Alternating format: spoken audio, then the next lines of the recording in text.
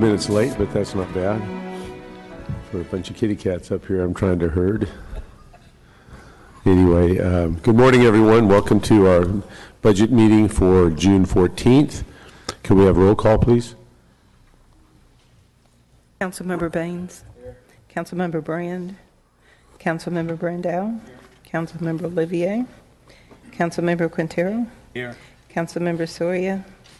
Council President Caprielio. I'm here, thank you. If we'd all stand and we'll pledge allegiance to our flag. Everybody ready?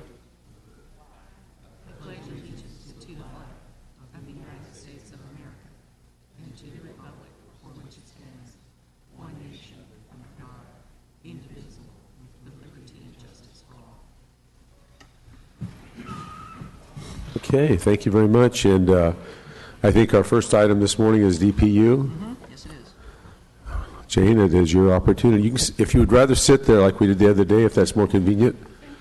Yeah, let's do that. Sure, of course. Thank you, Council President. Yes. You're welcome. The Department of Public Utilities starts on page B109. It is an Enterprise and Internal Service Fund department. Its total budget is $318,329,800, and it has 843.8 FTE positions, or a total of 644 total positions. The major changes for FY 2017 in this budget are the total appropriations are decreasing by 36%, primarily due to the planned program, capital program changes. Primarily the Southeast Surface Water Treatment Plant, which was budgeted in FY16 and awarded, is not in FY17 because those monies have been encumbered. They are planning some upgrades to information systems such as iView, which does GIS mapping, among other things. They do have additional monies in for the FID Cooperative Agreement update, which will be completed next year. An additional $3 million has been budgeted for fees and services under the FID agreement for a total of $5.5 million. The Solid Waste Division will do a feasibility study for convenience center sites around the city of Fresno for the disposal of large items. And the collection system maintenance functions will be restructured into 4 teams using existing staff and some additional equipment, the details of which can be found on page B114. They also plan a consolidation of the technical services function. Both of these restructurings are cost neutral. As far as the revenues are concerned, DPU fiscal year revenues for FY 2017 total $439.8 million, or $240.5 million less than the 16 budget. Again, the major factors contributing to this decrease are the decrease in capital funding and in the charges for services. The FY 17 solid waste and wastewater rates are based on the existing rate structure. Water rates for FY 17 have been budgeted to reflect the 12% rate increase per the rate plan that was adopted in February of last year. And other significant decreases to DPU revenues is associated with the loan and bond proceeds used to fund capital projects. Transfers are also down due to a one-time transfer in FY 16 to solid waste from fleet. The staffing, aside from the changes from the restructurings, the department is proposing transfers of various positions around the department, as noted on page B119 and B120, and no additional positions are proposed for FY 17. However, because of the partial year adds from FY 16 that are now full year, you do see an FTE increase of 3.3 FTE. This concludes my presentation. I believe the department is here to answer any questions. Very good. Thank you much. Would anyone in the public like to comment on the DPU budget? If you would, please come forward and give us your name and address, and you'll have an opportunity to address the council. Okay, seeing none, we'll bring it back up here. And Marlene Murphy is punched up. Good morning, Marlene.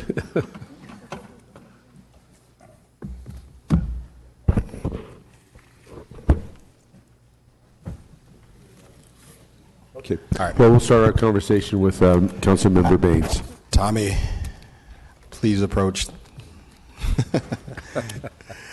I don't have any major questions. I have a pretty good handle on what you guys are doing. You pretty much update us every council meeting as to what's going on. But why don't you tell me some of the goals for this upcoming fiscal year that you guys have? Yeah, so on the water, so throughout on the water and wastewater division, there's a couple of things we want to kind of advance. We're really getting after the asset management, the maintenance functions. We have a software program over on the water side and on the wastewater side that we use to check age, condition, performance of all of the assets out at the wastewater plant. And I met with the guys yesterday, and what we need to do is kind of get that technology transferred over to the water division so that we can get so there are kind of a couple of ways you can do equipment maintenance, inspection, repair, rehabilitation. You can run a piece of equipment to failure, or you can watch the data as it performs, condition, performance, operations, and try and get ahead of it and do it more predictively. So we're going to schedule the repair, and then once we get it scheduled, then we'll take it offline, fix it, rebuild it, go. So throughout the wastewater and water division, that's kind of a major emphasis for the year, is to go after more of a predictive modeling. Reliability-centered maintenance are some of the terms that people use for that, predictive maintenance. So we want to get after that on the water and wastewater, because it's really heavy electrical, mechanical equipment. Now, predictive maintenance, that sounds like that's going to be efficient for us in the future. Is this kind of one of these things where it's going to catch something before it Exactly. Okay. Perfect. We want to get to it before it runs to failure. So that's the plan. And so we've been working. Again, the wastewater division, met with them yesterday morning, and they have the key when putting those systems together is to get all the data for all the assets into a database that you can query. On the water side, we're behind on that, so we've got to get on that. So that's the first part. The other thing is they have about 10 years of historical maintenance data on all of the assets at the wastewater plant. So yesterday I asked them for a query. What I want to see is by area, where are the highest dollars we spent by area, where are the highest dollars we've spent by asset, and then what are the highest dollars we've spent in terms of preventative maintenance. There's about 10 different categories of maintenance. We do preventative maintenance, predictive maintenance, reactive maintenance. I want to see how high those dollars are. And then from that data, we'll start to just really drill in and what's driving the cost. And so that'll be an emphasis we'll have this year going forward, is looking at the maintenance stuff and getting, like you said, get to it before it fails. Because when it fails and it's unpredicted, it's overtime, it's overnighting spare parts, it's taking it offline. We want to just see if we, and again, we're doing a really good job, but now we got to really rely on the data. So that's one of the initiatives we've got on the maintenance side for all of the equipment. The other thing we want to work on, and I've been noticing this in the 2 years I've been here, is just we've got to get better at developing staff so that they are more ready for promotional opportunities that come up within the department. So we're trying something here in the solid waste division, thanks to our friends over in personnel, where we've got a supervisor position that they allowed us to create. And basically it will be because we need capacity in the supervisor realm on the solid waste side. And what it'll allow us to do is that we will, on a monthly basis, take somebody from the line staff, a driver, an OCU person, and work them for a month as a supervisor. And Jerry's done a good job of developing a syllabus for when you're a supervisor, these are the things we will want you to learn and grow and develop, and we're going to make that investment in the drivers on that side. We want to use that as a model to see if we can, again, grow talent from within and spend some time doing that there. So we want to get people to get an opportunity to grow, learn, develop. So when we have a supervisor position come up, we've got 20 candidates and not one, and most of them are coming from outside the organization. I really think we need to kind of make that investment in getting that homegrown internal capacity building. Exactly. Yep. Capital development. There's a lot of different things that it's human capital development is what it's called. Sometimes in some places. The other thing is spending some time this year at that supervisor level is working with our supervisors to just have an appreciation for when you're a supervisor in DPU, these are the expectations we're going to have on you. Learn, grow, develop, nurture. I always use a lot of sports analogies with the supervisors now. It's like, when you see a team not doing well, the most likely outcome is the coach gets fired. And you don't fire the players, you fire the coach. And I said, so if we've got some folks in the groups that need a little help, I always use ground balls. Having a problem with ground balls? we're going to work you out and get you some ground balls every day. And you can't hit the curve ball, we're going to work on the curve ball. That I need my supervisors to kind of take that approach when they're developing staff. If there's a challenge that an employee's having, production, attendance, whatever it wants, let's work with them to, get after that skill development that we want them to have. And we really need to make the investment in the supervisor level. So there's going to be a lot of emphasis this year. Got my first meeting with the supervisor group this year. On Friday.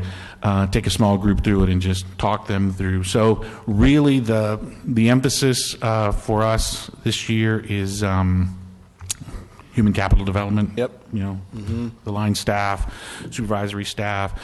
In terms of projects, initiatives at the wastewater plant, we are about to hire a couple of engineers to help us look at how can we maximize the resource development of methane gas at the digester complex, because we have a lot of food processing people in the valley that are looking to dispose of some of their food processing waste. Believe it or not, that East Bay Mud is, I call it poaching some of our food processing companies here in the valley to take their product out to Oakland, discharge it there so they can make gas out of it.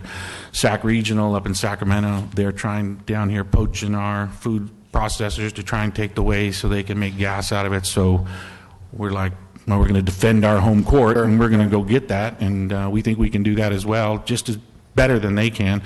And we have the proximity, we just proximity-wise, we're right here. So we've got one of the projects we'll be bringing to you will be looking at the digester complex at the wastewater plant, and how do we optimize it for our local food processors to make it easy, simple, and then once we get it, now how do we process in a way to make a lot of gas? Okay. So that's one piece. The next part is, once you make the gas, what can you do with the gas? And so one of the things we can do with the gas is we can make electricity, so that's an option. The other thing we can do with the gas is we can pipe it into a PG&E line, and fortunately or unfortunately, the state government and the federal government are offering subsidies for methane gas. It's looked at as a renewable energy source.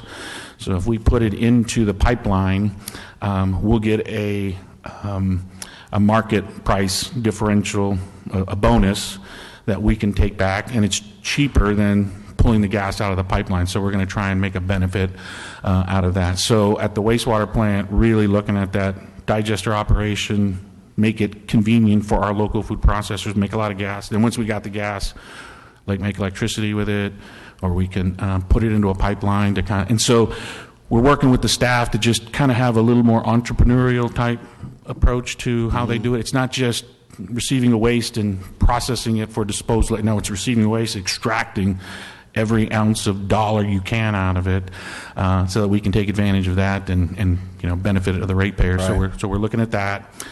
So that's at the wastewater side. Water's going to be tough for the foreseeable future. It's just not water. A couple of things. We've been working with FID on this in our Friant Division contractors. So with the Delta pumping operations as they are, the Endangered Species Act as it is, with the Groundwater Sustainability Act as it is, water is going to get more difficult to get.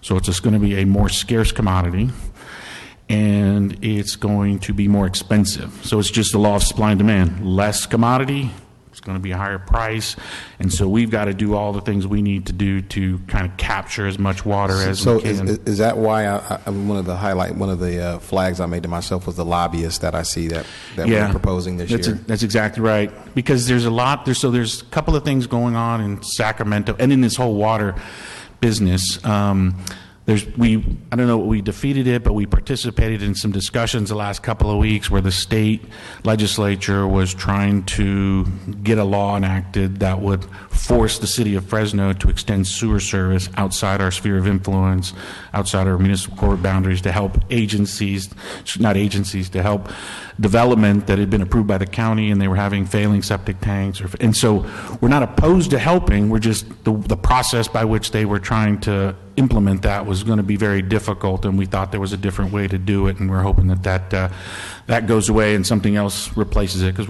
we know we got a resource, and we're not opposed to making it available to others, but there's got to be some equity there. And so in extending service, that's going to be a big thing that's going to be talked about throughout the state. The city of Fresno, people like the city of Fresno providing water service outside our boundaries because systems outside our boundaries are failing. The money's not the issue. Unfortunately, the federal government has a way of printing money, so we can print money, and the money's not the issue. And the state government can give you grants and loans, so money's not the issue when it's the water supply.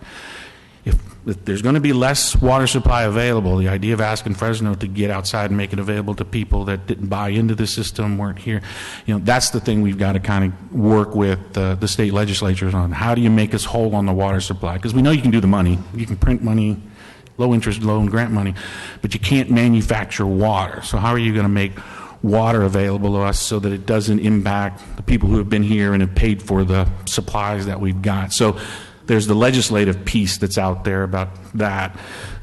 Similarly, there's a lot, the Prop 1 money, there's recycled water money, there's a lot of money out there. We've got to make sure we've got somebody's hands in the... So is this lobbyist going to be, is it going to be a federal and state lobbyist, or is it going to, okay. Yeah, so they'll be kind of watching both of those. Is it the same firm? Are you proposing the same firm, or have you... We have an RFP on the street right now. So you don't know what it's going to be? Yeah, so we got a competition going right now that I think it's out on the street. I think we open it July 8th, and then we'll bring that in. All the stuff with the water conservation, the state's emergency drought order came through once. It was supposed to end in February. Governor said, I'm going to extend it now to October, and then there's now new rule changes, so we need somebody to help keep us ahead of the curve on that stuff, because that the drought piece is going to be part that just continues to be after us. So we want to make sure we get after that. On our recycled water program, the lobbyist again is we have an interest in looking at doing both indirect potable reuse. So that would be we'd treat the water to a high level, put it in a recharge basin, and we'd be able to pull the water out. We'd like to go the extra mile possibly and look at taking the water and piping it right into our water distribution system so that it could make it. So there's us, San Francisco, San Diego, Los Angeles, LA Power and Water, Metropolitan, big agencies like us are looking to get together and talk about how might we come together to go to the state with a package or proposal and say this is how we would like these rules and regulations to be implemented. So the water's going to be something, and that's really what the lobbyists will help us do, is just you need eyes on it, because the minute you blink, oh, there's another bill coming out and another bill coming out. So we need to get somebody who can just stay on top of that. But water's going to be something that is just tough in California. It's going to get more expensive. It's going to get more rare. That'll make it more expensive. And then we've got to just get creative on how we do exchanges, transfer, sales, those kinds of things. Okay. Now, what about? So I see we're doing some work around water conservation. How do we tie that into electric vehicles? Water conservation and electric vehicles? Yeah. Yeah, I'm going to have to get back to you on that one. But I want you to think about that. So council member, there's an opportunity there. I actually have some good news for you. I'm dying to hear. Yeah, I bet you. Well, I don't want you to do that. But I have been approached by the Fresno County Transportation Authority, who has received funding for electric vehicle chargers and has offered to install 2 solar-powered electric vehicle chargers that would be available to the community at no charge to the city of Fresno. They're funding it, the capital, from an Air District grant, and they're matching it with some of their own local funds. So not the Fresno County Transportation Authority, corrected, Fresno County Rural Transportation Authority. So I've already given them a verbal green light. They're going to send me over some paperwork. So we will have probably 2 solar-powered electric charging stations installed in the parking lot, south parking lot, within the next 3-4 months. Well, it does not get better than that. Solar-powered electric chargers. I mean, that is really... What's even better is that they're free. Well, free is good, too. That's even more better.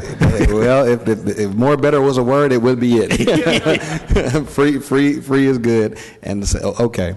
All right. Well, listen, thank you for the update, Tommy. I know a couple of the council members have some questions, so I don't want to take up all the time. Okay. Well, there's one more I wanted to share. Oh, yeah, go ahead. On the solid waste side, this illegal dumping. I mean, it's just crushing. I mean, it's bothersome, and there's something we got to. So one of the things that Jane talked about in the budget is we want to do a siting study for some convenience centers. So instead of people driving around trying to find a place to dump it where there's not a camera, a light, or anything, we'll just make some places convenient dump it here. This is a place you can kind of consolidate and bring it in and dump it. It'll kind of be a companion to our Operation Cleanup, but instead of people who are maybe in between there this year and next year, we'll have some sites around the city that you drive in, bring the couch, bring the refrigerator, bring the whatever it is that you got to get out of your garage or your shelter, your space or something, and make it convenient for people to dispose of that instead of leaving it by the railroad tracks in the back of a building or something like How that. many sites are you going to propose around this? Right now, we're looking at anywhere from 2 to 4, kind of a northwest, east, southeast kind of a thing. So, but what's interesting is when you look at the data that Bruce generates on the Fresco, where all the legal dumping dots are. So right there it tells you, well, there's a convenient place for people to legally dump, so maybe that would be a place where we would. So we're going to use that data and a couple other data sources to kind of look at where the optimum place is to put those, to make it convenient so people can. No, I think that's a great idea. I would add to that make sure that there's a pretty healthy public campaign. Yes. Letting people know that is an option. Yeah. Because that's going to be important to making sure we get the word out. I think that's a good idea. I'm pretty sure every district in one form or another struggles with illegal dumping. Some maybe a little more than others, but we definitely want to make sure that we get the word out so folks know that you don't have to dump illegally. You can actually legally dump. Legally dump. Yeah, You exactly. can legally dump. So. All right, thank you. Thanks. Thank you, Member Baines. Next is Member Brandow. I'm going to ask you a couple questions too. But while you were sitting down, Councilman Baines kind of needled me about this electric car idea. And so I'm going to get, they're making fun of me for solar power and electric vehicles. So my question really is, at the wastewater treatment facility, we've got a lot of extra land there, is that correct? We have a lot of land there. I don't know that I'd put it in the extra category yet, but we have a lot of land. there Yes. for sure that's going unused. Is there an opportunity for a fracking operation? Fracking operation. Okay. And fracking would be a gas generating thing, so we are definitely looking to maximize our gas generation at the A gas plant. generator instead of a cash empty hole or whatever solar turns out to be. On page 121, we're talking about personnel for all of DPU. It's kind of the page that talks about what you're doing with people. And I see just a lot of movement going on. And I know that page 119 and 120 kind of explains that in paragraph form. But so when I look at this, so what I see, for instance, in technical services reorg is 21 positions are being added to administrative division, but 15 of them are coming from somewhere. So essentially, and this goes all the way across DPU. So can you talk about what you're doing with personnel a little bit? Right. So we, as we've looked at as I've looked at the department the last couple of years, you kind of see where the soft spots are, where the hot spots are, and really it's just a redeployment of staff to kind of capture some of the things that we need to get done. So on the engineering side, what I'd like to do, well, not what I'd like to, what we're going to do is we're going to consolidate all the engineering function into one group so that we don't have engineering for water and engineering for wastewater separately, that we have a pool of engineering staff that we can move across both of those divisions, cross-train people, give them opportunities for big projects, little projects, water projects, wastewater projects. And then as the workload shifts, we can adapt basically on the work. And the timing of this is such as we wanted to get it done now, because in 18 months or so, we're going to come off of the program management contract for the water stuff, and so we'll have to start carrying that load, and it'd be better for us to carry that load as a group of engineers and project managers as opposed to putting all that burden on just the water guys. Or so that's really what we're looking to do there. One of the things going into this budget, we talking with all the divisions, was we're not going to add any bodies. Because we're going to just redeploy all the bodies that we have as we've kind of changed our service, changed what we've kind of delivery things to the different groups that we have. So we've just basically redeploying our existing staff resources. And they've helped us, reclassify them. So, for example, in solid waste, that creating that supervisor position that we can rotate people for development, that was taking a body that we had available, a PCN we had available, and saying we want to redeploy it this way because we think we'll get more value out of it in developing staff that way. Okay, cool. And then in the Purple Pipes program, you you actually gave us a workshop about that not too long ago. But as a refresher, where are we at with that project? And then in this budget, it's fully funded in this budget, correct? Correct. And so right now, think of it in two kind of big milestones. First milestone is the race to Roding Park is Right. what I'll call it. We got to get to Roding Park in that October 15, November 15 timeframe so we can put water to the Roding Park facility. So first contractor just finished. He's getting the pipeline out of the treatment plant up to Cornelia, and the two other contractors are busily building the pipeline to there. The water supply for that will be the wastewater treatment plant, the new 5 MGD plant. That is about ready to put into functional testing so that we can make sure that it performs and all the logic and the treatments are all provided. So we're working that.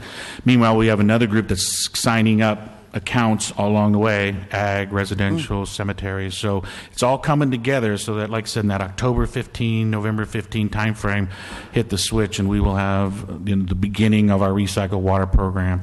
The second piece of it is getting basically north of Belmont and going up, I can't remember the exact street, but either Grantland or Cornelia up to Herndon, across Herndon, and then trying to get it, start to make that long march toward Woodward Park and the northeast, our Copper River wastewater plant, so we have a loop system. So that's the second piece that we've got engineers hired. They're going through the design right now. That's phase two. That's the phase 2 piece. And in phase 2, it stops right there about Herndon and Golden State. I think, can we hook up Riverside Golf Course at that? That's the plan, right. So we've got a stub out right there to just take that Yes. water line right to those guys. And then Woodward Park would be phase 3? Woodward Park would be part of kind of like a phase 3. That's kind of will we be coming out of the northeast side from the Copper River Ranch, kind of northeast, and then we'd come into the northwest and we'd try to start to march those together and bring them together. All right. And everything, in your opinion, is on track? Everything's on track right now. Yeah, I mean, so we're going well. The one, I don't want to call it the delay, but the one where we're kind of still doing some evaluation on is that we need to build another recycled water facility on the east side of the city. So we've kind of honed in on that Clovis corridor, and we're in discussions right now with the airports. I don't know if you've been out there when you played golf. There's on the back side of the golf course, there's an empty lot right there on Clovis, just south of that gas station. So we're talking to the airport about putting it right there on some existing city property. That will serve recycle water to the east there, and it'll be a project that will deliver water from there, drop off some water at on Dakota and the 180, the 168 at Leaky Acres, drop water off at the ballpark at Granite Park, keep going up and take water into Fresno State. So we've got that plan. It's just the siting. We want to make sure we get the siting right, because if we're too far this way, we're looking for the Goldilocks, the just right spot. And I think we found it at the airport golf course. That seems to be ideal. And so phase 2 of the Purple Pipes program will end about Riverside Golf Course, hopefully connect a spur there. And then what do you foresee as the opening date for that? So we want to get so I can't give you the exact date, but right now everything we're proposing to do is get done by June 30, 2019. That's all 3 phases? That's everything we want to get. We've been talking with the engineers, even at that wastewater, that recycled water plant on the east side. We want to get that June 30, 2019. We want to be ready. And part of that is just the motivation for that is that for the hard deadline is that the Sustainable Groundwater Management Act that requires us to reduce our pumping goes into effect 6 months later on January 30, 2020. By then, the law says you shall be operating under a groundwater sustainability plan. So June 30, 2019 is that time. We want to get there, give us 6 months, and then once the law is in effect or is effective, we'll have our recycled water system going, we'll have our surface water system going. Is there any opportunity to connect some of our medians? Oh, yeah. Out? Okay. Oh, just a little bit of, no, Good. Yeah, very. Is that already happening on the race to Roding Park? Are you connecting medians I don't think there? we have any medians, too many medians along there, because we're going up Cornelia, then we hit Belmont, but any medians we want to hit. So the big medians that we'll pick up, I don't want to say big medians, I'll call it buffers and medians. Yeah. So part of that project, that once we hit Roding Park, then we come down H Street, and we'll get to H and 41. A lot of buffer landscaping there on H, part of We're that. not currently allowed to use fresh water. Correct. Right. Yeah, the Right, law, so- the governor officially made that, Clear. you can't do that no more. So our Yeah. medians, I've got a lot of medians in my district that are stressed out and Yeah. starting to fade. So, So this is the water supply for that. yeah, it'll be And, great. and, when we and that's can- how that law is written, is you can't use potable water, but you can use recycled water for that. Right. Okay, cool. Thanks a lot, Tommy. Thank you. Thank you, Member Brandow. Next is Member Soria. Thank you. Tommy, you probably don't want to sit down. I just have a couple questions. I'm going to piggyback on a couple questions that have been already asked. I know that Councilmember Baines asked about the $100,000 for the lobbying. So I just wanted to get a little bit more clarification because right now we have a current lobbyist. And that contract ends June 30. So, but they're not specifically for water. So I just want to know the relationship. Is this person not going to be doing water, and so we're hiring a different person that's just going to be focused on water? Just kind of want to understand that dynamic.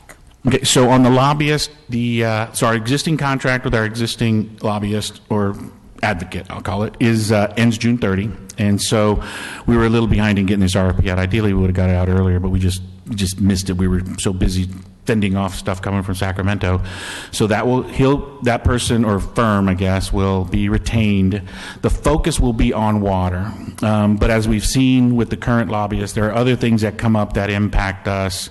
So some of the recycled water stuff. So it's recycled water. It'll be water resources related type of emphasis is what we'll have. We've seen a few things on the methane gas. There's been some lobbying up there on methane gas to make that considered and it is now a renewable energy source that should be suitable for getting certain credits, and so that'll kind of be there too, but the major focus will be on water.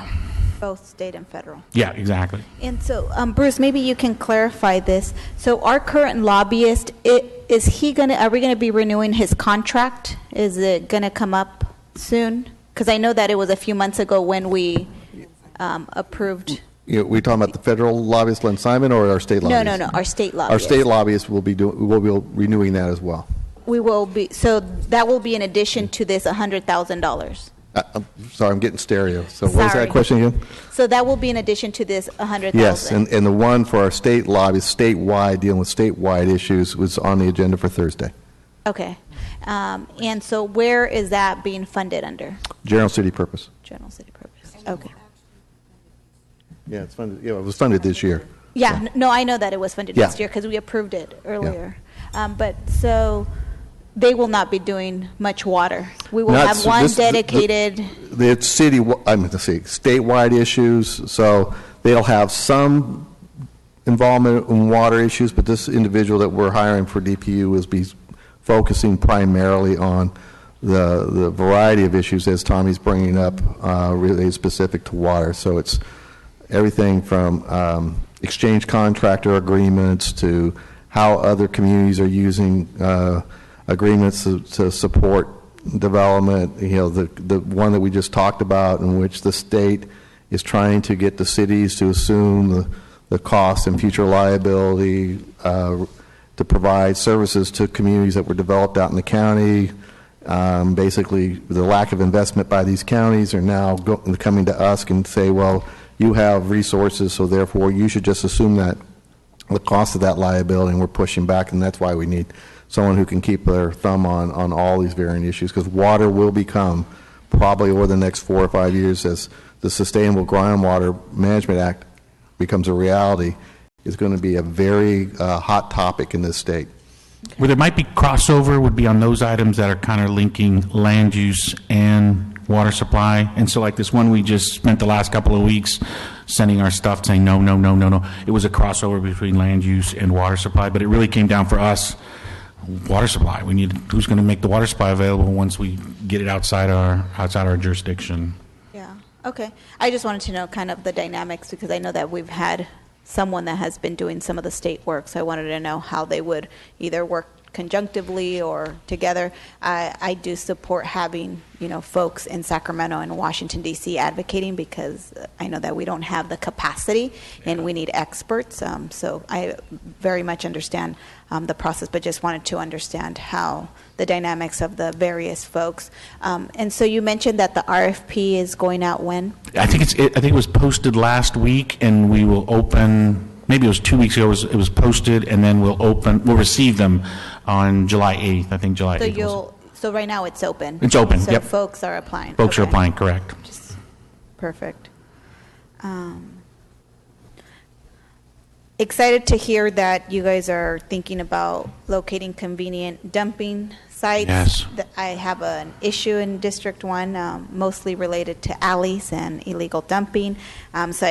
Kind of in light of that, I wanted to ask, I know that we've been in conversations, Bruce, about trying to pilot some program to figure out how we can deal with some of the issues in alleys. I know there's a number of us up here, I believe District 3, 5, and 7, that primarily have alleys and issues with gates and locks lost and illegal dumping. And so wondering if there was any money budgeted in DPU to kind of work through that issue? So for us, it would be part of the way we've talked about that pilot. It would be part of the funding that we have available for water line rehabilitation replacement, sewer line rehabilitation and replacement. So we have funds like that always in the pipeline. So that's where we would target those dollars would come from that. Because for us, that would be the thing we'd want to make sure we had a situation where we could get to the asset, fix the asset, clean the asset, and so we would make our funding available through that source. So there's monies there Correct. for that. And then in terms of for those alleys that we can't do this situation, is there funding within DPU that we can, essentially there are assets, right? And so we haven't had the resources to maintain them, and in many communities they become a safety issue. I'm just wondering if we can think about some allocation of dollars so that we're not, I know in my district we have about 22 pending applications where people want their their alleys gated, and for us it's costly, at least $2,500 per gate, so that's over $50,000 in terms of my budget, and that doesn't include the ongoing maintenance that my staff has to do, or even when we call you guys out for illegal dumping. So just trying to kind of think through some of the ongoing costs, maybe some, I know we've talked about initially it may cost us a little bit more to do it up front, some of the ideas that we have, but just wondering if there are any other funds that our council offices can tap into for those issues where we can't vacate alleys and so forth. Yeah, that's, and we probably need to really come down to the policy level discussion as to who is the responsible party or entity for these alleys. Is it an extension of the circulation system, so therefore it's no different than a street, but it just happens to be located behind a home because that's where the garage is? Or is it basically an easement that's required by the Public Utilities Department, and therefore it's an asset or a liability of the Public Utilities Department? But you are absolutely right. I mean, this practice of just gating and locking and gating and locking never resulted in addressing the problems that was the reason why we locked them in the first place, because people are still dumping in these alleys even though they're locked.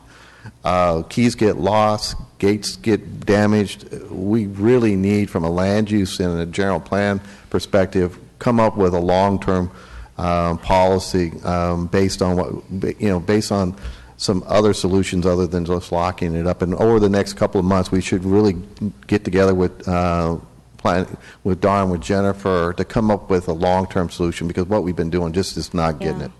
Well, and I appreciate, I know that we've been talking for a number of months already and looking at some pilot programs, so I'd love to continue just having that discussion to be part of figuring out what the policy solution should be, so that we can address the issue. We'll have absolutely input from the council districts who have alleys, because it's been a challenge for all of you that have these older neighborhoods, and we need to get this addressed. Perfect, thank you.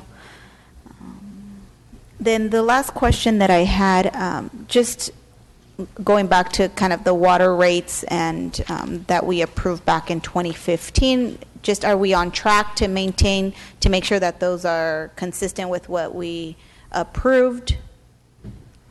So we're within 27 cents of what we had forecasted the average bill would be this year. So we had predicted that by the time the second rate increase, right before the third rate increase would go into effect, that the average bill in the city, water bill resident, would be $28. And we ran the numbers here based on consumption. 16.3 hundred cubic feet per month is the number. That's kind of the average, annual average. That consumption times the new charge plus the meter charge is $28.27. So it's tracking very well. The one thing that, we've been very fortunate with the state, based on the rate plan we gave you in February of 2015, we had made some assumptions on how much additional SRF funding we would get from the state. State has surpassed that, and they're going to finance the whole thing, so that was great news. So that helps us reduce the revenue we needed. The other thing is that the bids that we've been getting from the market on our projects have been coming in less than we had budgeted, so that creates less pressure on the revenue. So we had those two things that served us well in reducing the revenue requirements. However, then the governor came in and said, you get to sell less water. And so our revenue got constrained because he hit us with the 28% reduction. We thought it would end in, When you say we can't sell as much water, we have to sell less water, what do you mean by that? Well, so in terms of the conservation. Conservation, yeah. So we had originally budgeted achieving that the community, we knew the community would conserve. We built the rate structure around the community conserving. We pushed more of the charge onto the commodity, the usage rate, than on the meter rate. So we knew they would respond, and they did. We had planned on by the end of the year that we would have seen a 20% rate usage reduction, and that's at the end of 5 years. And then the governor said, nope, I need you to do 25% in the first year. We thought it would end in February, and then he extended and said, well, that's not enough. I need you to now. So, and for us, the summer is it's our Christmas. I mean, we make money in the summer, during the summer. And the governor said, last summer, we're going to constrain how much you can sell. This summer, we're going to constrain how much you can sell. But again, those things kind of happened at the same time that we got the low interest rate from the state. We got the reduced charges. So they kind of balanced each other. But by this time next year, we'd like to be before you and tell you, hey, we think we can not go forward with a full rate increase because of the way things have played out with the rates and the bidding. So we'd like to get through this summer, though, and just see how it plays out. Perfect. Okay. And then just kind of in addition to that, I know that last, when we approved also the rate increase, we approved $1 million for low income or fixed income for seniors in our community. Did we use the amount? Do you guys project us have used that total amount this last year? We did not use the full $1 million. We had budgeted. So this is the good news, bad news on this one. We had budgeted for about 16,000 accounts. Was what we thought would take advantage of the $5. We were watching the numbers. We had put it in the utility bills. We'd advertised on the website. We had promoted it. And then around December, we were seeing the numbers were lagging. We were in the 100, maybe 150 accounts that actually took advantage of it. So in November, December, we decided, let's do another campaign to promote it. And I don't know if any of you saw, we put a little $5 bill inside the bills, and boom, we jumped up to like 400, and it's been increasing since then. So it's really just a messaging thing. We've got to get better at the messaging for people. But once you put the $5 bill in there, it's like, hey, if you've got these criteria, call us. It started jumping up. So we just got to get better at the messaging. And we did it in English and Spanish and Hmong. So we've been after it for a year now, and we did not use the full $1 million. But next year we want to just year over year just increase it, and get more people at taking participation. So will there'll be $1 million allocated in this budget for that purpose? Exactly. Yeah. So we'll have $1 million each year. So this year we didn't spend the $1 million. It just goes to carryover? Well, it doesn't go as carryover. I think for us it just becomes part of our fund balance. It just goes into the fund balance, and and that's the water division side. So the water division's not gonna. So you guys reallocated that amount plus whatever to make up for the $1 million. Correct. So next year we'll have another million. We'll start fresh with a new $1 million, and applications Applications started having to be due, I think it was April 1st, and so we started getting more applications, and so we're getting pretty good setup for next year. I don't know that we'll get to 16,000 next year. It's just going to be something that kind of grows. So hopefully, we want to beat next year, though. So this year we want to beat next year. Okay. Well, I'd like to help and figure out if there are other ways that we should be doing outreach and education so folks can take advantage. I think Absolutely. the purpose is that, and we know that there are a number of low-income and seniors in our community that could benefit from the discount. I think it's important, really important. So I'd Absolutely. like to kind of sit down with you and see how I can Okay. be helpful Thank in you. that sense. Okay. I think those are all the questions. Thank you, Tommy. Thank you. Thank you, Member Soya. Next is Member Brand. Stay right there. I learned. I guess a couple of questions, Tommy, on the water rates as we're getting now, moving along about a year later, when having, as we discussed earlier, the state of California offering the entire, financing at 1.6% financing. And also, the other variable in the pricing is going to be at what level of consumption and what level of the drought stage. So as we move, we're not getting worse. We're going back to stage 1, right? Well, we're at stage 2 right now, Stage two. and the state has allowed us to self-certify that we can maybe consider going back to stage 1. So those documents came out last week, and so we're filling in all the data. But you could tell what the state was trying to do. They basically said, okay, here, fill out these data. Mm-hmm. The data has to be based on your most highest water use years, and you have to base your water supply on the lowest water supply years. Right. And if you can make the numbers work with that, go for it. And we're like, oh, well, you kind of already So the rigged financing the saved us $200 million. Right, exactly. That's going to have a big impact over the period of the capital program. So if we actually could get another good year next year and go back maybe out of phase 1, and I know the water rate paradox, the more water you use, the less the rate. I think based on all the volumes and volumes of information we processed a couple of years ago, these rates should be significantly lower than we projected. Well, that's what we want to bring back to you. Exactly. Right. We want to just make sure we run the math, get through this year where the governor said this summer you don't get to sell a lot of water either, and then get back to stage 1, get to a more normal, I would say, water usage pattern, which would get us to a more normal revenue pattern. Right. And then we can come back to you this time next year and say, here's our proposal. So by next year, we'll hopefully be in a position to reevaluate the water rate structure. Exactly. And hopefully we'll be substantially lower than we originally projected. Exactly. I know we're going to be lower already just based on the state loans. So getting the other variable, the consumption tied in would make a big difference. That sounds good. On in the surface waters, still we're getting some, but not near what we normally get.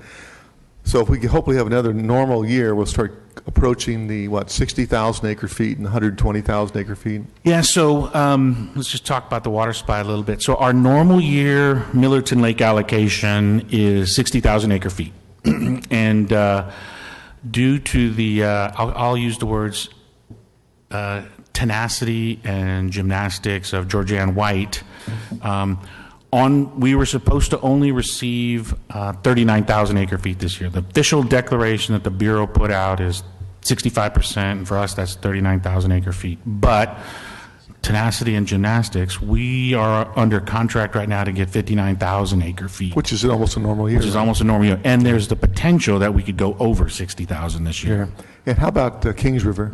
Kings River it's about 70%. And if you look at all the forecast data for snowpack and reservoir yield or watershed yield, 70% is about the number that everybody's looking at we had this year. So we're not out of the drought. We just had these 2 bad years of drought. The first year that's kind of approaching normal is a 70% year. Mm-hmm. And that's the concern Bruce and I have about jumping out of stage 2 going to stage 1, is that all we have to do is fall back less than 70 next year and we'll be scrambling for water again. So we're close to 140,000 acre feet. 130,000 acre feet. We have the capacity currently to process that and store it. No, so right now, oh, well, that's a good question. So there's two different things there.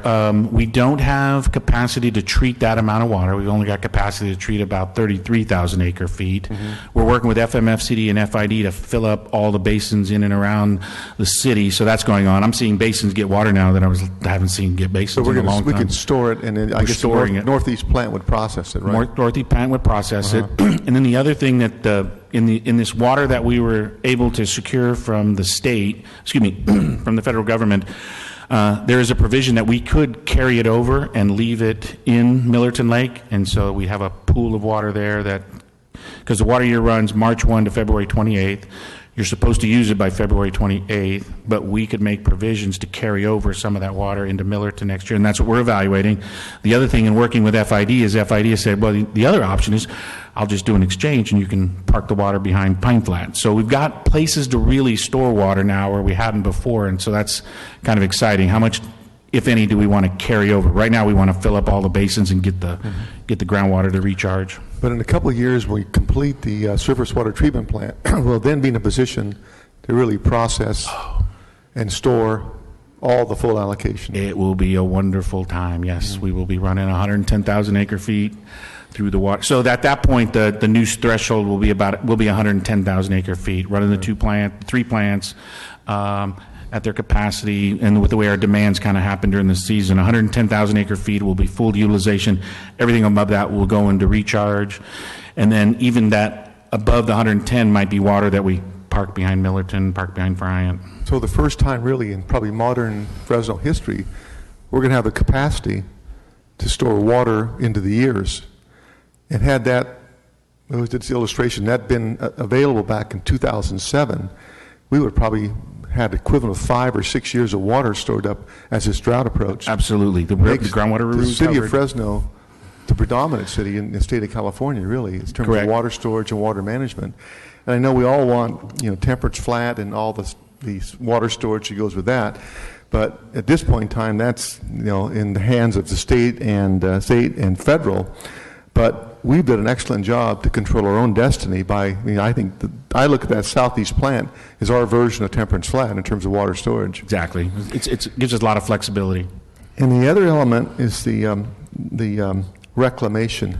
What is the progress on the reclamation project to convert about 25,000 acre feet? About 25,000 acre feet. So right now we are actively working with the contractors right now on the one. Again, it's a race to Roding Park. That's our charge, is to get to Roding Park October 15, November 15, get that lush and green and do really well with that. So that's this year. 5 months we'll be running that. Meanwhile, we started the design to get the recycled water line past Belmont, up and around the city on the west side and heading east. And then we've got another contract to bring pipelines from the northeast plant, bring those west. Mm-hmm. And then we've got the siting done for that recycled water facility on the east side. And so I think we've nailed down where we want to site it. Now it's just a matter of putting together the system that needs to support it, get the wastewater to it, get the water out of it up to Fresno State and drop it along the way. So we're moving it as fast as we can. Mm-hmm. Last week I met with the city manager, Emmanuel, and Councilman Brandel about the park system and the state of our park system. And the state of our existing parks is in pretty bad shape, with the main expense primarily being the irrigation system. So, the timeline to get in Roding Park, Woodward Park, and really all the parks in Fresno over the next 5 years is really crucial, because getting that water supplies have a major impact on our people realize our park system, we just don't have, 1 or 2 bad years, we're in bad shape. Right. Like we had during the drought with our neighborhood parks, and particularly the 50-year-old plus trees that were in jeopardy or dying around the city.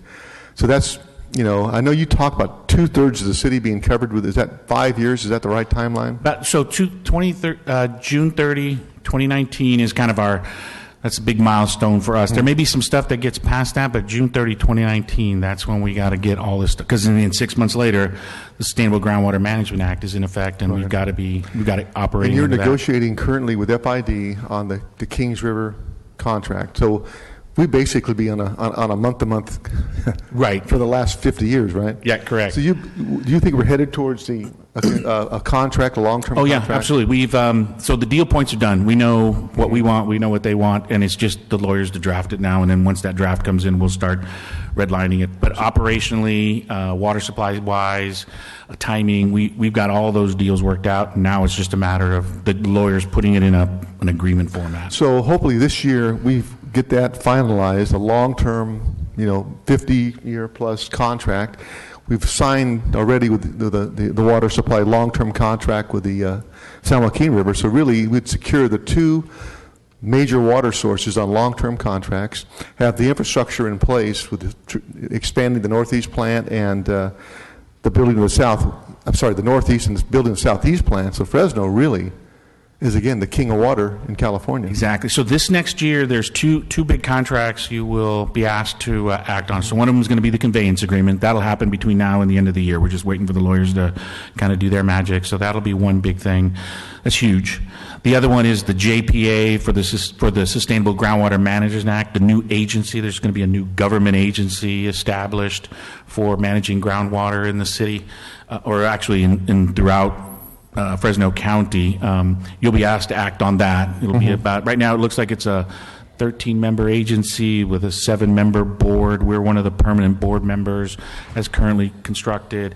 There's a meeting next week where the attorneys are getting together. All the attorneys from the agency are getting together because, again, that was another process where the technical staff worked through the operational details, the administrative details, how we wanted the thing, financing details, the membership details. We worked through that. Now we're giving it to the attorneys to go ahead and start drafting. So that'll be another contract you guys will be asked to act on this year, and that has to be submitted to the state of California by June 30, 2017. So this fiscal year, we've got to get that contract done as well. Now, on the Groundwater Sustainability Act, the county really serves as the lead agency typically? No, the county is the default agency for those areas that don't have a jurisdiction that has either water supply planning jurisdiction or land use planning jurisdiction. So there's a lot of places out in the rural area of the county where they're being asked to pick up to be the agency of record for those agents. And we have to 2020, is that it, to be on board? So we have by June 30, 2017, like a year from this week, we have to have the JPA structure. Okay. That's by law. It's stipulated. You have to have an agency formed. So we'll have that done. Once the agency is formed, we'll have between July 1, 2017 and January 31, 2020 to write the sustainability plan. Right. Our plan is what you approve. Water plants, surface water treatment, the recharge basin. Our plan, we know what our plan is, but we've got to integrate it with the other 13 agencies and what they're going to do, and that gets put together in a document that we submit to the state saying, this is our area's proposal to get into groundwater balance. So we're preserving the aquifer. Exactly.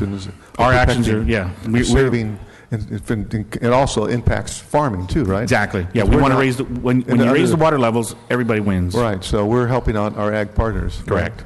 Right. Shift gears, the recycling contract. Now, Ben, we signed the contract. How are we doing on recycling right now as far as the rates? So those those contracts don't become effective until July 1. So right now we're still using the Status old. quo. Yeah. So on July 1 we'll start How are those. the markets in recycling? I have not monitored the markets and where but I can tell you that metal's down. Everything's down still. So we're still in this trough. Even copper? Yeah, even copper.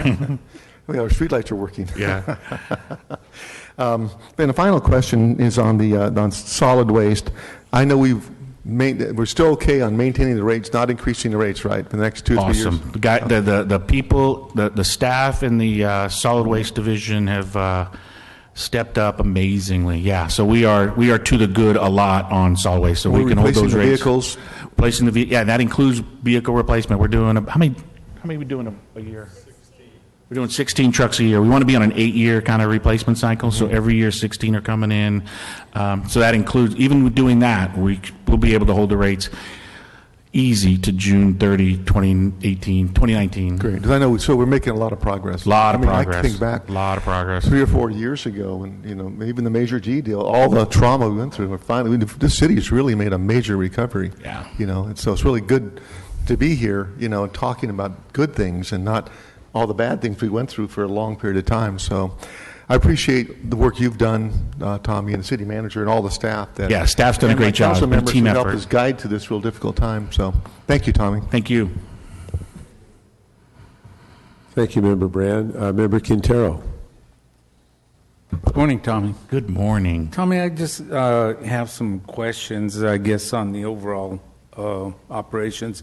We have in our older neighborhoods, some of the older neighborhoods, the large median islands, like Huntington Boulevard, and then along Van Ness by Clinton.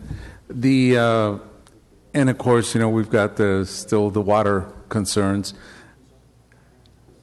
Is there any way that we can have those watered with the trucks and using the treated water or something on the medians? Yeah, that's something. I thought we were taking a shot a little bit at that. So I'll check with Manuel and Scott and find out where we are on trying to accomplish Yeah, we're that. getting, because the area I represent, the Huntington Boulevard area, that's a super wide median in there from It looks like a park to me. Does it look like a park to you?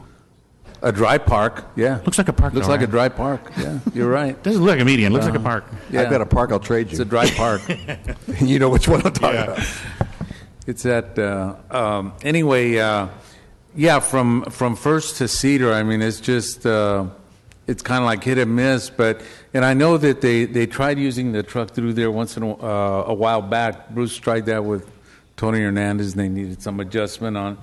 Yeah, but we're getting calls still from the neighborhood as to, is there a regular schedule or that type of thing, and so and like I said, I noticed the ones up there on Van Ness by Shields and Clinton or Weldon in there, that could probably use some water too and using that treated waters. And then we have probably some other areas where you've got a lot of medians along that the Ventura Kings Canyon corridor. There's shrubs that are just drying up and dying, and I understand the water, but I don't know if we can use the trucks on there. Yeah, I'll talk to Scott and Manuel and see if we can come up with an idea. Okay. The other thing is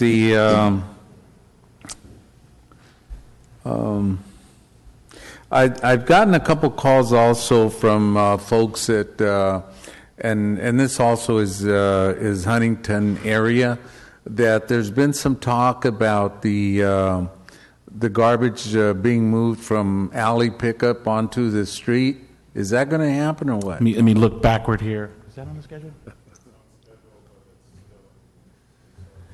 It's a planned activity that we've identified, and I think we're still having meetings with the residents and talking with them about that. The alleys are difficult for our trucks. I mean, our trucks experience a lot of damage running through alleys. Well, the concern is, driving down that street, Huntington, and like I said, probably older neighborhoods as well that have the wide streets, is that you've got the old trees on the park strips. And so you come to pick up the garbage cans on the street, well, you're going to break quite a few branches on there. And so, I mean, I don't know what the solution's going to be. And a lot of the folks, that's what their concern is the tree branches, because it's got to go pretty high to dump the trash thing. So that's going to be another one that's a big concern. And then. Also, I want to thank your solid waste folks and Jerry in particular. There was some folks that called up, and their concern was the operation cleanup done in their neighborhood during the Easter time. And so when they had families coming over and all Easter egg that, hunt in the pile. Yeah, I could see that would be a problem.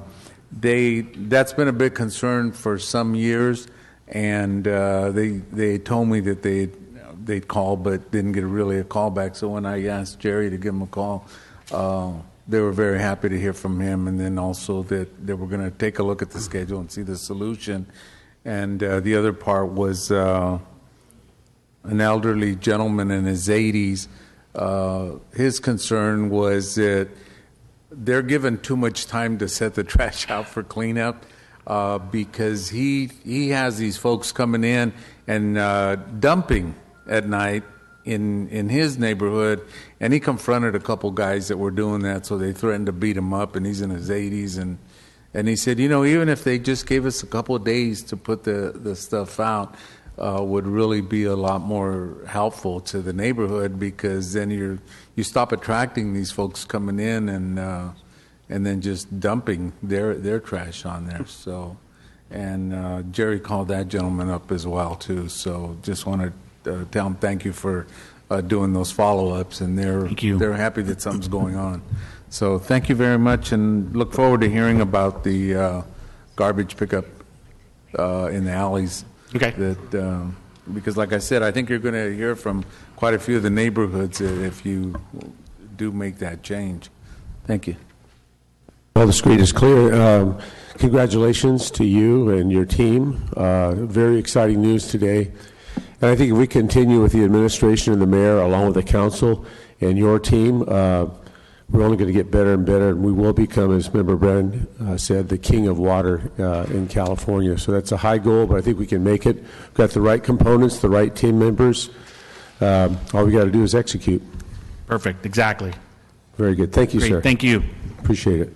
Next budget hearing will address parks.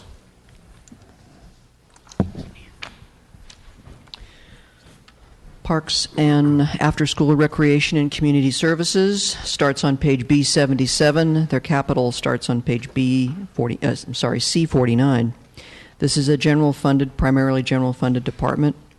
Their total budget is $27.3 million for FY17.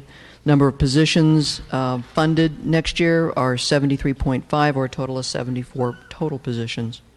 Some of the major changes in the Parks Department budget is that the funding for the Weekend Community Open Space Program has been included in the amount of $1,053,300. In FY16, these funds were in General City Purpose Department. They have been moved to the Parks Department for FY17. There is an additional $421,000 for animal control. The total contract with SPCA is now at $3.7 million. Additional funding for capital, both in parks and in CDBG, which is contained within the DARM department, including funds for pool rehabilitation, splash pads, basketball courts, and improvements at various neighborhood centers. Replacement maintenance equipment has also been budgeted, including vehicles for irrigation staff and neighborhood parks and centers. Revenues, the Parks Department overall revenues total $10.9 million, which is about $1.5 million decline from the 16 budget, primarily driven by the remaining residual activity for the Cultural Arts District and the Martin Ray Riley Parks, which was budgeted in 16 and now is no longer budgeted because it's been done or started. The department's personnel budget totals $8.6 million, which is $839,000 increase from the 16 budget, primarily due to, including the 27th pay period, one community recreation supervisor for the Weekend Community Open Space Program, one community recreation assistant for the Summer Youth Job Preparation Program, and will also assist with the SPARK program at 29 school sites, and one assistant director position. This is the only department with no assistant director. With the growth of the department and its expanding responsibilities, this position is thought to be critical to the proper oversight and management of the department's capital and recreation programs. That completes my presentation, and the department is here to answer your questions. Thank you very much. Before we get to that, let's take it out to the public. Is there anyone in the public that wishes to address the parks? You may do so at this time. I do have a card from Janine DeShazer. Thank you. You give us your name and address, and Sure. you'll have some time. Janine Lisette DeShazer. I live in the Tower District. Do I need to say my exact address publicly? I think Tower is good enough. Okay. Well, I'm new to the Tower, but my family's lived in Fresno for about 6 generations. My grandfather had a vineyard, and my cousins and parents still live here. And I'm excited about living in the Tower District for a lot of reasons. I love the neighborhoods for many reasons, including the music scene and the way people generally seem to love their homes. What I'm not happy about are the many, many feral animals I see. Some have homes or had homes at one point. Some have never had homes. I see some misguided people feeding them without fixing them, which of course creates an explosion. What I'm most dismayed about, having lived in LA for 22 years and doing many, many years of rescue work, having worked at the San Francisco SPCA as a kennel attendant, when it went from a kill shelter to a no-kill shelter, I'm somewhat familiar with options for these animals, and I don't see much being done about them. I do notice that even one of the rescue groups, the Valley Animal Center, doesn't even take in feral animals for fixing during the month of June because there's such an explosion among companion animals. What I'd like to find out as a constituent and a taxpayer is what are the education programs moving forward to address the strays and the ferals in our community, the Tower District in particular. Of course, I'm concerned about all of them. What community outreach are we doing? As far as I know, except for one volunteer group that's a 501c3 that comes into the shelter, the SPCA, these animals are just being routinely put to sleep. That's a nice way of putting it. I'd actually like to know what their method of euthanasia is. My understanding, it might be gas instead of more progressive and humane methods. Let's see. What are the incentives to adopt out adoptable animals that might have had homes at one point versus killing them financially? And have we looked into all the programs that are widely available up north and out toward the coast of placing these feral animals, the ones that aren't adoptable, into vineyards, into barnyards, into some dairies? They are valuable commodities to people who don't have the overpopulation problem. We've got lots of transport willing to go. Let's connect them. That's what I'd like to see happen through this. Very good. Thank you. Appreciate your comments. Next is Kathy Omachi. Good morning.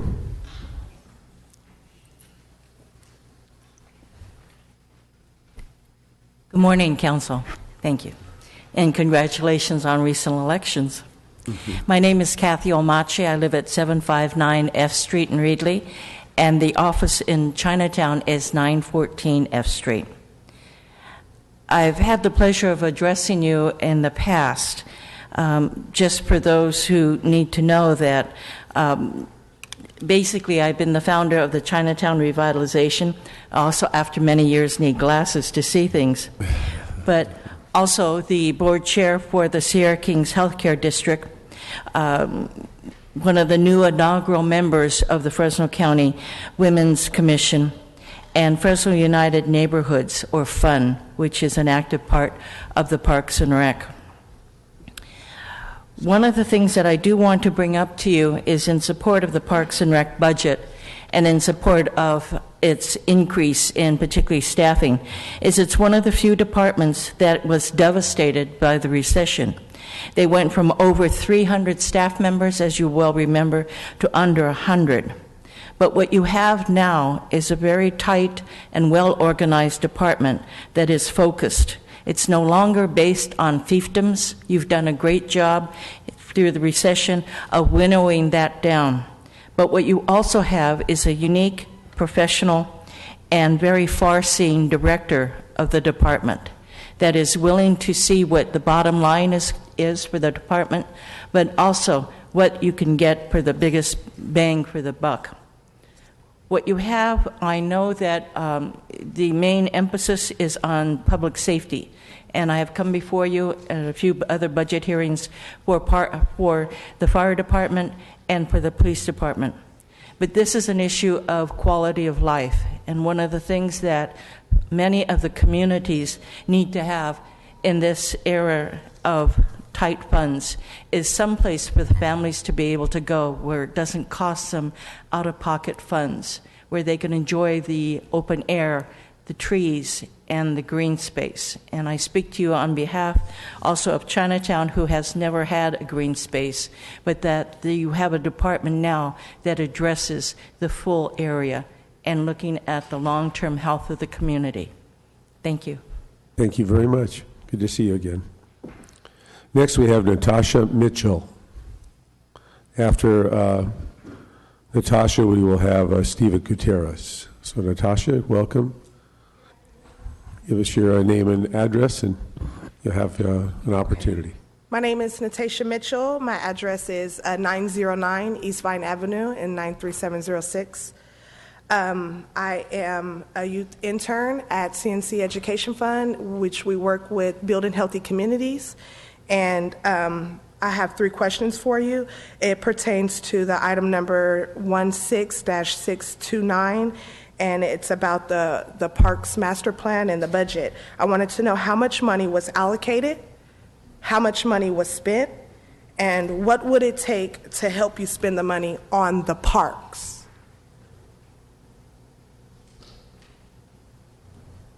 That would be a question for the park director. Uh-huh. He'll have an opportunity after we've done the public comments, and he will address several issues regarding his budget. Okay, and one more thing, I just wanted to give you my reason for it, why to me it's so important, being that I do live in the District 3, born and raised there. I've seen the progress over the years that has not been made, what could be made, where it was before and where it is now, and it is a big concern. We've done some canvassing in the neighborhood, and we spoke to thousands of residents, and it is a big concern that we all have. So if you guys can answer my questions, thank you, and have a nice day. Thank you very much for your comments. Stephen Gutierrez, please come up and give us your name and address, and you can address the council. We're doing well. Thank you, sir.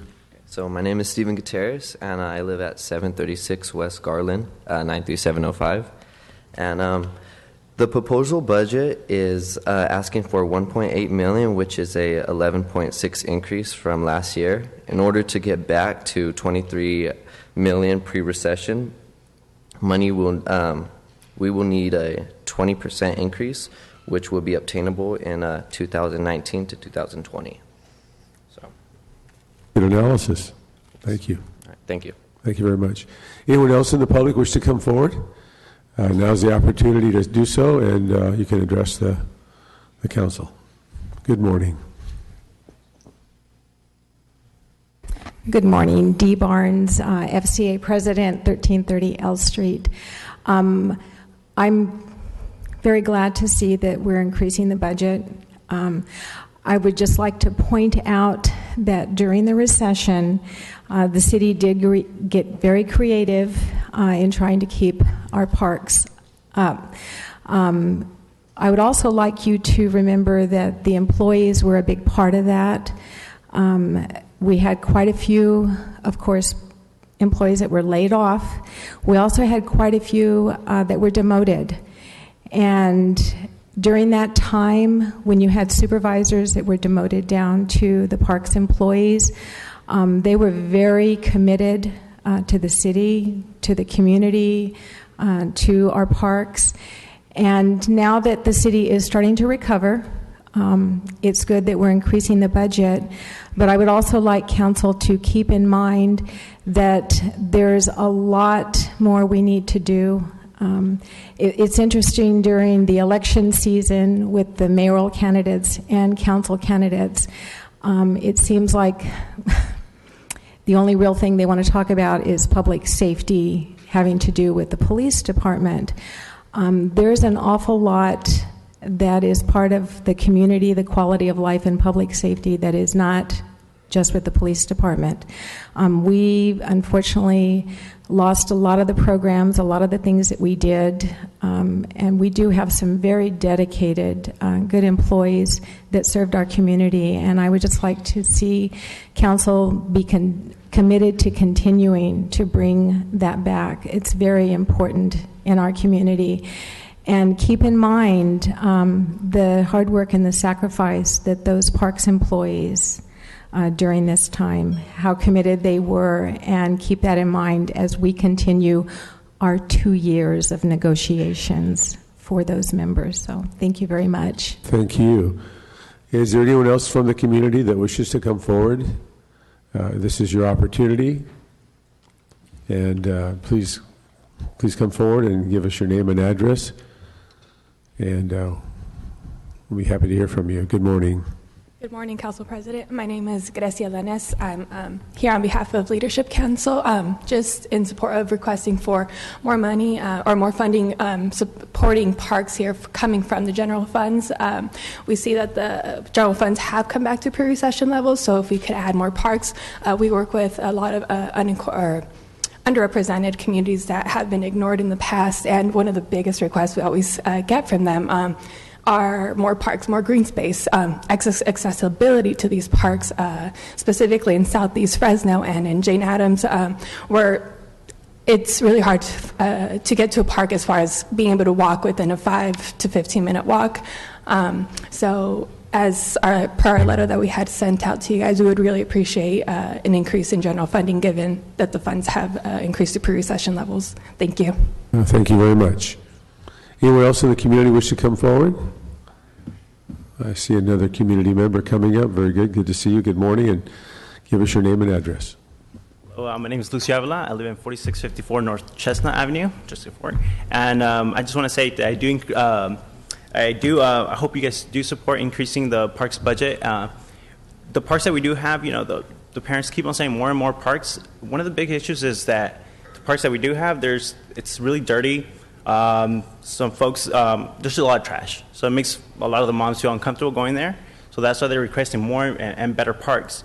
But if we have more maintenance on those parks, it would make a world of difference. So if you guys could please increase the Parks Department. Thank you. Thank you. That is one of our problems, is prioritizing and balancing, maintaining what we have and then trying to do the new. And our city managers taught us often about maintenance. It's a key element. So thank you for your comments. Anyone else like to come forward and discuss the parks budget? I see another citizen coming. Good morning and welcome to our meeting. Good morning, council members. Gabriela Mares, 2111, South Maple 93725, here on behalf of Cultiva la Salud. So we know that interestingly, we joke around about those dry parks that are in Southeast Fresno, and unfortunately, that is my reality. I would love to see more investment here in Southeast Fresno in our parks, our green space, in order to have the life that we deserve, and not necessarily, for example, having to drive all the way, get on the 41, head north, and have to drive like 10, 15 minutes to Woodward Park, the nice park right here in Fresno.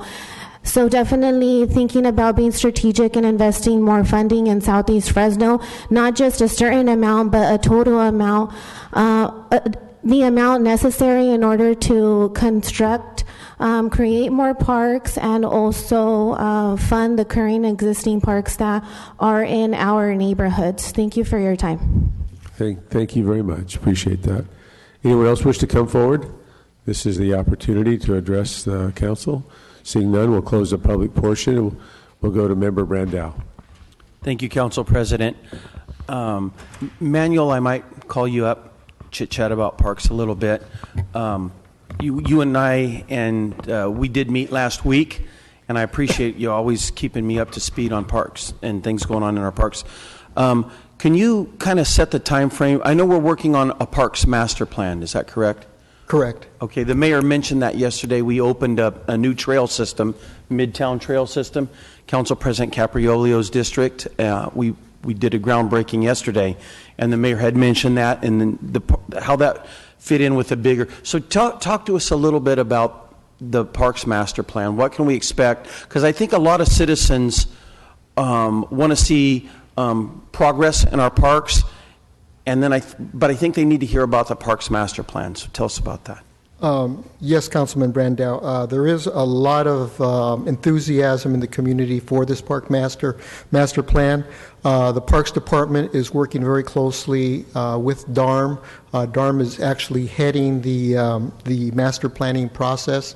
A consultant has been selected. We've had a number of meetings with a consultant to define the scope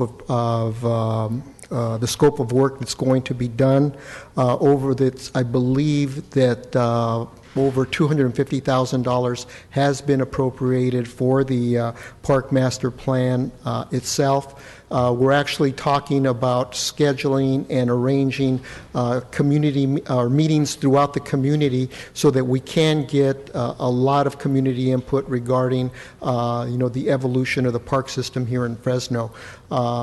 Work is being done. Unfortunately, it hasn't reached the community yet, but I anticipate within the next, I would say, 30 to 60 days, you'll start seeing movement as far as involving the community. Okay, fantastic. So for you folks that came up and spoke about that, you definitely want to put that on your radar so you can be involved in those conversations. So what is the goal of the Parks Master Plan? Is part of the goal of the Parks Master Plan to assess what we have and then make projections about what the city of Fresno needs in regard to our park and green space? Yes, the plan will take into consideration an assessment of current park space. It's also going to look at how additional park space can be added to the overall plan. It's also going to look at properties and lands that can be developed more extensively as parks on a longer term basis, such as flood control basins. It's also going to be looking at how the trail system can be used as a vital component to the Park Master Plan, as far as adding more park trails, adding more trails, but trying to see where possible how these trails can connect to parkland and open space areas. Yeah, that's really important. I like that.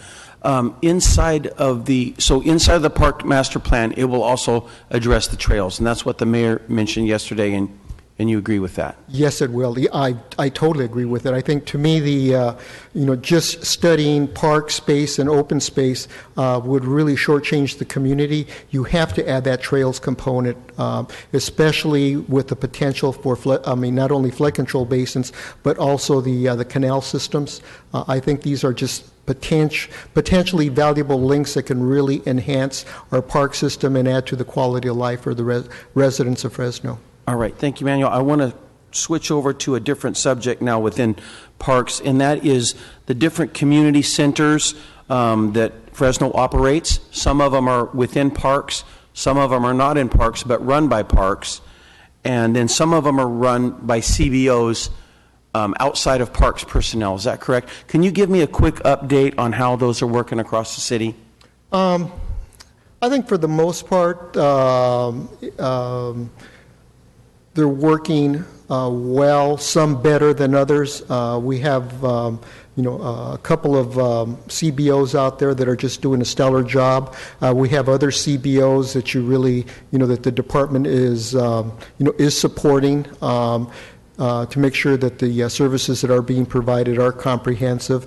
I think it's an experiment that has worked fairly well, but needs to be monitored all the time. And how many different CBOs do we have functioning in the city of Fresno? Just off the top of my head, I believe we presently have 5 CBOs that are operating out of our facilities. I have a CBO that runs the Pinedale Community Center in Pinedale, which is not at a park, but it was previously run by park personnel. And I'd like to make a motion. I'd like to add this motion, Yvonne, to allocate $70,000. You and I had a meeting with the city manager, $70,000 to staff the Pinedale Community Center with programming run by parks personnel. Thank you. All right. So I just wanted to throw that in, Manuel, while we were talking about CBOs in our community centers. Let's see. Now I want to shift also to Woodward Park, which is really in District 6, but it is right on the border of my district, and a lot of the people that, so this one lady that came up and talked about driving to Woodward Park, I have a neighborhood where that is their closest park, and so I have a lot of residents that just, I know a lot of people think of Woodward Park like, I'm going to go over there and have this great picnic once a year with a bunch of friends or business or something. But I have a lot of people that go there just to walk their dog. So I wanted to connect about Woodward Park. And I think, council member, we've all made a bunch of jokes about me now over the years because that's the park that I attend, and I play Frisbee golf. I'm very familiar with that park, and it's really, I think, our only park currently that has a Frisbee golf course, so that's where I go all the time. And I love that park. And last year, you and I, you helped me get to a solution where a lot of trees on the Frisbee golf course were just completely dying because they were not even connected to any irrigation system at all. So I went out and met you at Woodward Park, and we talked about the overall irrigation system for Woodward Park, which is completely outdated. And I think you told me the way that we're trying to water trees is we're using our sprinklers that are meant to water grass. Is that right? Can you talk to me about that again? Well, and this is a problem. This is a situation that's a problem throughout the park system, but especially at Woodward Park. When the system was designed, it was designed with impact sprinklers, and you planted trees. It does give water to the trees, but it's very inadequate. And what ends up happening over time is that the trees that have been planted, because the water that's coming to the trees is really designed to just take care of the turf, you end up with very shallow-rooted trees, which when you add a drought to this mixture, it really makes them very susceptible to dying, simply because of the fact that the roots get dry very, very quickly. In an ideal system, you would have had either a bubbler system or a drip system, so that it would have forced the roots to go down deeper. In addition, over at Woodward, the Frisbee golf course that you're talking about was never irrigated. And so it's totally dependent on us getting a water truck out there.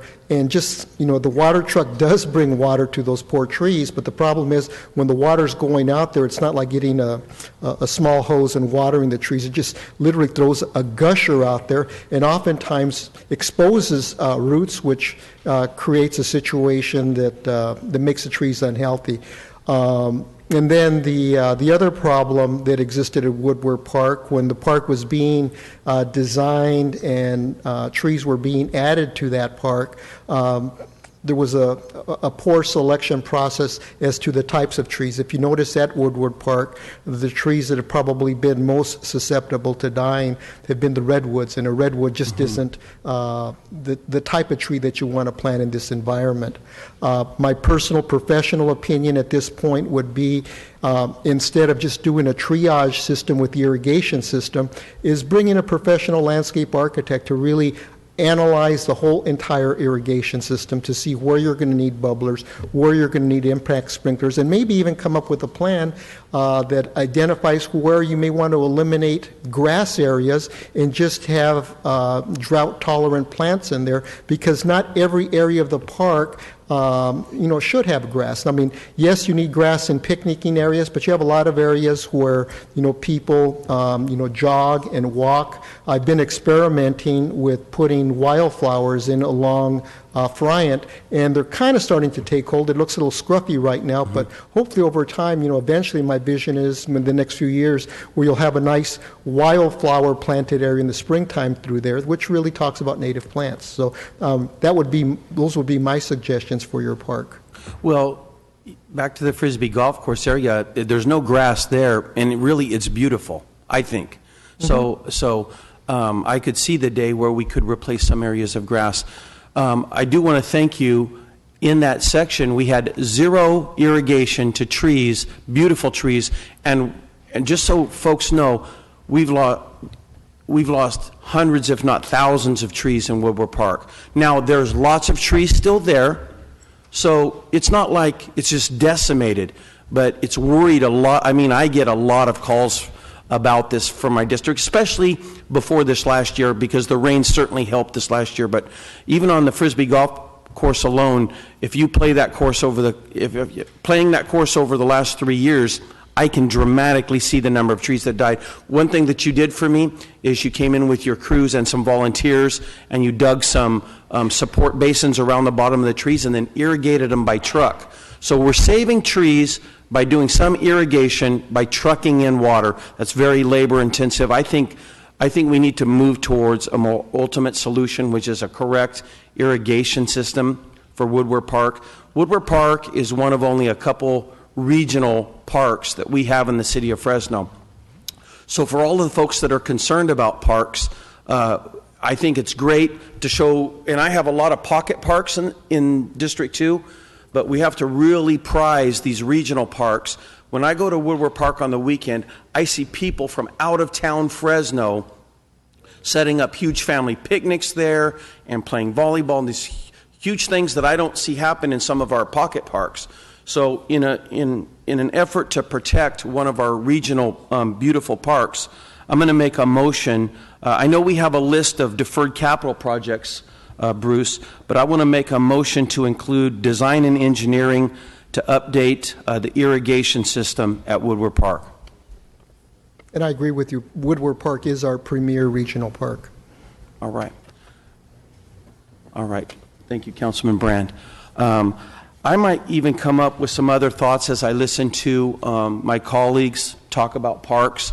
I know parks is still a big issue on our agenda, so but I for certainly wanted to address the couple of things that I knew quite well.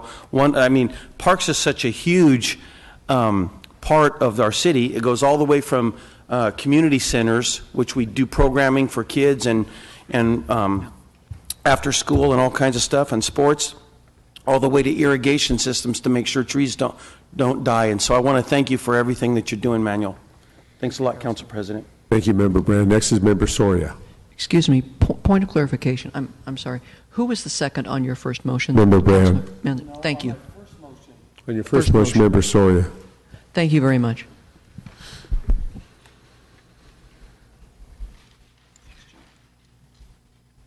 Member Soria, it's your Thank opportunity. you. So I have a couple questions. I first want to thank the public and the residents for making comments regarding parks and the needs, especially south of Fresno. I sympathize and I'm very supportive of our Parks Department. I know that over the last at least year and a half that I've been on board, there's been great efforts to try to improve the funding availability, the resources for this department. I know last year we learned about the tremendous amount of deferred maintenance. I believe it was $8.6 million. And over the course of the last year, we've approved a Parks Master Plan. We've approved the joint use with Fresno Unified, and also happy that we included Central Unified as it is part of District 1, 2, and 3, which is west of the 99, a highly underserved area as well. And so, again, the beginning, I believe. The joint use obviously is just weekends right now, so it's very limited, but it's a good start. Hopefully, in the coming years, as we see the progress and the outcomes, we're able to expand that. I know that there's been talks about even joint use with, or what they called, I think, and I think the mayor and both superintendents talked about blue space, which I think is also an important piece in terms of recreational activity. I know that the Parks Department, I've gotten reports about their lifeguard program that they have really built and the successes. So I'm very excited about that. I'm hoping that in this budget we can actually allocate a few more dollars so that we can get some of those the same type of programming west of the 99 and some of the schools that we have with Central Unified. But again, I think it is that we're doing a lot more. We could be doing a little bit more, but I think that in terms of it's the beginning in terms of trying to build the department. I do want to ask a couple questions. I know that last year we talked about that $8.6 million. And so I just want to know, with this budget, what will be the status of that deferred maintenance in terms of how much are we actually chipping away with this budget, if at all? I know that we obviously have ongoing operation and maintenance costs, but are we allocating a certain amount? I know the year before also the mayor made a comment or a pledge to a goal of refurbishing one park each year. And so just kind of in light of that, wanted to get maybe an update and a report. As far as the the commitment that the city manager made several years ago regarding the refurbishment of one park each year. The park that was refurbished, and it's still a work in progress. It'll probably be completed totally completed within the next 30 days. Is Holmes Recreation Center. If any of you had gone to Holmes 6 months ago, it would have been a pretty sad place. I mean, it needed painting. It had strange odors. We went in there. We totally refurbished it. We discovered some moisture issues underneath the floor. We actually ended up replacing all of the floor. We have a brand new gym floor in there. We've totally repainted it. We've put in new flooring throughout the recreation center. We've added LED lights for the park. We've put in a new play area. We put in a new restroom. So when you go there today, it almost looks like a new recreation facility, and I would encourage all of the council to go over there. I wish I could say that with the monies that are being given to us for capital improvements throughout the park system, that it's going to totally renovate the system by next year. That's not true. But in the 2 years that I've been here, this has probably been the most significant commitment that I've seen. We've got a large amount of money invested in replacing children's play areas. Many of our play areas, when I first came on board, were they had exceeded their lifespan. Many of them were over 25, 30 years old.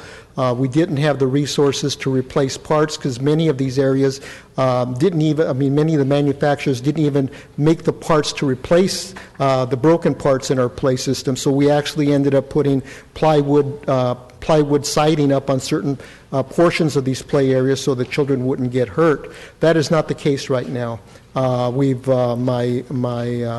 My parks maintenance people have spent a lot of time personally replacing a lot of these play areas. We brought in contractors to replace a number of them. Chandler's a classic example. We've got money in our budget to replace more of these play areas, which I think is extremely important. We've been rebuilding restrooms through grants that we've been able to receive.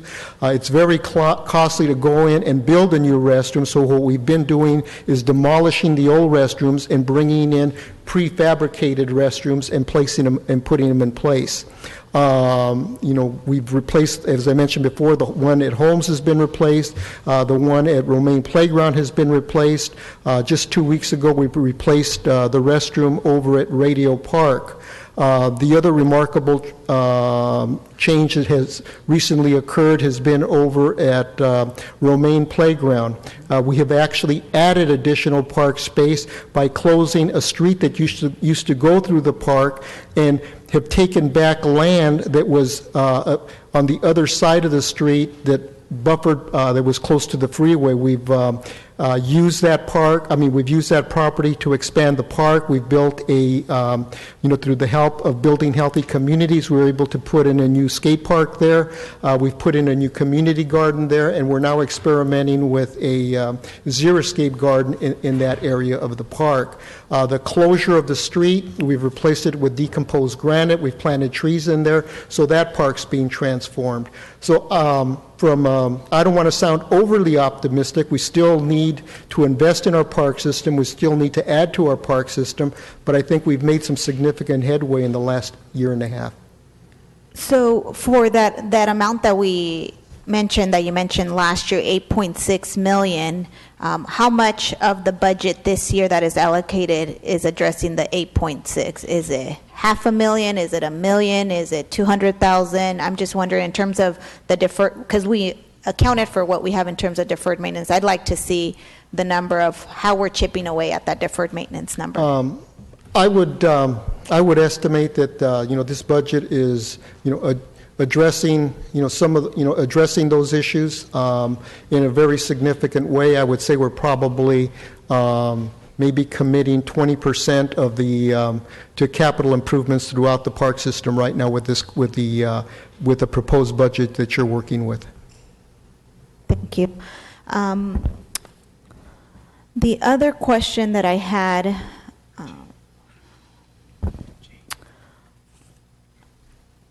was So I know that there's been talk about the Parks Master Plan, and so how that's, we just approved it maybe about a month ago, and so the process is going. So first, obviously, I offered last time that I want to really have a community meeting in my district, and I'd be happy to set it up because I've heard from a number of my constituents they want to be involved.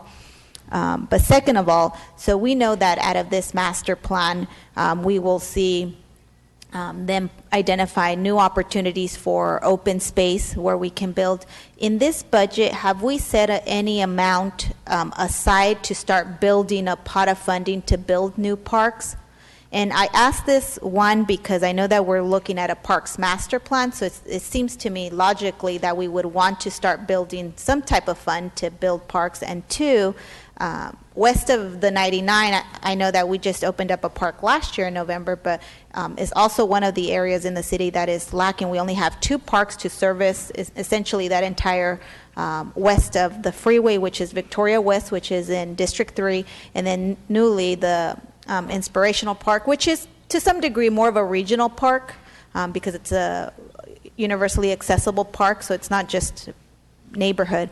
But I know that there's property on Milburn and Dakota that we own that also has been for many years said that it was going to be a park. I know that when I have community meetings out there not too long ago, I was reminded, hey, Esmeralda, what are we going to do? When are we going to see our park here in this neighborhood? The property is still there. I know we need about $2 million to build that park or, have somewhat of a standard park. Have we thought about beginning to set aside funds to have a little bit of a funding source once that we get the master plan and knowing, there's this space that should be developed, I believe, into a park because not only the need is there, but we made the promises and the commitments to those neighbors long ago. And so have we been thinking about that as we create the budget for this year and we move forward? The master plan process would address that.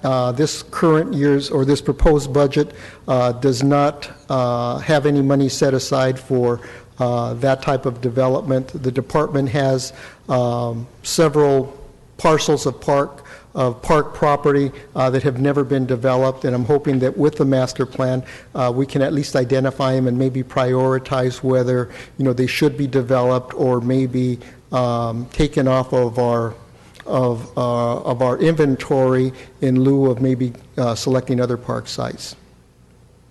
And again, I think that our Parks Master Plan will give us a better analysis and assessment as to where we should and how we should do it. But I think that we definitely need to start thinking about how we're going to, because obviously there's a need there, and the community wants to see not only our current parks maintained and fixed up, but also build more space. So I think that we have to be cognizant, and our budget should be reflective of making those investments, just as we're trying to build our reserve. And I know that we can have probably a very, I guess, a debate on how we should use all the RDA monies that we're receiving. We're putting it completely to the reserve, which I think is a great thing to build our reserve, but I think that we have a number of competing needs within our city, and I think parks is an important component. I think it's an important component as it relates to public safety. We love our police department and our fire department because they provide a valuable service, but I also believe that hand in hand, our parks department provides a valuable service. After school programs, it provides youth job training program, which I'm so excited that you guys are expanding this year. I know that we had talked about it last year. You guys were working with 3 high schools, right? And now you guys are expanding to 10. Correct. 10 schools. And we're also going to be operating summer school So- with our YJPP program. So the services that you guys provide, I believe, is a very valuable service, and it goes hand in hand with public safety issues that we face in our community, because we know that if we keep our children busy during the summer, especially school just got out, so I'm excited about the weekend program with the schools being open, but the fact that you guys have the lifeguard program, all these wonderful programming that you guys are doing that is keeping our young people busy and out of trouble. That way we don't have to have other public safety issues related to young people not having anything to do. So, I'm a strong believer in parks, and I support the work that you guys do. And so I'm excited about those, but I do feel that we need to really think about how much money are we putting away in our reserves, and then, missing an opportunity to at least invest some of those dollars to thinking about a fund where we can start building to build parks, or to even expand other programming that we have, that we know are successful programs and do work hand in hand, kind of with the whole public safety issue. So just some of those comments. But I wanted to also ask, in light of what we have in front of us, I noticed that you have 1.75 full-time positions for after-school positions. Is that adequate to safely run and operate the program? I'm just for the weekend program? Is that what is that just for the weekend program, the 1.75 for after-school positions? I think yes, it is. And we will be monitoring that, this coming summer to see how we're doing. So far, the staffing for that program seems to be very appropriate. We've been challenged in recruiting people to work in the program, but we've managed to stay ahead of it, and we have invested approximately 12 hours of training before we assign anybody out there. So they're very well trained, and to date they've done an excellent job for the sites that we've assigned them to. Great. Okay. And then also just on staffing, I know that you mentioned, and I think that Jane mentioned, this is the only department that doesn't have an assistant director. I noticed that it's only being funded out of this department 0.75. Is it full-time? Where is the other 0.25 being funded? It is full-time, but the city's hiring process does take a period of time, so that was taken into consideration. So for the recruiting process and by the interviewing process, it would probably take 3 to 4 months before that individual would actually be on board. Okay, I see. So it's taken into account that it won't be funded for an entire one fiscal year. Correct. So then next year, assuming we've hired an assistant director, we would budget for a full-time assistant position. Okay, perfect. I just wanted to know the information. Then going back on the issue that I believe my council colleague Steve brought up regarding the nonprofits doing the Adopt a Park program, and I know that during recession time, the city had to be creative to continue to provide the valuable programming that was being provided by parks in many of our parks throughout the city. I know that we have an Adopt a Park agreement with Inspiration Park and RICV folks, and we have also the Boys and Girls Club providing services there. I do want to say thank you for including, I know that we had talked about during carryover monies for the operating and maintenance component, because I know while they were charged with, we're charging essentially of raising those funds, the nonprofit has had a hard time raising the $160,000 or $180,000, which it takes to operate that type of park. So I do want to say thank you for including that, again, those funds to $100,000 to maintain and to essentially cover the work that you guys were doing, because you guys were filling those gaps in terms of being able to go and open gates or whatever maintenance and utilities that were needed to be paid out of the department. So glad to see that. I'd also like to recognize Public Works, because Public Works also did help us out. Yeah, and Public Works. So thank you, Public Works. I see some folks out there from Public Works.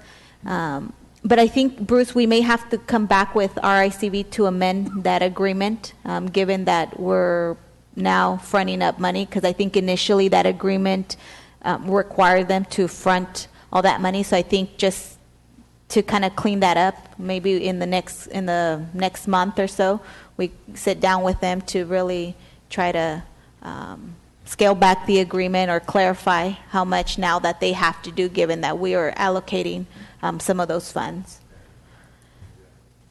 And, I think we just need to continue to monitor also, again, how these adopt a park programs. While I'm supportive in working with CBOs to provide some of these valuable programming, I still believe that it's, the role of the city especially to provide the operation and maintenance of some of these parks.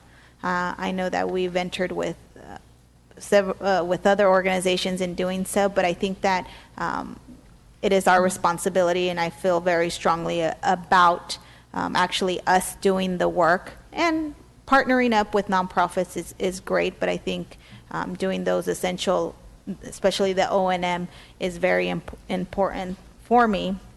And I know that we should be doing more. So I think that we should be monitoring as we move forward to make sure that if there are issues, and I'm glad that we were able to help to come back and help RICV, and if we can help also District 2 with their community center, then we can move forward and provide the best services that our community deserves. The other thing that I wanted to ask, I guess on parks, I want to ask on SPCA, but I see that very separate from parks, and I have a couple questions. But I do want to make a motion to allocate $14,000 to expand that youth lifeguard program for west of the 99. I know some of those schools don't get service, and so I will second that. Thank you. No, sorry. So I'd like to add. Member Baines was the second. You can still vote on it. Don't worry about it. Now you never know. So that was my motion. So we can, I guess, have a more debate if you guys want later on that. And I'll move on to SPCA questions. Councilmember Sawyer, before you go into that, with the time element and the screen is full, I would suggest that Chief Dyer and the police department come back at 1:30. I know you guys want to get back to the office and continue fighting crime, so to speak.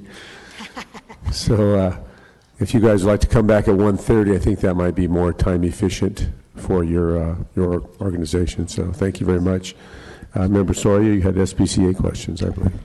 Yeah, so I know this is still Parks Department, which I found very odd, that SPCA, and this is obviously kind of my second budget, so I'm discovering more things. And so to me, this is separate, so I'd even like to see I know I was just looking at the numbers, so the Parks budget is reflected as $27 million, but I would say, in fact, it's only $23.7 million, because I wouldn't count those $3.6 million that are allocated towards SPCA as parks funds. That's not a true reflection of the parks budget, in my perspective.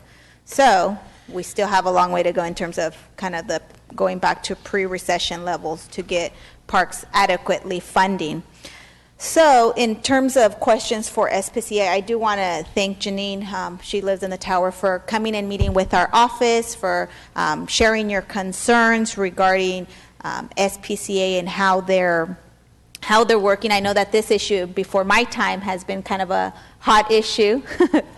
And, I wasn't on the dais having those debates. But I'm just curious, why is SPCA under Parks? Is there not a more appropriate department? I can't really give you a good answer. It could have been under finance. It could have been anywhere. So maybe because the cats end up in the parks department. We have dog parks. I can't really. I mean, we could actually just carve that out next year. I think we should do that, because I think that will be a better reflection of the funds being allocated to parks programming and parks money. So I think that would be better for me. Being a former parks director, I couldn't agree with you more. And so it seems like, at least I just quickly got a copy right now. Thank you, City Attorney, for getting this copy of the agreement. And so I know there was a couple of comments made as it relates to education and outreach being made by SPCA. I don't see anything in our contract that requires them to do any community education outreach, and I think that there is a tremendous need to do that, so that maybe the community knows of what types of services they have. I know that we do kind of our public service announcements, during our council meetings when they come and they say who is available for adoption. But I think there's an array of programs that they provide or services that maybe our community is not aware, or that we can do, that we can work in partnerships so that we provide lower costs, services for neutering and spaying. And so I'd like to see if we can come. I know that in the contract it says if we allocate the funds, we are, I think as it reads, we're automatically annually renewing, or there will be an annual renewal as long as we allocate. I'd like to come back with the council and actually really look at the contract agreement and see if we can specifically allocate, if I don't know how much money yet. I think I want to sit down with SPCA and maybe you, Bruce, to figure out how much money we should be allocating for outreach and education for them to do, or maybe we take it out of the 3.6 and put it up to RFP if there are other groups in the community that we think maybe could do a good job in doing the outreach and education on issues that impact animals in our community. So maybe if we can I can coordinate a meeting between your office and the SPCA with Linda Van Kirk. It might be helpful to also workshop with council, because they do have a very broad community outreach component that isn't part of this contract, because that contract that you're referencing is specifically associated with animal control and the housing and that kind of thing. But we could certainly have Linda Van Kirk meet with you and I. She can go over how they're doing the adoption spay neuter clinics, how they're partnering with other stakeholders, and then maybe a bigger workshop with the council so she can also share with the council. And then maybe through our Fresco app or something, we can help them augment their messaging through the various media outlets that we have as well. Yeah, I think that'd be great. I actually just went to tour the facility a few months ago, but wasn't aware in terms of, I hadn't looked at specifically the agreement that we had, but I think that we should see more efforts in terms of community outreach and education. So I'd agree if we can come back with the workshop, sit down and figure out if out of these $3.6 million, which we are issuing to them or allocating to them, whether we can set aside part of that specifically to ensure that they're doing more outreach. And then just wanting to ask, do we know, so how do we monitor the contract? Do we just give them the money, and are there measures? They provide reports regarding the number of animals they've housed, the animal control efforts. When do they? They submit them to finance on a quarterly basis, so we can follow up and get you that data. A lot of their increases that they're having to absorb this year are associated with changes in state law, with mandatory sick leave, increases in minimum wage, liability insurance, deferred disability insurance, workers' comp, those things. Same thing that we're experiencing here, they're experiencing as well. So is that why we see and that was my next question, why we see the increase in the allocation? So by how much? 41,000 or? 421,000. 421. Right. Okay. Well, so yeah, I'd like to see, I guess, I don't know, maybe at least one of the reports to see how they're doing. In terms of the performance measures, are they being met? It might be a very good opportunity, since you're relatively new to the whole discussion that we had, to get a better understanding of the challenges that the organization is facing in this community, the number of animals, the lack of spay and neutering that occurs, even though there's been a big effort, which contributes to the number of animals they're having to deal with and the population they're dealing with, some of the animals that end up, I'll call them cross-jurisdictional, where if the county, for example, is not dealing with stray cats or cats right now, and haven't been ever since the parting of the ways, for lack of a better term. So a lot of times the cats that SPCA receive just miraculously all have city addresses, and none of them happen to be coming from the county. So there's a lot of things that maybe some time with Linda Van Kirk would be very helpful to our further discussions. Okay, and then, the reason that I, raise some of these questions, obviously Janine just came forward to provide some public comment, but we actually get a lot of calls, and I get a lot of Facebook messages in terms of they're dissatisfied with, I guess, some of the customer service that they're getting from SPCA, and I don't know, are those things that I think that those are things that we should be evaluating and taking into account as we're looking at, making an annual renewal of our contract. If we have folks in our community that aren't happy, we need to figure out how we address this with SPCA so that either they improve their levels of service or, there's improvements there. Because after all, these are taxpayer funds that are being given, and I think $3.7 million is a lot of money out of our general fund that goes to them. So I think in terms of accountability, that's important. So I look forward to, having that meeting coordinated so that we can talk about that and looking at revising maybe the agreement so that we make sure that that part of the $3.6 million that we are allocating for them, that is actually used for education and community outreach throughout the city. And then just lastly, thank you for showing me your cat, Steve. And so lastly, just more technical in terms of the contract, do we pay, I didn't see in the contract, do we pay once a year or quarterly? We're paying quarterly? Okay, perfect. Okay, thank you. Those were all my questions. Member Baines. All right, thanks, Council President. So just maybe some lighthearted question, Manuel. What were kind of your highlights of the year? Kind of give us your hero sheet. All the good stuff that you were able to do. I've been so focused on going through all these numbers, I really haven't paid much attention to that. I think I'm still very proud of our Youth at Risk program. As I mentioned when I first came on board, to me that's something that's very important. We did the teen basketball program. We've really looked at expanding the children's cultural arts program that we're now offering. Councilwoman Soria mentioned the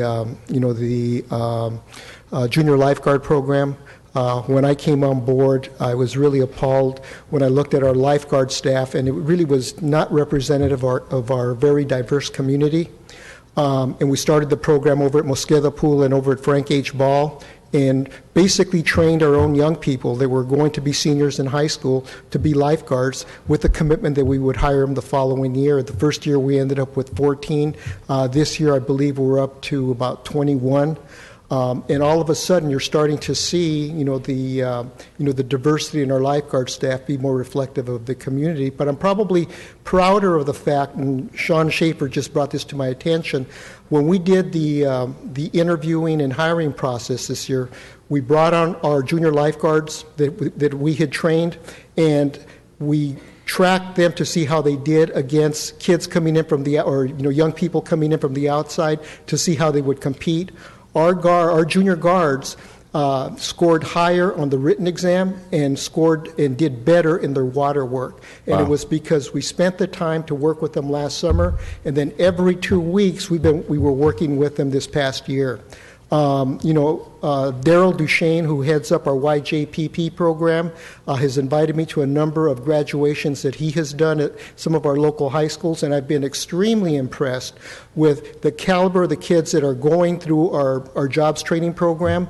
And I made a commitment to them about a year and a half ago that if they were interested, we would give them an opportunity to train and compete. I didn't make any promises like I did with junior guards that I would hire them, but that we would train them so that it would be more competitive in applying for our jobs after they graduate from high school to work with us in our recreation centers. And that's great.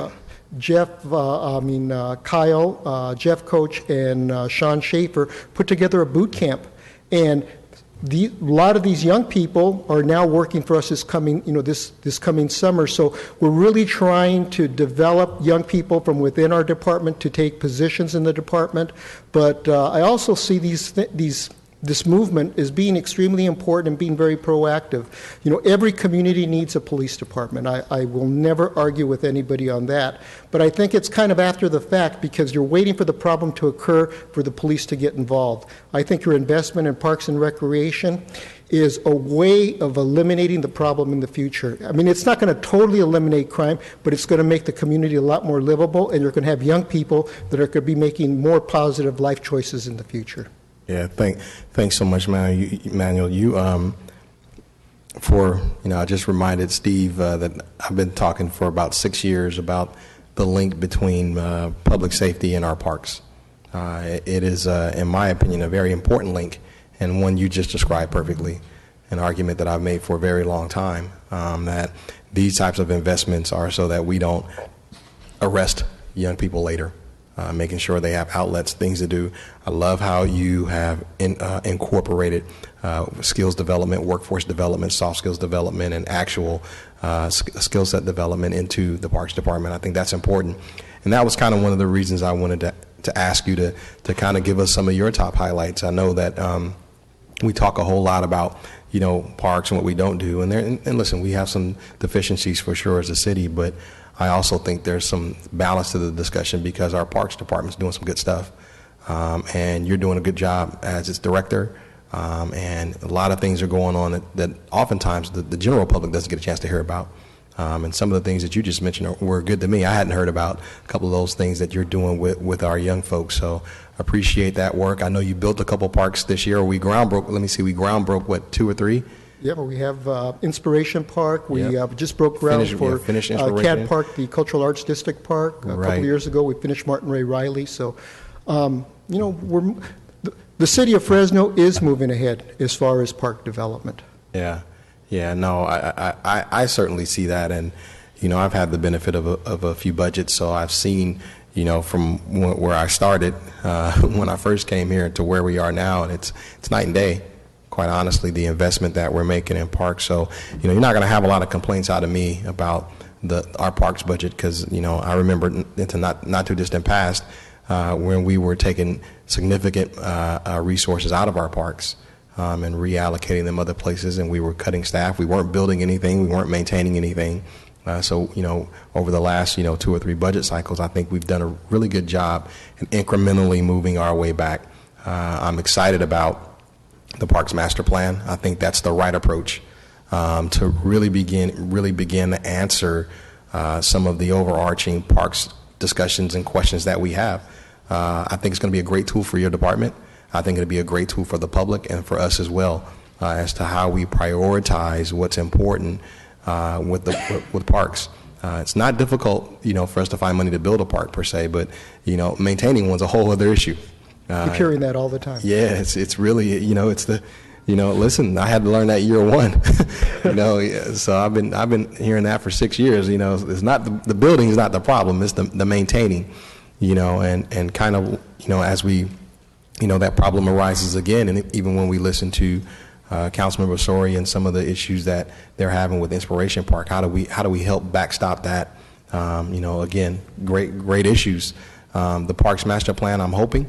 In a perfect world, of course, will help inform, those ongoing decisions, some current ones too, but even more important, some of the ongoing decisions that we'll have to make in the future as it relates to parks. So thank you, Manuel, for giving us some, bragging a little bit on some of the things your department's doing, because it's doing good work.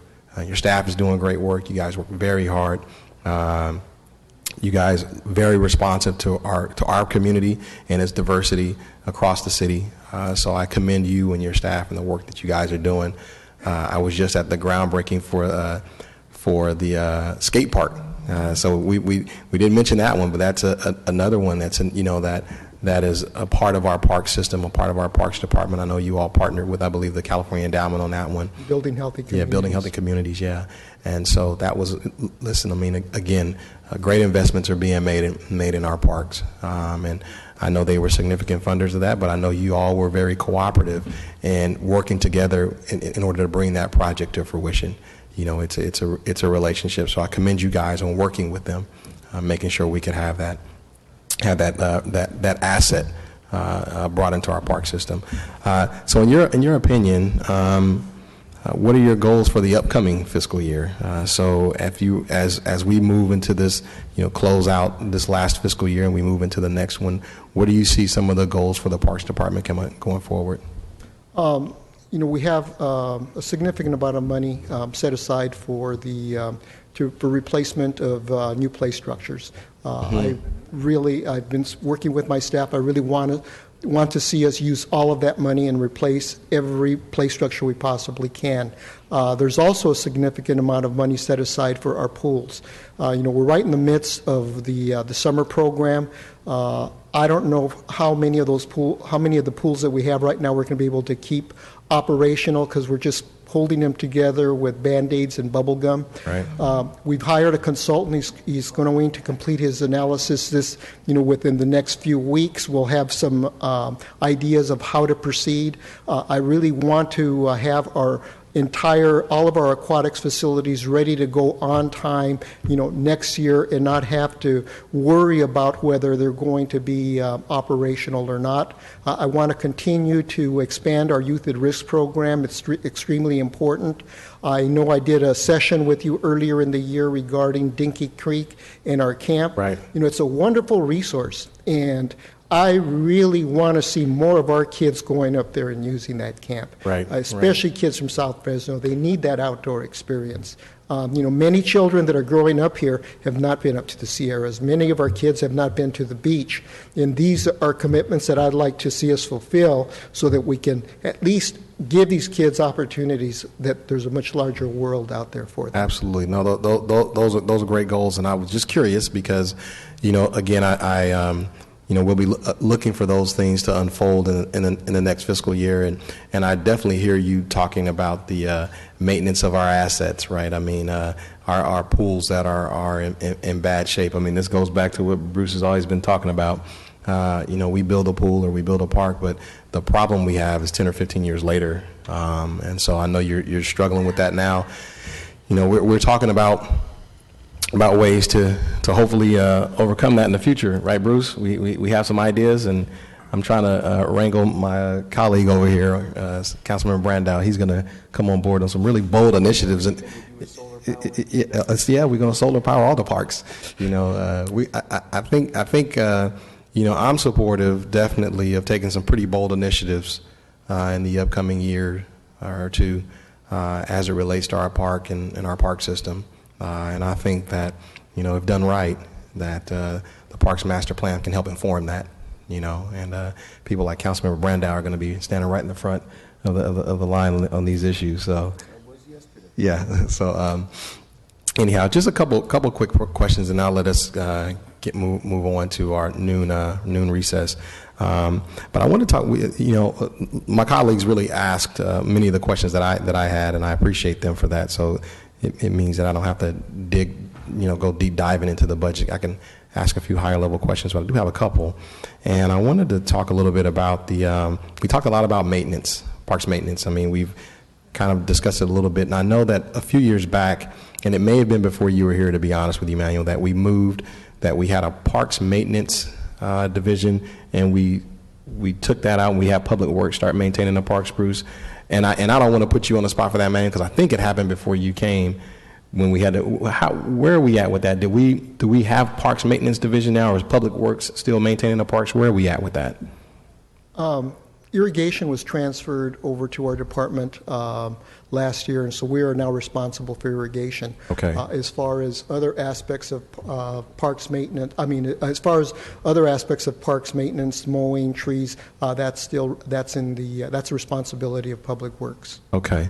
Now, talk to me a little bit about, remind me, and this may be, some of this discussion may be more for Bruce than you, Manuel, I want to be honest up front. Remind me why was this just a budget decision that we did a couple of years back to get away from parks maintenance and put in Public Works? Why did we do that? Well, I think at the time there were some concerns that the department did not have a good handle on what their cost per acre were. And the span of control, because they do primarily focus on programming and working with youth. So there was a decision at that time to move the turf maintenance and irrigation over to Public Works. Since that time, as Manuel pointed out, the irrigation has been brought back to the Parks Department. All the facilities maintenance remain and stayed in parks. There is a couple of exceptions. The Southwest Sports Complex is being maintained completely by the Parks Department, given that it's a different type of maintenance than you find at a regional park with passive green space, because you have active ball fields. Right. You have to keep those in a higher level of condition. And then other places like Shinsen Gardens, which is now under the control of Shinsen, and then community facilities districts are being outsourced to private contractors, and places like City Hall and Memorial Auditorium, they've also being maintained by an outside contractor. So your larger park green spaces like a Woodward or a Romaine green space is being maintained by the Public Works Division. It's from a cost perspective, it's cost neutral. Span of control, I know Manuel works very closely with Scott, and then Tony Hernandez, who's Manuel's maintenance division manager, facilities maintenance division manager, coordinates very closely with Aaron and Gary. So it's been working out. But I think the irrigation thing was rightfully so, needed to belong in parks, because they're also trying to deal with parks and landscape medians, and at sometimes there was competing priorities, and by putting the resources that are assigned to irrigation system into parks back under Manuel's control lets them establish where those priorities are going to be. Okay, so I definitely hear it as a cost neutral thing, and thank you for reminding me why we did that. I think it was about 3 or 4 years ago, if not longer, that we did that. And I'm just wondering, from an efficiency standpoint, if it wouldn't make sense for parks to have its own maintenance staff. I mean, I don't know what your thoughts are, Manuel, or if Bruce. This would be because what you can do is that they have the same crews who they're working in quadrants or like a district. I'm going to talk to like a district, the police. So a crew could be working in a park one day or for the first half of the shift, and working on a median island in the same district later on. So it does kind of provide, because it is a general fund, it allows us to then allocate our resources more efficiently than in an area. I got one crew working on a median island right across the street. I've got another same employees or same type of classification working over in a park. Okay. All right. Okay. Well, I'm just wondering about that, because I remember kind of a little bit how it was in the past, and really my other I have a few other questions, but I'll let most of those go. My other kind of high-level question. So I was happy to see that you were getting an assistant director. So am I. Yeah, I was very, very happy to see that. So it drew my eye to our org chart. When I called that out, and I wanted to have you talk a little bit about the difference in the org chart from last year to this year, because when I looked at our org chart last year, we had you obviously at the top, and we just, after our administrative division and parks division, we just had recreation services.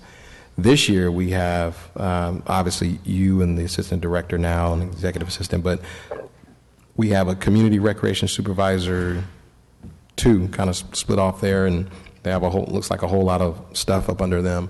What was kind of the thought behind breaking it up that way? That's pretty much the way I inherited the situation. Oh, okay.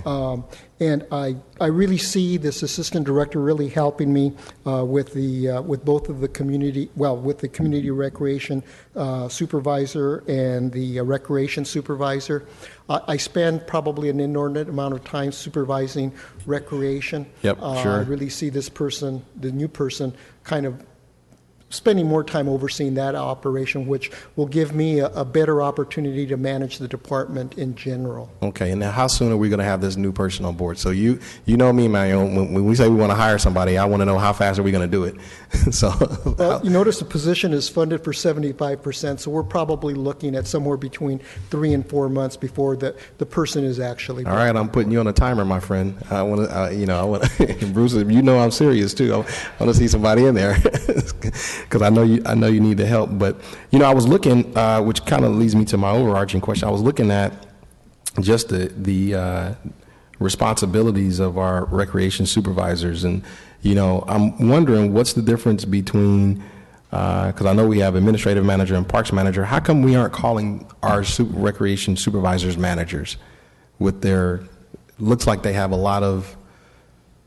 Is there a reason why we're not calling them? Under normal circumstances, both of those people would probably be able to answer to a recreation manager. But in this case, because we're bringing on an assistant director, they'll be answering to the assistant director.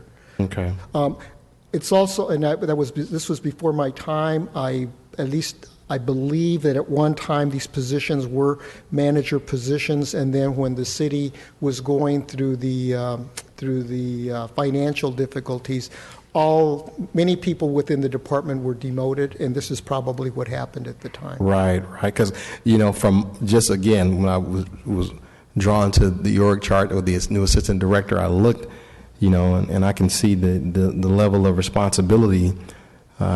Your supervisor, your recreation supervisors carry, and it really they have seems very like extensive it responsibility. really seems like they should be managers. So, it's my opinion that they probably should be managers. And now that you clarify that they were, that position was created, in the past was managers. I'm going to make a motion that we promote them to managers in that division, because I think that they deserve that. And I think that it was probably intended to be that way, as you said. So that's my motion. They work extremely hard. Yeah, and I think they do an excellent job. Yeah, we agree, and I think my colleagues and I agree as well. And when you see what's all up under them, and I think we know who they are. We're not gonna call them out by name, but we know who they are. So we want to make sure we honor the work that your staff does. You guys do a great job around the city. You're getting the help you need, and we want to make sure we honor the work that they do. So, thank you. So we have a motion by Member Baines, seconded by Member Quintero, to reclassify them into a management position. Member Baines? Perfect. And that's it? Very good. It's 11:58. We can break now or continue. What is the pleasure of my colleagues? I'm going to eat, so they can stay. We have one hungry colleague. Yes, okay, then we'll reconvene with Parks at 1:30, and thank you all for being here this morning.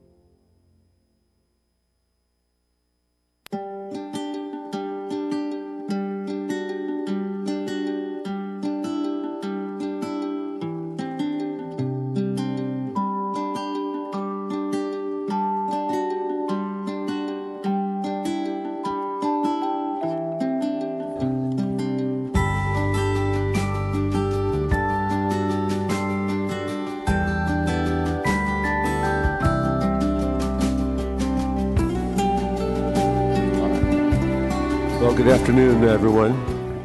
Welcome to the afternoon session of our budget hearings. We were on parks, and Councilmember Baines has just finished. Now we're going to move on to Councilmember Brand. The first thing I want to do is clarify. It started last year with this misstatement that on the comparison of north of Shaw versus south of Shaw, a mistake. If you exclude the regional parks, there are substantially more acres south of Shaw than north of Shaw. Last year, the staff, and this is a formal request, during the development code, did a detailed inventory of all the park acreage, including pocket parks, HOAs, citywide. Would you give everybody in the council a copy of this so we can at least start with a foundation of truth as far as where the parks are located? There is a parks problem. It's a parks problem citywide. We're one of the lowest cities in the country on park acres per 1,000 people. But I want to start with knowing where everything is at, and then we can take it from there. And we've had a conversation last week. Thank you, Emmanuel, for about the existing needs for capital for the parks. And this even goes back to the Water Conservation Act that Paul and I did a year ago, identifying, unfortunately, the millions of dollars in needs to make all those capital improvements. And we talked to Tommy earlier about bringing the purple pipe system to deliver recycled water, eventually, hopefully, to all our parks, that we can solve one of those problems. And the other issue we have is this entire financing dilemma. You know, we have public safety, police, fire, public works, streets, curbs, gutters, parks, and we have infrastructure problems from those, like streets maintenance. I think streets are, what, $100 million in the appears, and we're doing $3 million a year. We have facilities that the city manager talked about a couple weeks ago, like parking garages and others that have millions of dollars. So we can't do it all. We would have to find a way to allocate the money in a fair way. It's not to suggest that there aren't legitimate needs. There are legitimate needs in the Parks Department. We'd love to have more money there for capital, to build more parks and trails, and more importantly, the money to have for the ongoing maintenance. And the solution to the problem, not only for parks, is we need as a city to expand our economic base. We need to develop, you know, the traditional resources for general funds, property taxes, sales taxes, room taxes. We just don't generate enough money to cover all those things, and we have to, because over time, if we don't address these issues like infrastructure and so on, the city's going to look like Detroit in 50 years. So we've got to make some changes, and we have to start putting money aside for capital improvements, for parks and so on.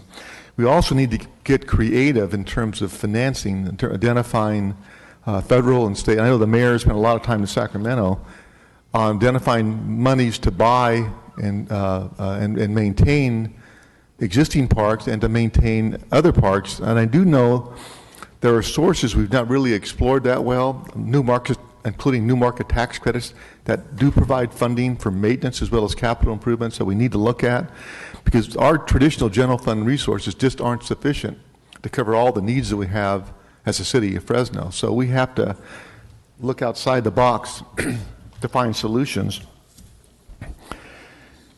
And Parks was one of the hardest hit, before you got here, Manuel, one of the hardest hit departments in the city of Fresno, just decimated by the Great Recession. And just now, I think we're getting to the point on this Parks bond that was passed in 2007 that we're within, correct me if I'm wrong, Jane, about $1 million of having park impact fees cover the actual bond debt service. What's the disparity? Excuse me. As far as the impact fees are concerned? I think the bond debt's over $3 million a year. How much of that is covered by the park impact fees? The park impact fees will cover about $1 million plus of that this year, but they will need some assistance from the general fund to make up for that. That's my point, is since the parks bond was passed in 2007, the premise back in 2007 was that park impact fees would cover the debt. Of course, in 2007, If you look at a graph, here's 2000. 20 years, they're building 1,000 houses a year. In the great real estate boom of 2001 to 2006 or 7, they were up to 5,000 houses. Well, the assumption on the repayment was we're going to build 5,000 houses a year. Well, unfortunately, we're not going to build 5,000 houses a year.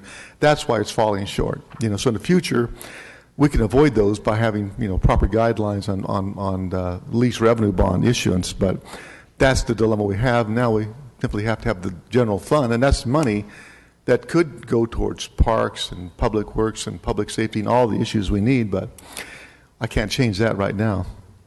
So that's something we need to address. And Councilman, I would like to make a comment that the city this year has been very generous. A combination of city commitment and grants.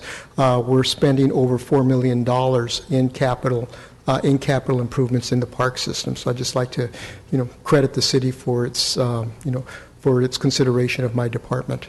Thank you. And too, we talked earlier that we have trees that have been 50, 60 years old. How do you replace a tree? Wait another 50. I won't be around here 50 years from now to see where the tree went. The other thing I want to talk about are these out-of-the-box ideas to find money to cover this. And this has been discussed before. It's actually identified in the strategic plan that the asset manager reported to the city back in December. And I'll use Woodward Park as an example. Woodward Park, the Shinzen Gardens Board, that includes James Woodward of the Woodward Park family, have okayed the privatization of some of their land. In other words, where the city has a muni yard right now, we could build an event center and a Japanese restaurant that would generate on a ground lease that would generate at least in $300,000 to $400,000 a year range. That at the very least would cover the cost of maintaining Woodward Park or other parks. And those are the kind of ideas we need to look at to find solutions to the city of Fresno. And we talked about earlier. We talked about the electronic billboards along Granite Park and other areas, and in Woodward Park that are adjacent to highways. I know the city manager is reviewing an RFP right now that not only generate new revenue sources, but these are ongoing funding streams. These are not one-time funds. And that's what we need to do, is continue those efforts to look at other sources, to find the means to fund our parks and all the other parts of our city that are shortfalls on funding. And I'm also going to address the SPCA issue, and I agree with Member Soria. That should be separated out. I don't know why it's part of parks. But correct me if I'm wrong, Jane. When I came here in 2009, that budget was around $2 million for the SPCA, and now we're $3.4 million? I would have to go back to give you an accurate number, but I could certainly do that. Okay, but it was certainly less than it is now. When we had this about 4 year ago, Member Baines was here back then, and we had a big audience in here, and we had a lot of people that were angry about the SPCA and all the animal kills, and some of it was justified, some was not. But, the old saying is, be careful what you wish for. Well, they said our contract was up, we're canceled, and we had absolutely, at that point in time, no alternative to take care of our legally mandated service of animal control, City of Fresno.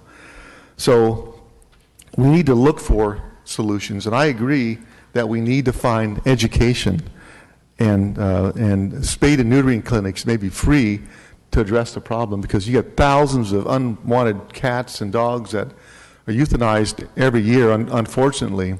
And it was probably worse back then. In the middle of the recession, and it was really sad, people would take some family dog they had for 10 or 15 and bring it in because they couldn't afford it anymore. So a lot of sad stories went on at that meeting. But one idea that I have, I like to pursue, is that one of the problems we have is, I think we have estimated like 80,000 plus, these are dogs, not cats. And we only charge license fees for dogs, we don't charge license fees for cats. Is a lot of cities in the valley they pass ordinances that require the local veterinarians to report monthly to the people who have rabies vaccinations and other types of legally mandated vaccinations for their pets. Then the city has the database of all the pet owners. If you just we just assessed half the pet owners in Fresno, the dog owners, you're talking about at least $500,000 a year in additional revenue. And this revenue could be dedicated to hiring a couple code enforcement people that are specifically assigned to the puppy mills that I know that are proliferating across the city, the pit bulls and chihuahuas that need to be stopped and need to be in compliance, that are creating a lot of dogs that are going to end up being euthanized, and also for education and free spayed neuter clinics. So I'm going to come back with that. The only question I had before, and this is a question to the city manager, and he's not here, is the way the contract was designed with SPCA. If we did this money would simply go back to the SPCA.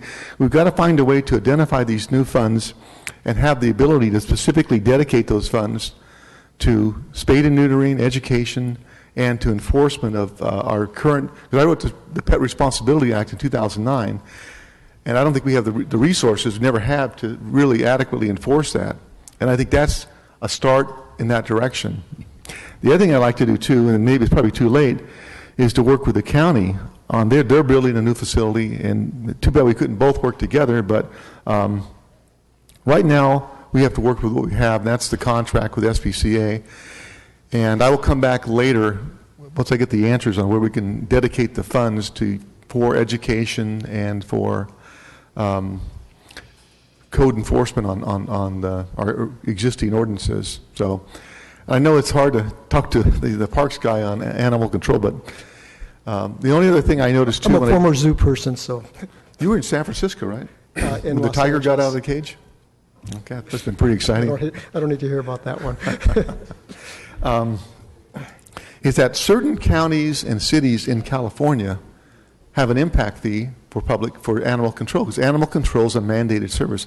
I'm not suggesting we have one, but if we're going to have to mandate to spend all this money on what our, keeping our streets safe and making safe and sane conditions for animals, then maybe we should at least explore that in the future. So that's all the comments I have, Council President. Thank you very much. Next is Member Quintero. Good afternoon, Manuel. Good afternoon. Well, first of all, I want to compliment you for all the good work that Parks Department has done, and particularly your staff. And this is related to the southeast area of the city and Mosqueda Community Center. The events that they have been a part of and been a big success, not only for the neighborhoods and the community around there, but throughout the entire city, because we're seeing more and more attendance. And that is the event that we do for families and children, Carnaval. And this year, I believe last year we ended up with about 3,500 attendees. Is that right, Sean? Was it about 3,500 families and children and that type of thing? And everything was free. And they did a tremendous job. Your staff did a tremendous job. Then we followed up with Mosqueda Idol, which is Fresno's version of American Idol. And that's been going on for, about 5 or 6 years now. And that's always well attended. And we've got a lot of great talent in our community is what we've seen. And then for 2 years now, we've had the Senior Spring Fling, where we invite seniors from throughout Fresno. And this year we had, for the second year that we've had it, we had over 500 attendees. So, and there were a lot of retirement homes from throughout the city, the northern part of the city. It was just a great event, and everybody had a great time. Your staff did the cooking, they organized everything, and so we're real thankful for them. And I wanted to, in particular, the ones that we've worked with has been Sean, Eddie, Chris, and then Nidma has done a great job. Tony, Karen, Dana. They're, being through the tough economic times in recent years, they've done a great job and stepped up. And I know that they really work hard in multitasking. That was the new phrase that we had. And specifically, Manuel, the improvements that have come about at Mosqueda, Sunnyside Park in Southeast. We got some new playground equipment. We got bus benches put in at Mosqueda thanks to FACTS. And then the hot meals program that we've been able to keep going there, and a great attendance, and really serves a lot. Soccer benches at Pillowbows Park that were put up. New playground equipment at Sunnyside. It's been over the past 3-4 years, and they've really done a great service to the folks out in the community. The other part, I guess, last year, and the city manager and I have been talking about it, is we approved monies to do improvements at the Mosqueda, I call it the auditorium cafeteria, and he has assured me that it will definitely get done, right, city manager? Can I hear you say yes? Okay. And in July. In July. Don't July to me. Don't July to me. So, okay, don't July. And that's on the record. That's on the record. So, anyway, that's gonna be a big improvement, and we're really looking forward to that 1 year later since it was approved. And then the ceramics classes as well. I know one of the things that we want to work with you on that is that we do some summer classes for the students, and then of course the good work that Reading and Beyond has done there. Another one question that I had was there had been some discussion with the Pillowbows family on them helping to maintain Pillowbows Park. Is that still an ongoing discussion, or what's going on there? Yes, I had a meeting with Sarah, I think it was approximately 3 weeks ago. How long? About 3 weeks ago. Okay. Yeah, it was 3 weeks ago. Yes, she's very committed to assisting with security at the park and having her people actually go and patrol the park for us in the evenings and making sure that it is secure. Okay, so basically at this point, what you're in working with the Pillowbows family is more for security than improvements? It would be for security. We have committed quite a bit of Proposition 1C money. We've already put in a wrought iron fence directly behind the park in order to keep the homeless from using wire cutters and cutting through the chain link. The wrought iron is much more substantial, and we'll close that access point. And we are doing a number of improvements in the park as far as renovating the fields, putting in a new irrigation system, and just really making that park much more pleasing to the eye and much more functional. But with the security, that's going to add a critical element, because if we can control the homeless as far as their access and just loitering around in that park, it's really going to encourage children and families to use that park more extensively. Okay, and then also in our budget for this year for Mosqueda, was included in there a splash park? There's money in, yes, there is money for a splash park, but we need to bring an architect on board to do the design work. Okay. Money has been allocated for the actual construction of the park also. Okay, so now in this budget, the money's in there for the architect, or? Correct. Okay. That's good. And then I guess I'll get together with either you or the city manager, see what the time frame's on for that, because there's a lot of good anticipation for that to get built. So don't you lie to me. Okay. So anyway, Manuel, is there any other things in the budget for District 5 in the parks?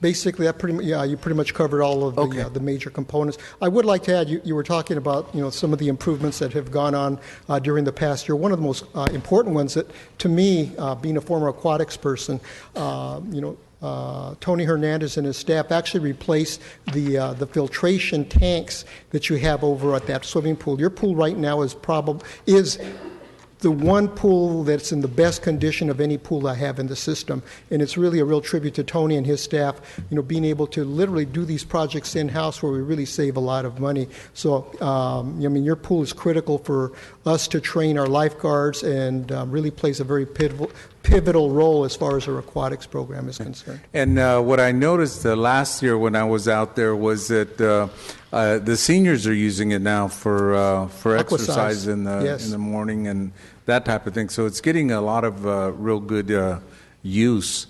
And then there was some folks from the audience that spoke this morning, and they've left already. But I did want to talk a little bit. I want to touch on one of the things that Councilmember Brand was saying about partnering up with with the overall community and that type of thing. And there was one of the speakers. There was a young lady that was talking about our needs for more green space and that type of thing, and that she was from Calwa and all that. The point I wanted to make on that, and I wanted to kind of respond a little bit, was that there's a park out there, Calwa Park, and that was built in the 50s through a tax assessment district.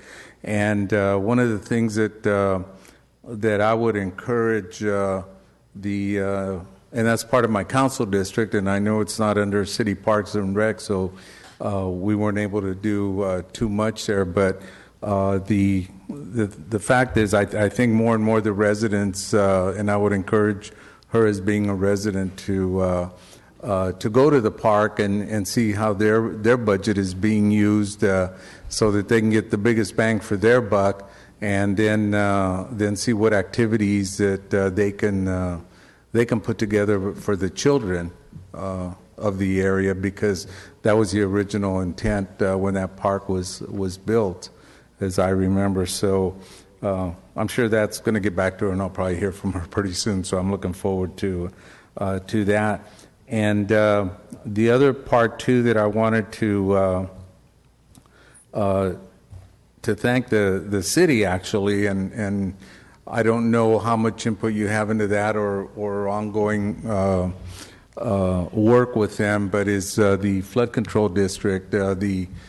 Folks talk about the nice park up in North Fresno, the Oso de Oro Park for the disabled children. It's a great park, but we also have one in Southeast, and there's a lot of people that don't realize that we have one there right behind Walmart on Kings Canyon at Trolley Creek Park. It's for disabled children. It's a beautiful park, and the city of Fresno worked with them in the design of that park and working with the neighbors that surrounded it. So that's a treasure that really doesn't get mentioned a lot. So that's one of the things that we look at. And if there's something that I guess if we could do more of at Mosqueda, and you and I have talked about it, and you gave me a good list, to have more activities there. And it's a little bit cumbersome right now with Reading and Beyond utilizing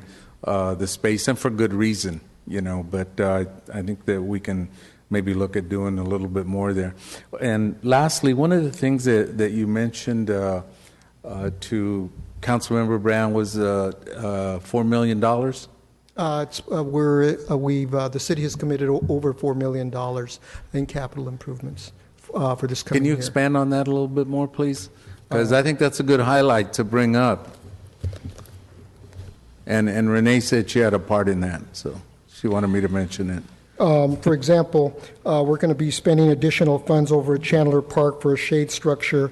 Vinland, we're completing the work on the restrooms and resurfacing all the courts.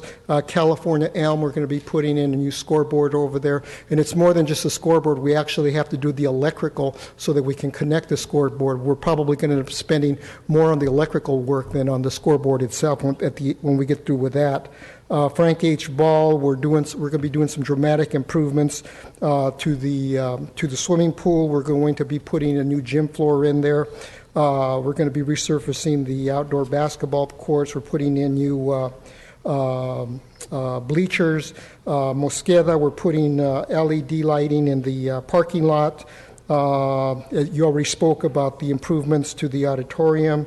Highway City is going to have the courts resurfaced. We're going to be slurry sealing the parking lots. We're improving the irrigation system. We're upgrading the HVAC system. A portion of it was stolen a number of years ago, so we're finally going to, make that building much more comfortable for our visitors. We're investing money to refurbish Manchester, Lafayette, and Sunset waiter pools. We're spending money on our maintenance shop since we moved out of Roding, but again, we're investing quite a bit of money in pools. The splash pad over at Vinland, we're going to be completing that. And finally, we're going to be putting in 2 beautiful basketball courts over at Eaton Plaza with some very striking support structures for the basketball for the basketball rims. And I think once you see those go in, I'm sure many of the council districts will probably be asking us for that particular kind of improvement in the future. Somebody was visiting locations outside of the state of California and sent me some photographs. I thought they were quite striking, so we're incorporating them in our park system. Wow, so everybody got a little bit.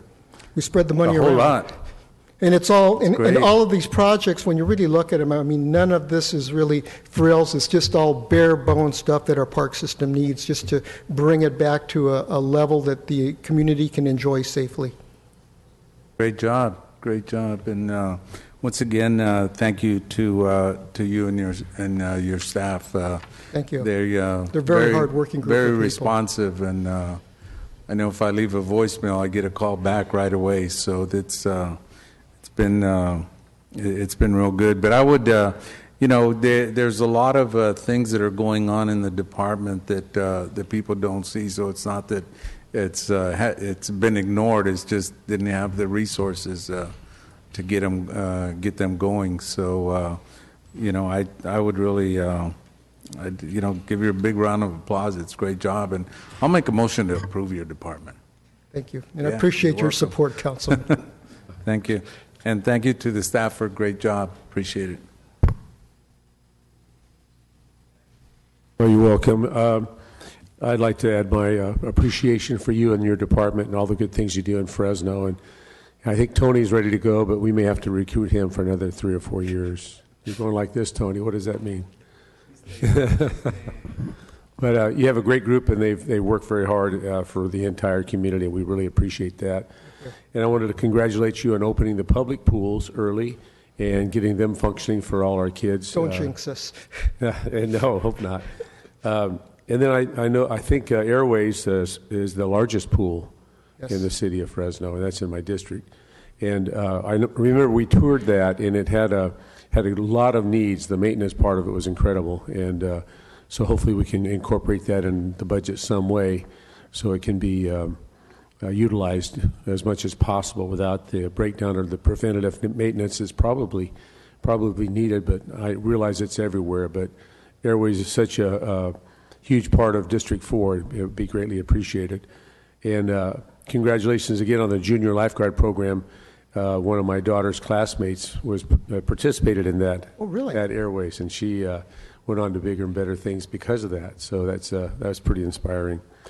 Yesterday was a very, very exciting moment for me and for my councilman colleague, Steve Brandow. When he comes back, he can tell you a little bit more about it. But we had a moment where we acknowledged the $9.5 million plan to build the Midtown Trail. And I like to refer to my district as a Midtown Fresno, so it's perfect. And that will, upon completion, will have 17 miles of continuous metro system trails in Fresno. And the majority of the Midtown Trail is in District 4, and it's really exciting. It was really a great event, well attended. And two important things, I think. One, the inspiration from Clovis, setting the bar high with their Clovis Old Town Trail, and then we joining in with it. and I know Member Quintero is part of that trail as well in his district, as well as the city of Fresno, the city of Clovis, the county of Fresno, the FID, absolutely critical, and the FTCA with the financing of this whole deal. But the most important part, I think, is that we're doing this under a partnership basis with no general fund money. And I think, would you confirm that, gentlemen, city manager? That's true. As you point out, Council President, this was a very collaborative project. And as I noted yesterday, whenever you start talking about transportation funding, it becomes an interesting dynamic. So in addition to the Fresno County Transportation Authority, the city of Clovis, and the county of Fresno, there were a lot of other unsung heroes and support coming from the outlying cities. And as I recognized yesterday, the cooperation, the collaboration that I personally received from a number of city managers who, after we explained what we were doing and why we were doing what we were doing, were very supportive of the project, knowing that it wasn't going to benefit their community, but they also understood the benefit that it would provide for our community. But it is a combination of federal transportation funding. This funding is secured. The same thing with the Measure C dollars that we're advancing. It's essentially taking the next 3 years of trail money that would sit idle because we don't have a project, or it takes time to come up with enough money to build something as signature project such as this. So we're just basically advancing 3 to 4 years of trail money. And then because of an amendment that we brokered or negotiated with a number of the trail advocates about a year or so ago, they agreed, and as amendment's already been approved, that there is a percentage of the Measure C trail money that we will continue to receive after the trail is built that can be used to fund the ongoing cost of maintaining that trail for a period of time. So it was definitely a great project, a great amenity for this part of our community that in a lot of ways doesn't have access to some of the same amenities that we find in other parts of our community, or we find in neighborhoods to the just to the east of us. Thank you very much. And it was just so the listening public can understand that everyone has our priorities, but we're all working toward the same goal, and that's to improve the quality of life in Fresno. And with this collaboration and other things that we're working on now, we're going to get there. It's taken some time, but we're on the right track. We're out of the dark ages, as I call them, that's the recession, and we're now coming into the light. And with the help of your department and the administration and the council, we're going to get there, folks. We're going to get there sooner than you realize, and it takes a lot of energy. So have a positive attitude about it and be helpful and support the efforts that we make. Member Brandau's not here, but he's our member of the FTCA, and he was a big advocate for this as well. So kudos to Member Brandau. He was a very helpful person in this whole process, as was the entire team. And then the last thing is, in Melody Park, our community center there, without Mountain View, we would not have much there for the kids. And I realize that they're getting a little bit tired, but I'd like to make a motion that we set aside about $55,000 of park money to enhance support the programs and the maintenance of that, ongoing maintenance of that facility. So I have a second by Member Baines. Thank you, sir. And I think that concludes my comments. Again, thanks to you and your team, and we're on the right track. We're going to keep going. I know we are, and I'm really excited about it. This is fantastic. So thank you very much.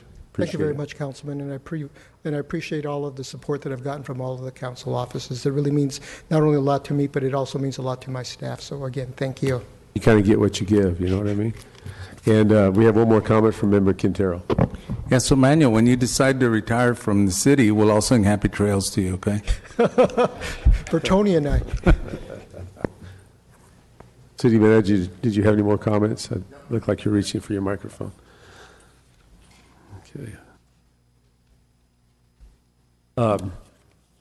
Okay, and that congratulations goes to all these people back here. I see you all, Tony and Sean and Kyle and everybody that works together. So it's a big thank you to all of you. Okay, that'll end our discussion on the budget regarding parks, after school recreation, and community services. Next, we're going to move on to the police department. If there's a representative from the police department.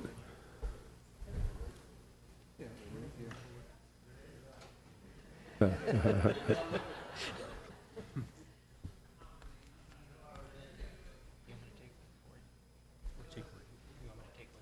hope that, yeah, there you are. Good morning, or afternoon, Chief.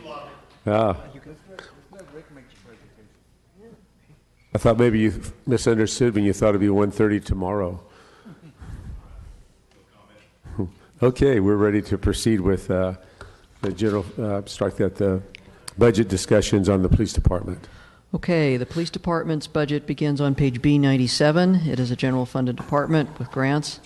Total budget for FY17 will be $166,828,500, with a total position count of 1,065.65 FTE, or 1,080 full positions.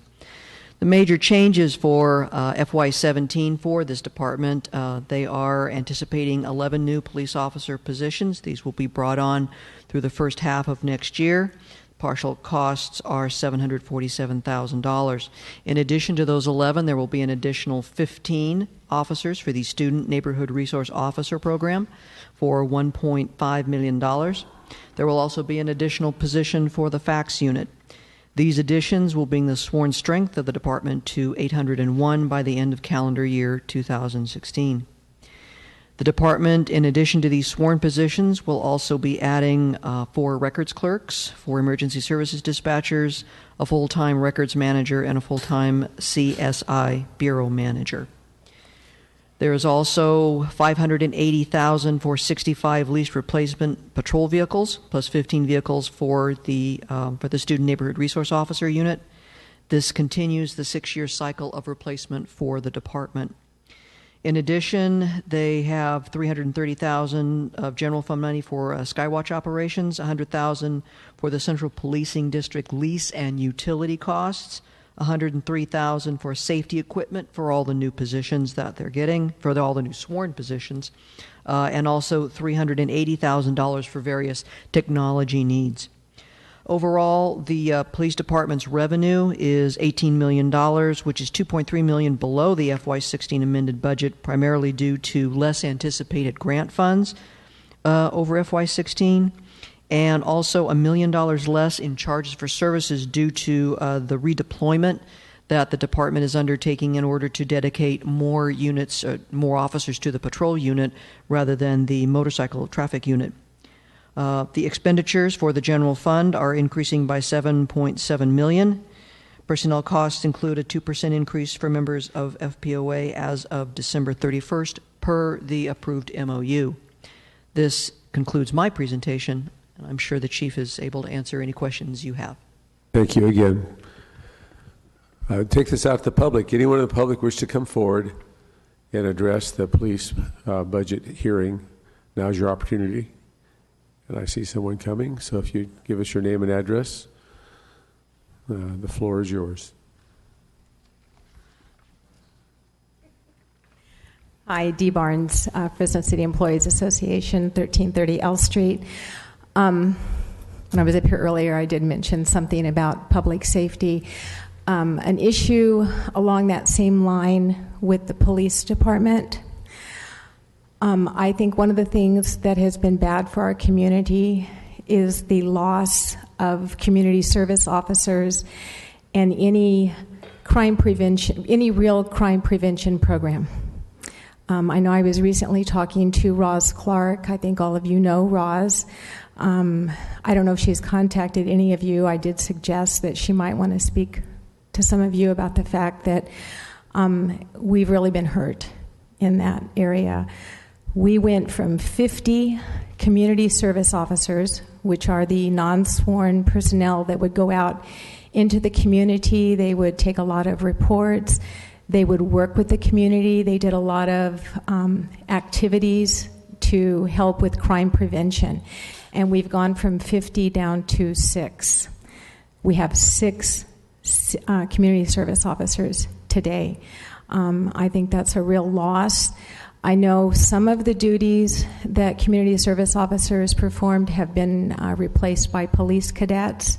However, those are temp employees. Those are not careers in that particular field. They're not going to develop the relationships with the community and do that kind of thing. So I think that's a real loss. Last year I spoke to you about the Records Bureau, and we did, you guys did increase the staffing there. That department is still really understaffed and hurting. It's been very difficult to find people that are willing to come and do that type of work for the pay. The senior admin clerks and admin clerks are the lowest paid positions in my unit, and that's a tough job. So again, just look at that there's a lot more to public safety than just the number of guns that are out on the street. So thank you. Thank you very much. Anyone else in the community wish to come forward and address this issue? Please feel free to do so. Seeing none, we'll close public portion, bring it back to the council, and it's Member Baines' opportunity. Thanks, Council President. Hey, Chief. Good afternoon. Good afternoon. So I have a couple questions, but before I started, I wanted to give you an opportunity to give us some of the highlights of the department over the last year. I know that we're talking a lot of numbers today, but I'm sure that there's some other stuff that you probably want to share with us in the community. Yeah, you bet. Just kind of an overview. We had 4 consecutive years of violent crime decreases in our city, 4%, 6%, and then 2 consecutive years of 7% decreases in violent crime. Unfortunately, that changed in calendar year 2015 when we saw that trend reverse. We ended up with a 16% increase in violent crime that year. And this year, early on in March, our violent crime was up year to date. March, the first 3 months this year compared to last year, was up 42%. Fortunately, over the last several months, as a result of some very good policing, I believe, and some operations, one of those being the dog pound operation, as well as a number of search warrants that have been served by our SWAT team, that has been cut in half. But still, violent crime is up 21% in our city and trending downward, which is the good news. In terms of our property crimes this year, we have had very good success. In fact, as of this morning, burglaries, that is burglaries to structures such as a residence or a business, are down 23% in our city as compared to last year. And that's really a significant reversal because, as we all know, as a result of Assembly Bill 109 that passed several years ago, the realignment of state inmates to local jurisdictions as well as supervision of them transferred to probation. What we saw was a very difficult process in terms of holding people accountable. Again, that has changed. Prop 47 added to that significantly because those individuals that were addicted to drugs, who we used to arrest for felony possession and put them in custody, and while they were in custody, they couldn't commit thefts.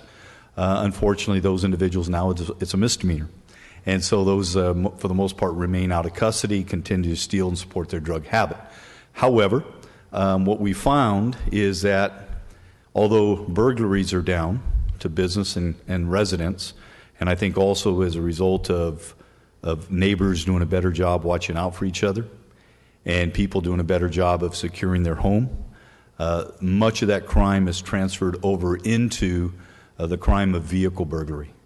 And so as of this point, about 18% increase in vehicle burglaries as compared to last year. Also, the crime that is up significantly in our city this year is that of auto theft. It is up 32% over last year. However, last year was the lowest number of cars stolen in our city since 1987. In fact, the first time since 1987 that we had fewer than 3,000 cars stolen in our city. And when you compare that to the mid-90s when there were 13,500 cars stolen, we've made a lot of progress. So although that number is alarming, the 32% increase, I recognize we're comparing that to nearly a 30-year low in our city. In terms of response times to life-threatening calls and in-progress crimes, we've been challenged and struggled with that for a number of reasons. Part of it has to do with the fact that we have had a significant reduction in officers in the field, although that number is changing and with this year's budget and last year's. We also have a significant number of people that are off on long-term absence, injury. In fact, that number is at 67 as of today. 67 people that are off injured in our department are off for some reason. And so a combination of those things have delayed our response time, along with the size of the city continues to grow and the congestion. And so our response times to life-threatening calls went from 7 minutes several years ago to 8.6 minutes this year. And that's where we're at. And in-progress type incidents went from about 13 minutes to just under 18 minutes. But the good news is we are in the midst of restructuring our department. When we're adding people, officers back to patrol, downsizing some of our units, including, as you heard Jane say, the reduction of the nighttime traffic unit and putting those officers back into patrol to handle calls for service, as well as some other units, some of our violent crime impact team members. And that transition will occur probably late August or September. And then with the additional hires, I anticipate by January that we will have 100 more police officers in this organization that are assigned to the patrol matrix, those individuals that go out and handle calls for service, than we had this previous year. So those numbers, those response times are going to be decreased dramatically, and the presence of officers in neighborhoods are going to increase, as well as our ability to be engaged in community policing and problem solving. In terms of traffic collisions in our city, we've been very, very fortunate this year in terms of the number of fatal collisions in our city, and we have a 22% reduction. And again, we had a reduction last year. When we first ramped up our efforts in traffic safety, it was in 2002. That prior year, we had 52 people killed in traffic collisions in our city. When we ramped up our efforts and went from 22 traffic officers all the way up to, at one time, over 80, we were able to reduce traffic collisions by over 50%. We are going to have an impact when we decrease the number of traffic officers on nights, but in working with the city manager, we've been able to add back, probably in January or February, 10 of those traffic officers at night. And so, again, we're going to have an impact, and that is where the $1 million in revenue added back to our budget is at. But I anticipate we're going to continue to make some significant progress in traffic safety once those officers are added back. In terms of hiring, unfortunately, we really got behind for a number of years in our ability to hire police officers. When the recession hit in 2009, although we were authorized at about 849 officers, our high mark was about 837 officers that were filled. And as you know, that number dropped down this past year to below 700. We were operating at about 696 filled positions. However, we've been able to ramp up the hiring, and as of today, we're at about 700, this morning, 730 officers. And we have, on top of that, we have 34 more that are in the police academy that will be graduating in this month and July, which is going to bring us up to about 760 officers by July 21st, which is good news. Of course, there's a training period in getting those people out in the field, but we are making substantial progress in our hiring of officers. This proposed budget, I believe, is a very healthy budget for the police department. And I say that because of the hiring of additional 26 officers. That's going to take us over 800 to 801. And the other, and of those additional 26 officers, one of those will be a sergeant assigned to the FACTS team, which will have 8 police officers. 4 of those 8 officers paid for out of the FACTS fund. 4 of those officers currently exist. 4 of them will be added this fiscal year, and they will be responsible, those four, for the Blackstone Corridor for bus rapid transit. And they'll be highly visible in those neighborhoods. The other 15 are the ones that we were able to partner with the COPS office at the federal government, as well as the Fresno Unified School District, and to provide 15 student and neighborhood resource officers. And what that means is, effective September, we've already added 5 in May. We'll add 5 more in July, 5 more in September. And that will mean that we will have 2 sergeants and 29 officers assigned to schools and neighborhoods in the city of Fresno. We will have a police officer on every single middle school campus and a police officer on every high school campus. But they won't be restricted in the middle schools to just those campuses. They will also be in the neighborhood about 50% of their time, and in the summer months, 100% of their time. They're going to be engaged in community policing, problem solving, working very closely with code enforcement officers in the Restore Fresno project in terms of restoring those neighborhoods. And they're also going to be involved heavily in youth activities, facilitating those activities, after school programs, on campus, reducing some of the problems that we face on our middle school campuses. In addition to that, we have chaplains, Fresno police officers, or police chaplains, that are in uniform on 1/3 of all of our elementary schools right now. Over the next 2 years, we're going to expand that to every school. And they teach what's called a RISE program, Resilience in Student Education.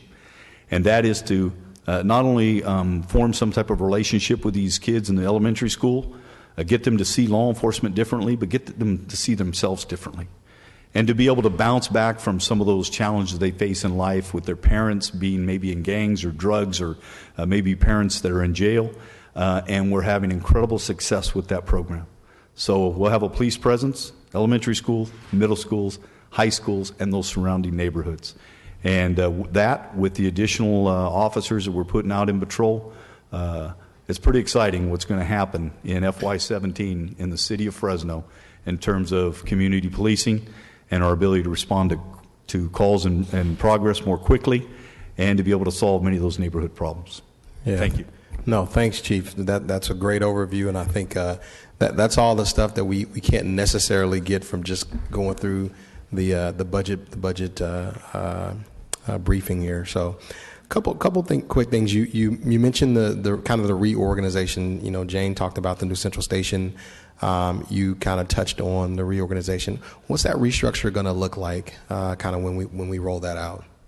Well, currently the restructure is going to primarily impact some of the special units we had,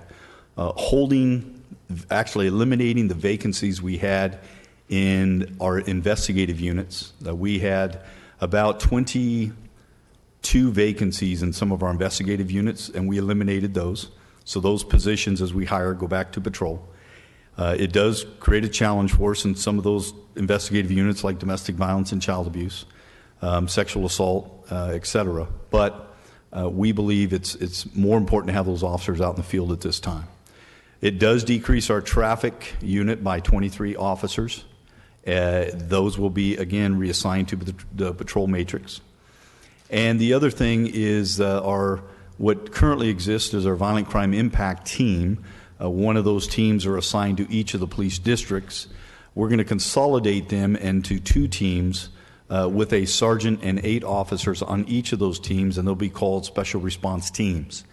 They're going to be generalists in the fact that they're going to be not only handling crime trends on a citywide basis, they won't be assigned to a policing district, but they're also going to be available for some of our special events, which are currently our traffic unit takes care of. And we have a lot of special events in our city, protests like we just handled with a number of the presidential nominees.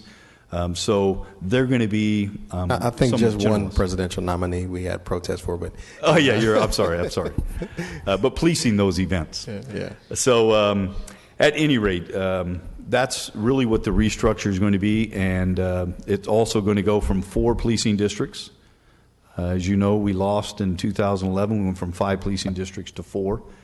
What that did as a city, it enlarged the other 4 policing districts, which had an impact on response times. and managing neighborhoods. In late August, early September, we're going to go to the 5th Policing District. That district station will be at Manchester Center. It's going to be really truly a state-of-the-art facility, and it's going to shrink the size of the other 4 policing districts as we add back the central geography, which will be from Belmont to Ashland, and from First Street all the way west to Golden State. Again, it's going to decrease response time, and that is going to be part of the restructure as well. So the goal: downsize some of our special units, downsize some of our investigative units, increase presence of officers in the field, engage in community policing and problem solving, with the goal of ultimately reducing the workload for those investigative units, and also creating that 5th policing district. Right. No, that's very good, Chief. Speaking of the newly formed Central Police Station, as my trusted city manager looks over to me, I've spent a lot of time, with you and with the community and with Councilmember Sori and with Bruce on this topic, and kind of revisiting what happened to Central. And I'm going to go on a very quick commentary just to give the public the idea of what happened when back in 2011, we removed the Central Station and how that really did impact a very specific area of the city, the Tower District. It was a pretty big deal. How long was that station there before, Chief? The temporary Central Station that was converted from firehouse to district station was there for about 33 years, I think. Right. So I only put that in. I need to say that so we can have perspective, right? I mean, so that community, in a very real way, people grew up with that police station right there in their community. And when we took that out for, at the time, obviously budgetary reasons restructuring at the time, we all understood it was a painful move, but that community really lost quite a bit. And they lost something, that had become a staple of their community. Now, the truth of the matter is, they want to string us up because we can't put the police station back there, but that can't happen. We know that, quite frankly, that was not a suitable place for a substation. So we have, in my opinion, a better place. I think that we have, you mentioned the Manchester Center, which is probably going to be a much more suitable place for a policing station, the adequate parking and all the infrastructure and logistics that we need to make sure that we have a good station. But what I'd like to do is talk a little bit about what I think the community would like to see. They understand, I think that we've made the point, they understand they can't have the substation back, but I think they would like a little bit more presence in the community. And I think that through the efforts that we talked about not too long ago, you found potentially at least a satellite place where we could have report writing room and a community room, a community area that would have police presence. And I want to commend you and your staff for really going out and finding that. City manager, I just got to say they did a tremendous job in finding a really good, suitable place where not only we can have appropriate police presence, but we can also have community access. We can have, and I know Dee mentioned CSOs, we can have some crime prevention work done there as well. So it really, in my opinion, probably went even beyond what I thought we were asking for, just a report writing room. This is something that I believe could be a model for the entire city as far as how we do satellite places. So I'd like to make a motion that we accept the chief's recommendation, along with Councilmember Sori and I, for a satellite station in the Tower District for $25,000. Thank you, Mr. City Manager. You just caught the city manager off guard a little bit. Well, Bruce, we will put that on the list with everything else, and we'll talk. We appreciate it. I know you will. We appreciate it, and thank you. And I don't see the whole team here, Chief, but I know that a lot of people put in a lot of time finding that location. You got it for what I think is probably a great deal. It'll be a great service to the community. We won't replace what they had, but it sure will go a long way in letting them understand that we didn't forget about this community as we rebuilt the department. So moving on from that a little bit, I wanted to talk a little bit about the Cadet 2s. So I remember when I was a police department, funny enough, when I started, there were no Cadet 2s. There were only like me, like cadets. But then we introduced the Cadet 2 position. Can you talk a little bit about that and how that relates to the integration of the department? What's the difference between a Cadet 1 and a Cadet 2 and a sworn officer? Sure. The Cadet 1s are individuals that have not been to the police academy. They're really our farm team for becoming a police officer. So the Cadet 1, we hire through an open list. They really do not require anything but a high school diploma.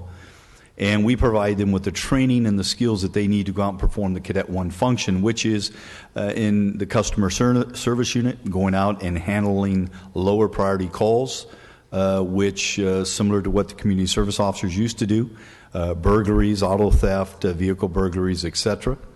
And they also work, 4 of them work in the dispatch center, assisting with some of the non-911 calls. And they also might be in a number of other units in the organization, but we really try to scale them back to those 2 primarily. The Cadet 1s are then looked at. Currently we have 50 authorized Cadet 1 positions in the budget. Prior to the recession we had 70. This budget allows for us to go to 60. 10 of those are unfunded, but it gives us the ability to continually hire as we're sending people through the academy. And we then take a look at those, and if they're able to perform as a Cadet 1, they are able to pass the physical test to get into the academy. Then we send them, sponsor them, and then once they get into the academy, we make them a Cadet 2. The pay for a Cadet 1 is around $12 an hour plus a stipend for health insurance.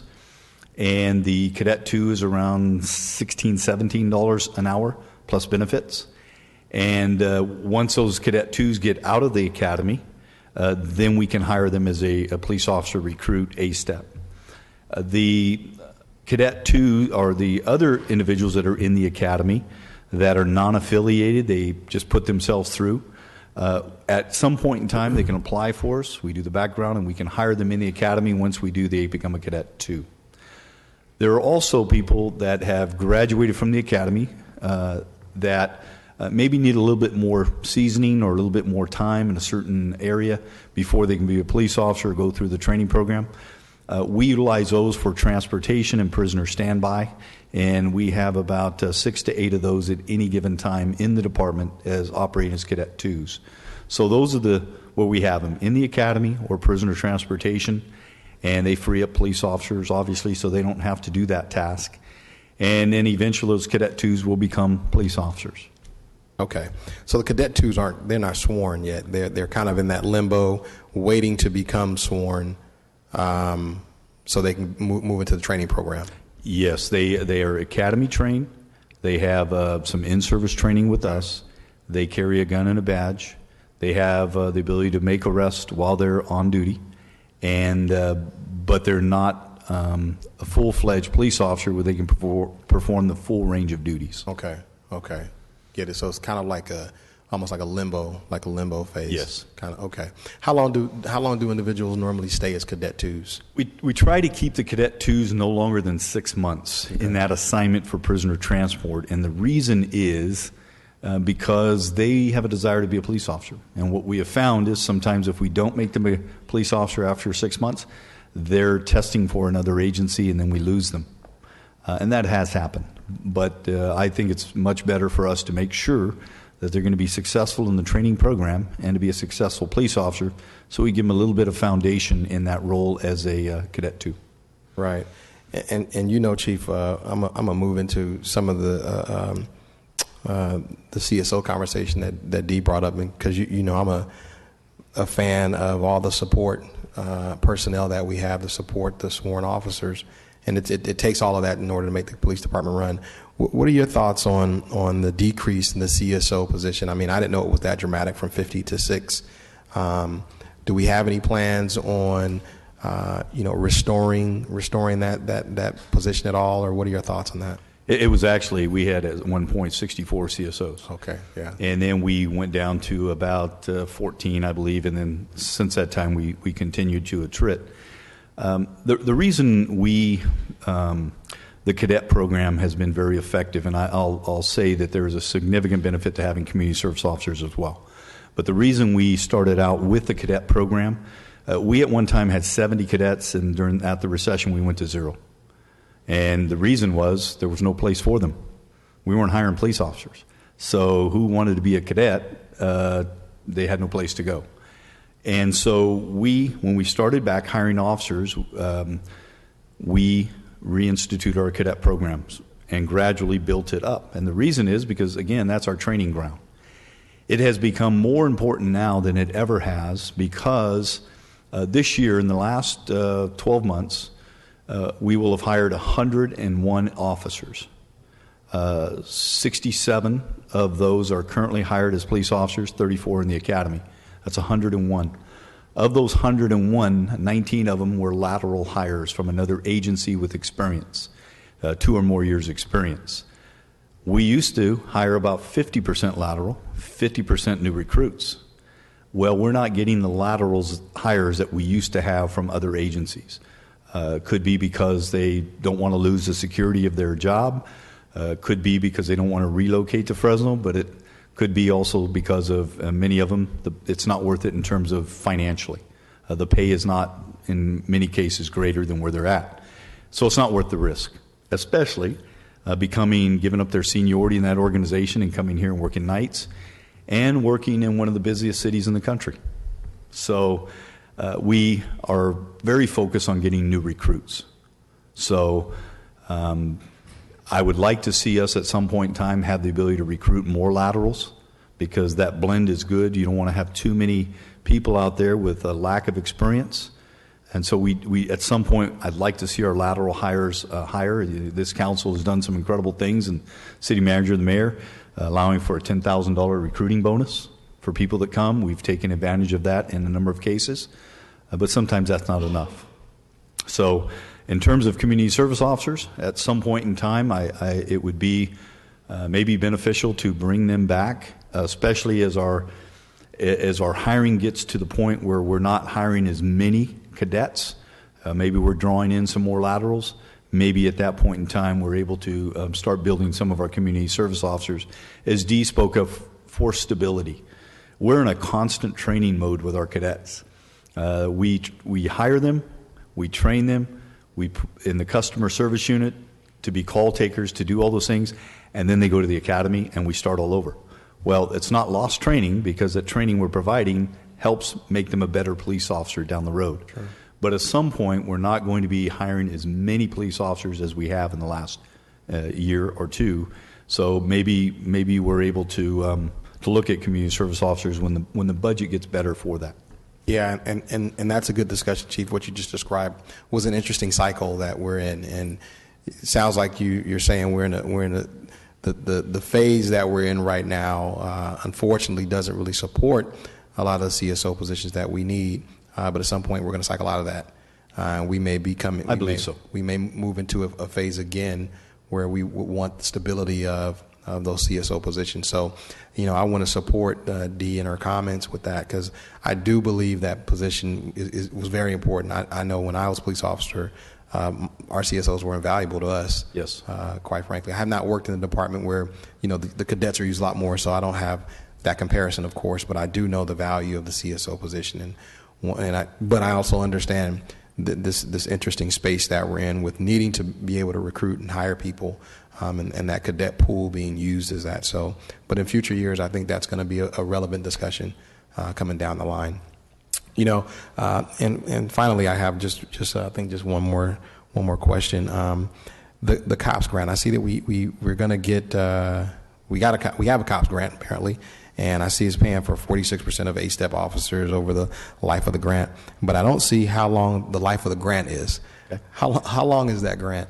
The grant is 3 years from the time we hire those officers. So the first one will be those officers will roll off 3 years from May, middle of May of 2016, and then the other 5 will roll off in July, so 3 years from then, and then September. So they'll be staggered, but they're good for 3 years of funding. That fourth year, as I understand it, is built into the retention of those officers is built into the mayor's 5-year plan. Bruce, okay. So we accounted for that up front. Okay, all right. Because that was my question. I was like, okay, what happens when the grant clocks out, as you like to say, Bruce, and the bill's still going to be due. So it's part of the requirement is we apply for the grant, you have to have a 1-year retention period minimum, and so the mayor built that into the 5-year plan. Okay. Well, listen, that was my question. Thanks, Chief, for all of the good work of the department. I think in many times the good work goes unnoticed sometimes and unsaid. I know it's a thankless job at times, but please make sure that all of our officers know how valued they are here by this council and by our community, and we appreciate them putting their lives on the line for us every day. Thank you. It's very, and in this, tumultuous time, so to speak, of tension between law enforcement and communities, I appreciate this department for, in my opinion, staying ahead of certain discussions and making sure our community is involved. So, thanks, Chief. Thank you. Thank you, Member Baines. Member Quintero. Hi, Chief. Wanted to call up Jackie Parks, then call you up later. Who? Yeah, that's what I said.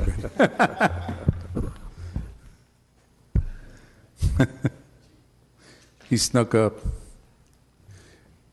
Morning. Morning, afternoon. Or afternoon, yeah. Started in the morning. Yeah. Just wanted to get your observations on the budget, the police budget. Well, I love seeing that the staffing levels are increased to 801 in the budget, but I want to remind the council that our budget, our current budget is at 775, we're at 730. It doesn't do any good to have a high number if we can't make the mark. And it's extremely important that the council realizes and our community realizes that we could say we're going to have 1,200 officers, 1,500 officers, but if we can't hire them, it's just a number. Currently, we're working in an environment that has gotten much more stressful to officers, and there's a lot of reasons for that. I think the chief pointed out with the SNROs that there's going to be much more direct contact with officers and school-age students, and I think that's something that when we got rid of the DARE program, we went to a life skills program, which then had some retired officers to no program, and then having a few school resource officers in high school. And by then it's too late. We need to invest in our schools at the elementary school level where we can have a positive impact on the students. I think SNROs is a great start. I think having chaplains out there and spending time with the kids is a positive thing. However, it should be police officers that are out there. And I think many of the problems that we see at a national level are occurring because we do not have police officers in the elementary schools like we used to, where the students are having direct contact with an actual police officer, not somebody who tells them police officers are good people. I worked day shift patrol on Sunday, and I went to a call where it was my last call of the day, thank goodness, where the mother told her 6-year-old daughter multiple times as she was swearing at me that police officers aren't all good people, that police officers are just human beings, you're not allowed to talk to him, and I was there for a welfare check of that girl. Seems it needed to be the case. I would like to see the council and our administration really put a focus on hiring those officers. As the chief pointed out, Council Member Brandow and Council Member Brand both put a lot of effort into a side letter of agreement to try to hire lateral officers. But as we're finding out, the incentive isn't enough. And what the officers are looking at is what our total package is, what our salary is, what our benefits are, what our work schedules are. And they're not coming here. And there's a reason for that. We're losing officers as fast as we gain some of these officers. And that's something that I hope this council understands. We have to put an effort on retaining and recruiting quality police officers for our community. Overall, I think there's some things, I missed the opening for the chief as I was coming over here. Overall, I think the budget is good. There's more money. There's a promise to hire up to 801. But I can't emphasize enough, cadets aren't police officers. They're cadets. Cadets who work in the transportation are reserve officers, is why they carry handguns. It's not because they're cadets. Cadets have no right to carry a gun. It's important that we realize that many of the officers that we have in the budget are hired under monies that are specific to where those officers can work. And it's not the general fund dollars, which doesn't allow the chief to move them around and use them wherever he may need them. They're designated for a specific assignment that they have to do. It's important that we get back to funding the officers out of the general fund so that our chief, whether it's Chief Dyer or any future chief, has the ability to move those officers where they need the resources. Okay. Thank you. Appreciate it. Okay. Thanks. Okay.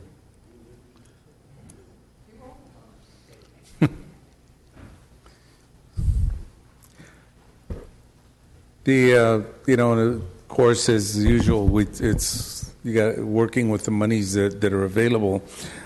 Chief, you mentioned earlier too, because we had set aside or started the program for having bonuses for to try as a recruiting tool for officers.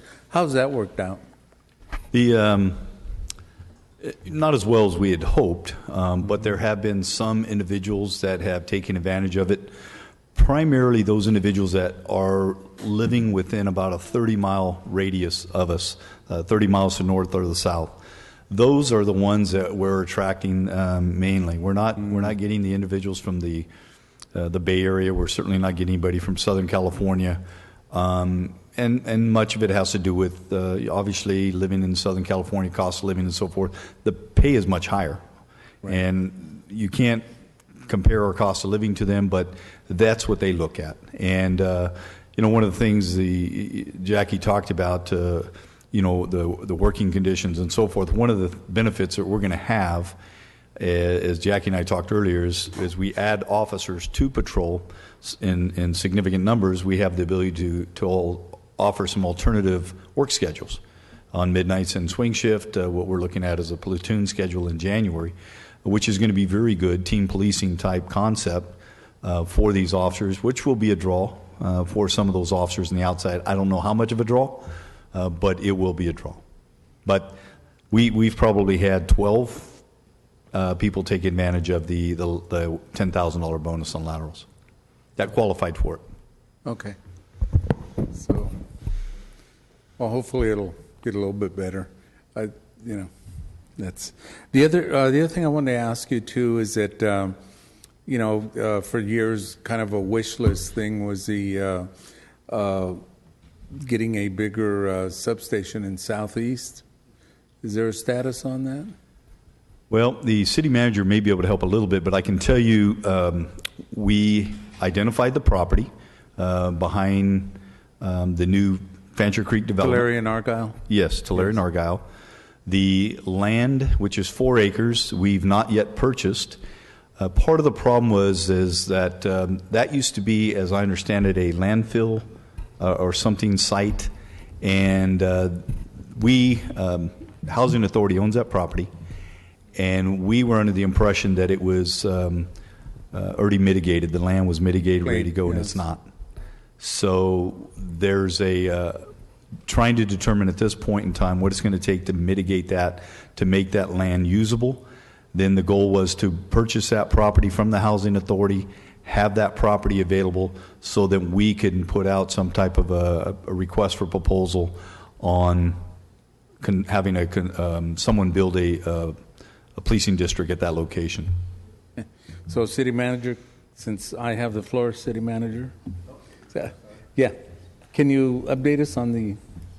Argyle property, southeast. I told them that the lands Tulare and identified Argyle. hasn't been So Tulare and mitigated. Argyle, we're going through Phase 2 environmental. We've come to a somewhat of a tentative agreement with the Housing Authority to acquire the property. But before we acquire the property, we want to make sure that the site's cleared from an environmental standpoint. And we believe that should be done within the next 30 days. And then if that's the case, then we'll come forward with a sale agreement between us and the Housing Authority to acquire the property. I think it was like $600 and some change, $1,000. Okay, so that'd be in 30 days? I think it's about 30 days. I'll check with Wilma Kwan. She's the one who's been working with the Housing Authority, and so I can find out when we believe the environmental, Phase 2 environmental work will be completed. Because you realize, you remember that at one time that was a county facility. The county Excuse me. wastewater facility. I can't hear the City Manager. It was formerly a county wastewater facility. So we just want to make sure that once we acquire the property, we don't have to spend a lot of money having to clear the site. Okay. And thank you. Chief, also, you always have every department always has a wish list that, gee, I didn't get that, but I wish I could. So how's the... and I know you're getting more use out of it than ever, is Skywatch. Do you have any thoughts for improvements or adding on new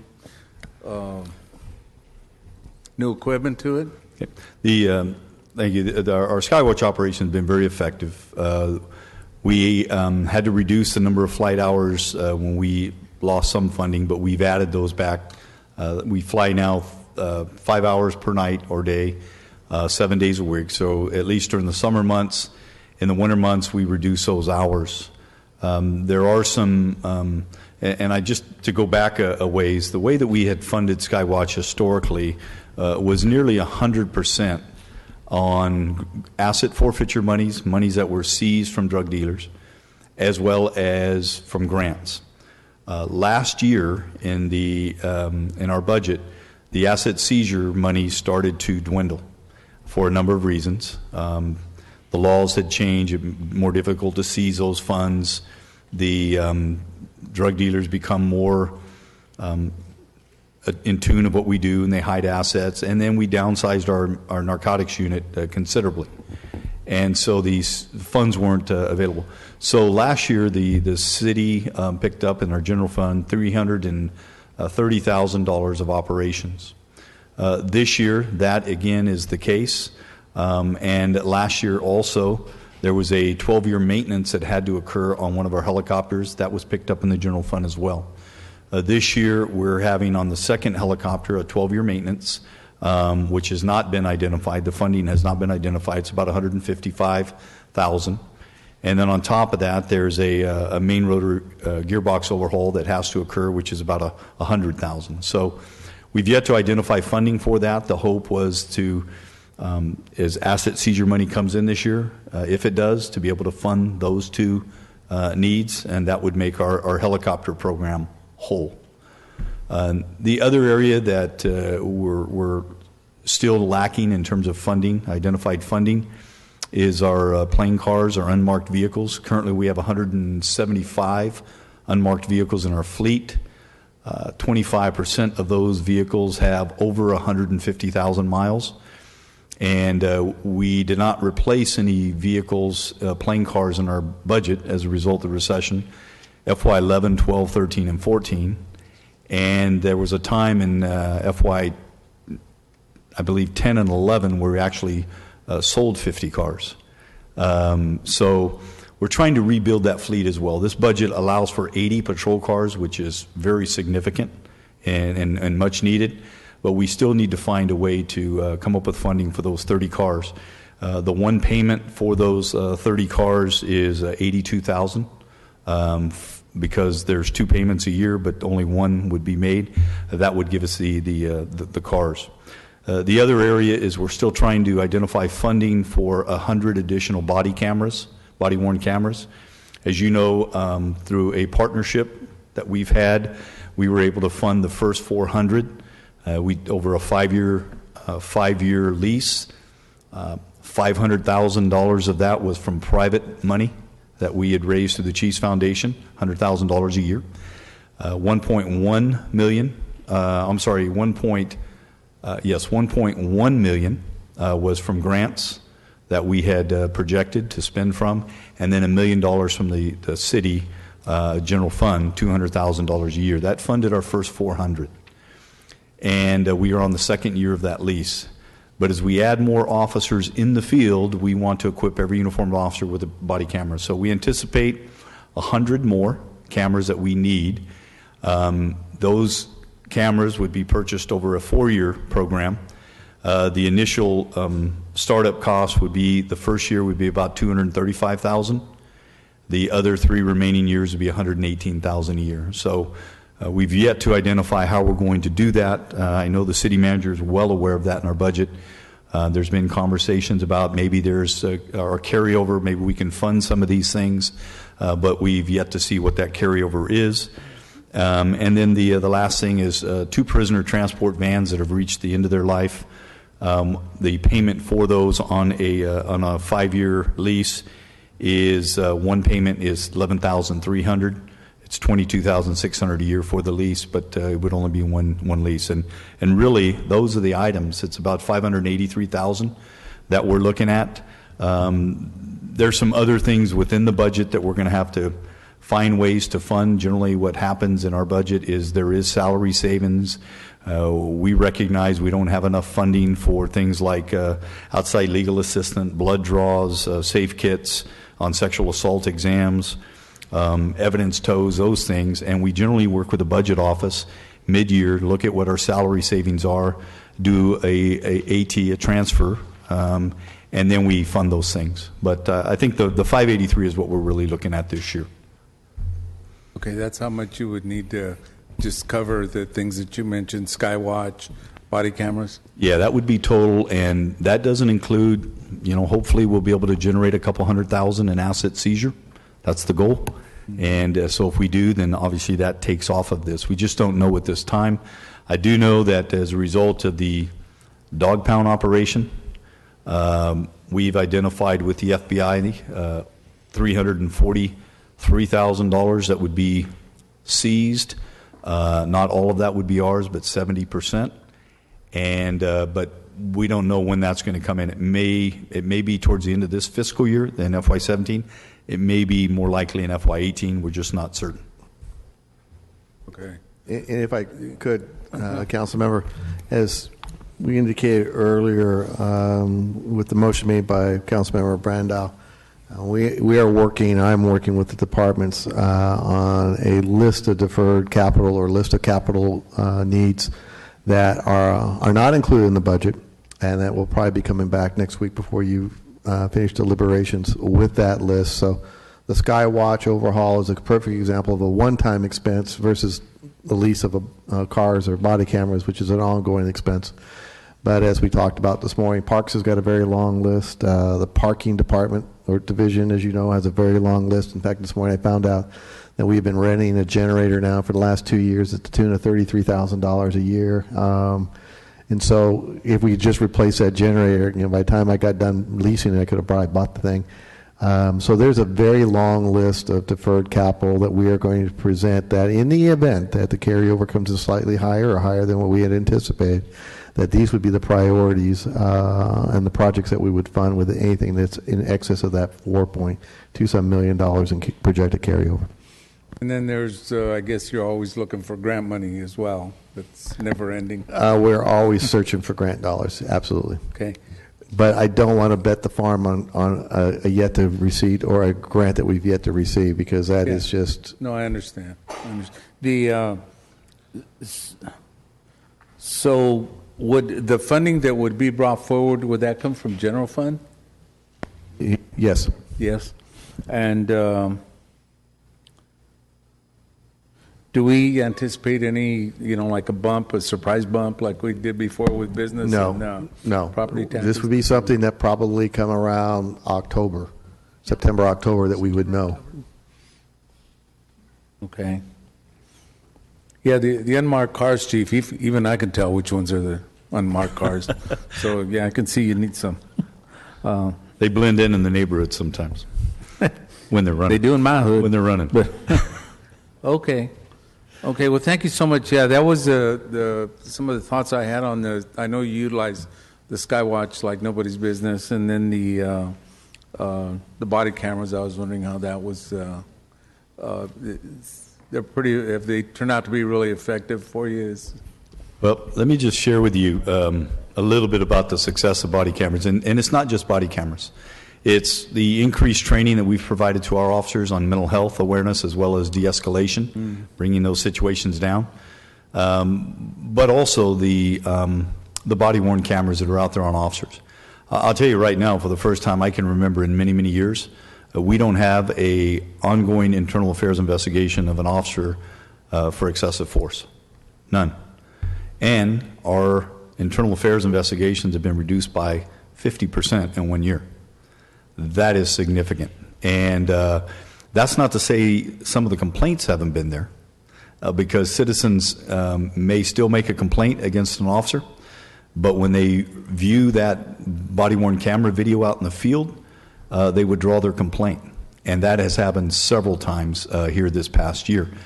Good example, individual that made a complaint against our officers, said he was thrown to the ground by the officer. His nose was broken. The officer had everything on camera, brought the sergeant over, viewed the video. His nose was broken, but the officer never touched him. He literally dove on the ground, injured himself, and tried to blame the officer. When we first got the body-worn camera, we had a female complains that the officer broke her arm. That officer had a body-worn camera on, called the sergeant over, looked at the video. She had a broken arm, but from a prior incident, the officer had not even touched her. Those complaints are the ones that are withdrawn, and that's why we're seeing a lot of these reductions in complaints against officers, which tells us in the past, probably a significant number of false complaints made against our officers. And then I also believe those cameras have served to regulate behavior.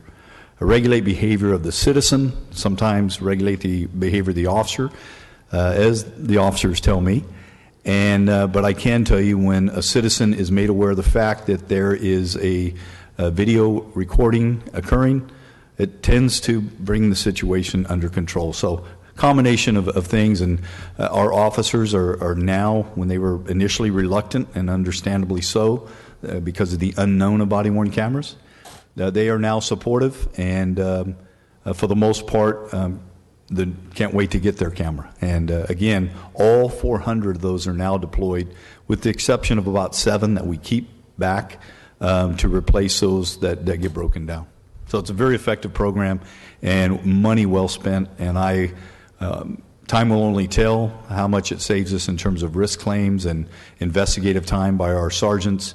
In fact, at some point in the near future, I'm probably going to reduce our internal affairs sergeants by at least 1, if not 2.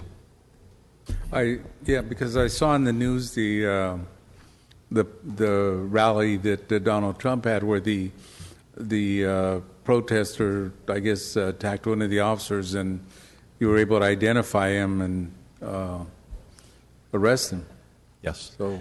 And we had a complaint here recently by one of the females we arrested, who made all kind of outlandish allegations about the excessive force of the officers. All of it was being videotaped, not only by our officers, but we had somebody from our crime scene investigation team out there and videotaped everything and every interaction. And I can tell you that the complaints that she made were not true, and the injuries that she received were not as a result of the officer. And I can also tell you that female kicked one of our officers in the groin when he took her out of the transportation van, but that was not said on her social media post. So the body-worn cameras are invaluable for our officers today. Okay, thank you. And thank you, Mr. Red, for the update on the substation. We're getting a lot of calls because of the activity of the development going on out there. So thank you. Thank you, Chief. You bet. Thank you, Member Mr. Soria. Thank you, Council President. I just have a couple of remarks, and just I think most of my questions have been answered, but thank you, Chief, for the overview. I'm excited to hear about the restructuring that is happening within the department. and really providing an opportunity to do a little bit more community policing, which I think is invaluable to the way that we provide services, public safety services to the residents of this city. I support the fact that we're looking at having the school officers, which will enhance kind of the patrol services within neighborhoods. So just one question on that. As you mentioned, now middle schools will have officers. How does that work when, like during summer, while they're off? Are they still dedicated to those neighborhoods? It's a great question. During the summer months when the middle schools are not in session, those officers will be dedicated 100% to that neighborhood. The exception is that there are a handful of middle schools that have a summer school in the morning, so the officer will have some presence on the school at that time. But for the remaining part, they're going to be in that neighborhood, working very, very closely with other city resources and other community members to make that neighborhood a better place. And as city manager and I met with our student and neighborhood resource officers about a week ago, and what I explained to them is really threefold. We want you to be a resource to the student, a resource to the schools, and a resource to the neighborhood. And if you can accomplish those three things and balance it, we're going to have a great partnership. And some schools are going to require more presence of the officer, some less, and we know which schools those are.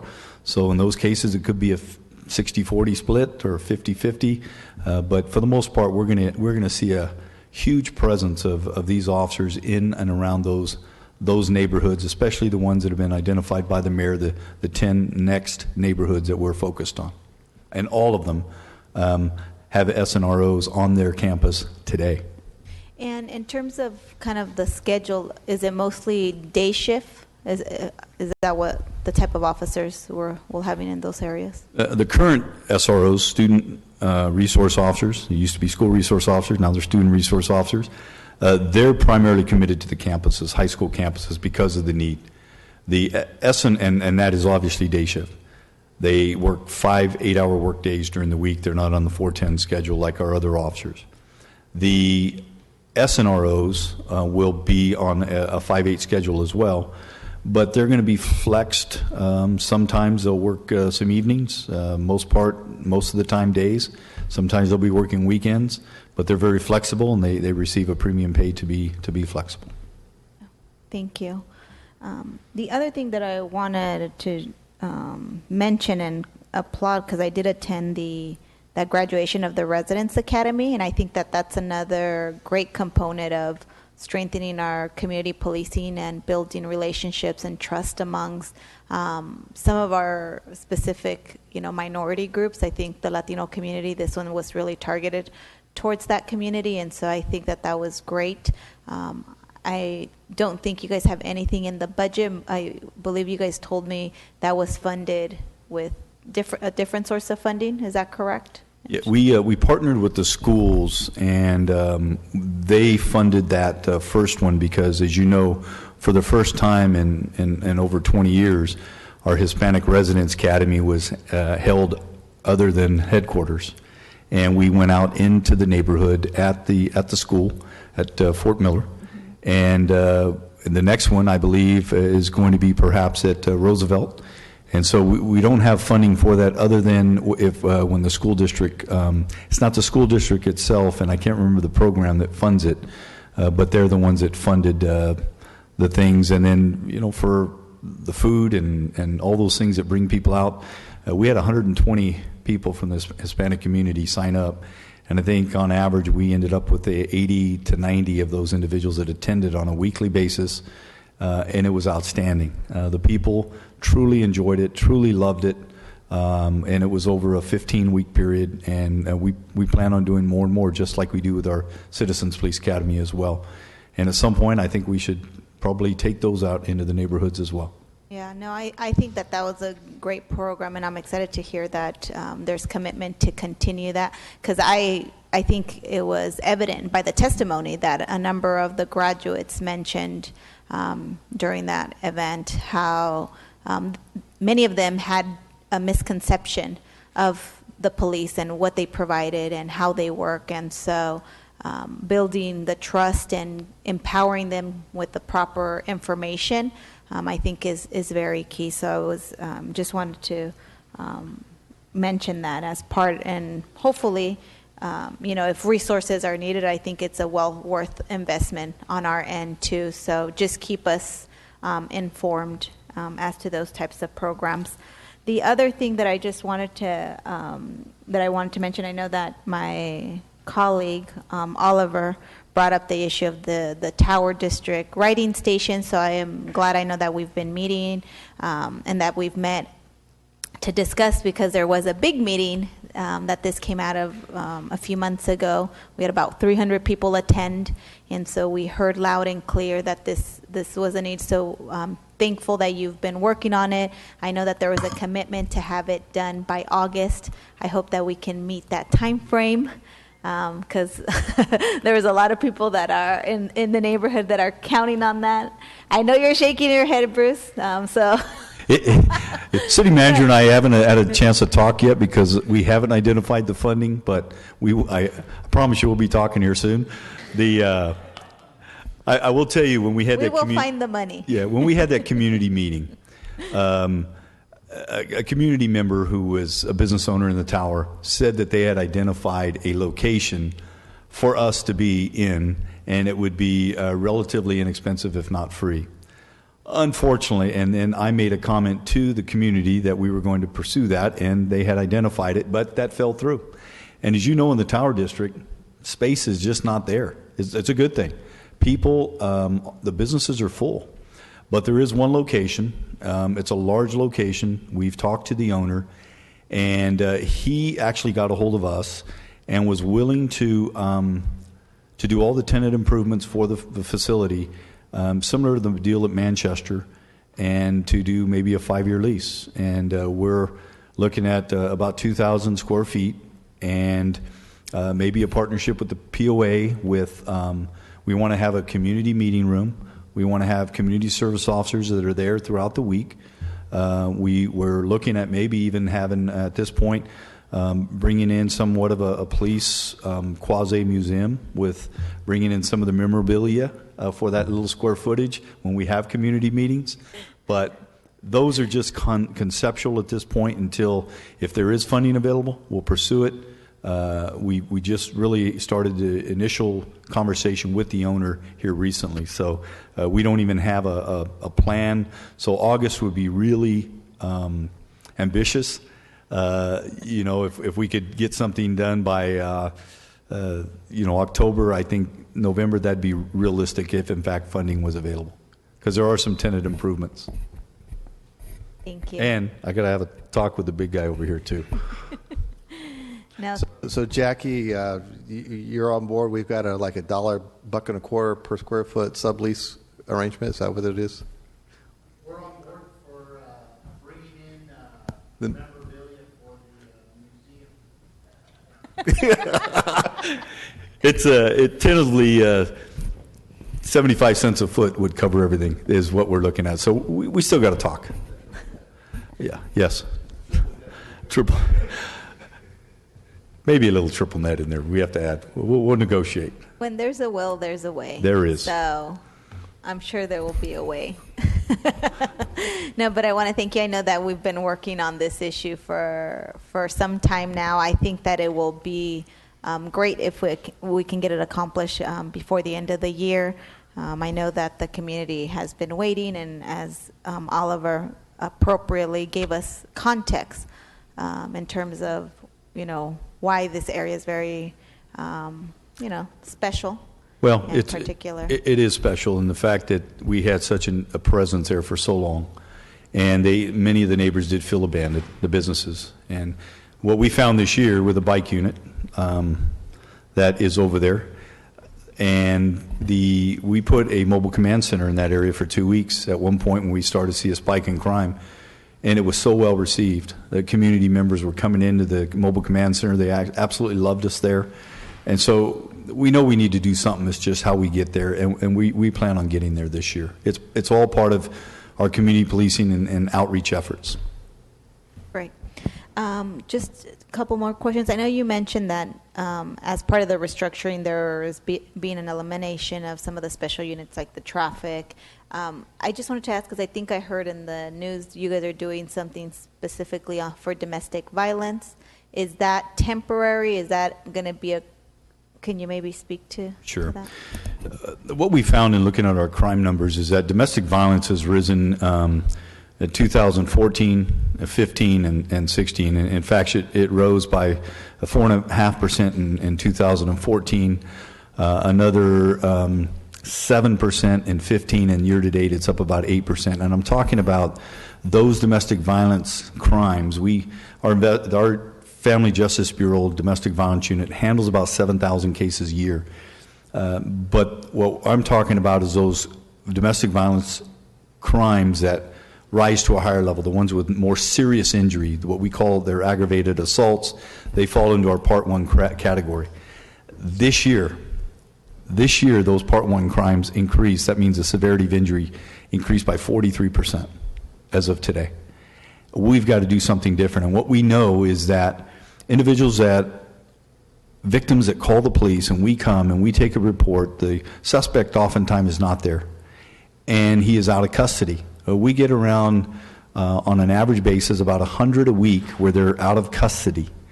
And we know within about a 7-day period those individuals reoffend. They come back to the house, this time more angry because their spouse has turned them in, and the injury, they reattack or re-injure the victim.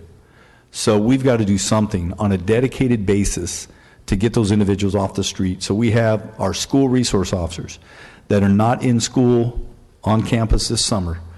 We effectively yesterday took them with a sergeant and 7 officers, and on a daily basis are going out with a singleness of purpose and going after each and every one of those individuals that are outstanding. We had 85 that were outstanding, and then each week about another 100. So our officers in the field go out and arrest them, but this team will be dedicated to that, and I am confident we're going to stop the repeat offenses and drive those numbers back down, because behind every number is a victim. And it will be temporary, because when school goes back in session, then we've got to put them back. But if it is effective, then we're going to have to find another way in the department to continue with it. I don't know what that is yet, but we'll know once we determine the success. But it doesn't mean that, say, for example, some of our patrol officers could be doing some of that work subsequent to this unit not being there? Very well may be the case in that we then, if we have patrol overages on a daily basis, at that point we assign those patrol overages to go out and specifically target those domestic violence offenders, and that's exactly right. But every year during the summer months we have access to those student resource officers. Sometimes we put them in patrol, like last year, because we were so short of officers. This year we've done better, and we're going to use them for proactive measures. So how many officers will we have on patrol after the restructuring?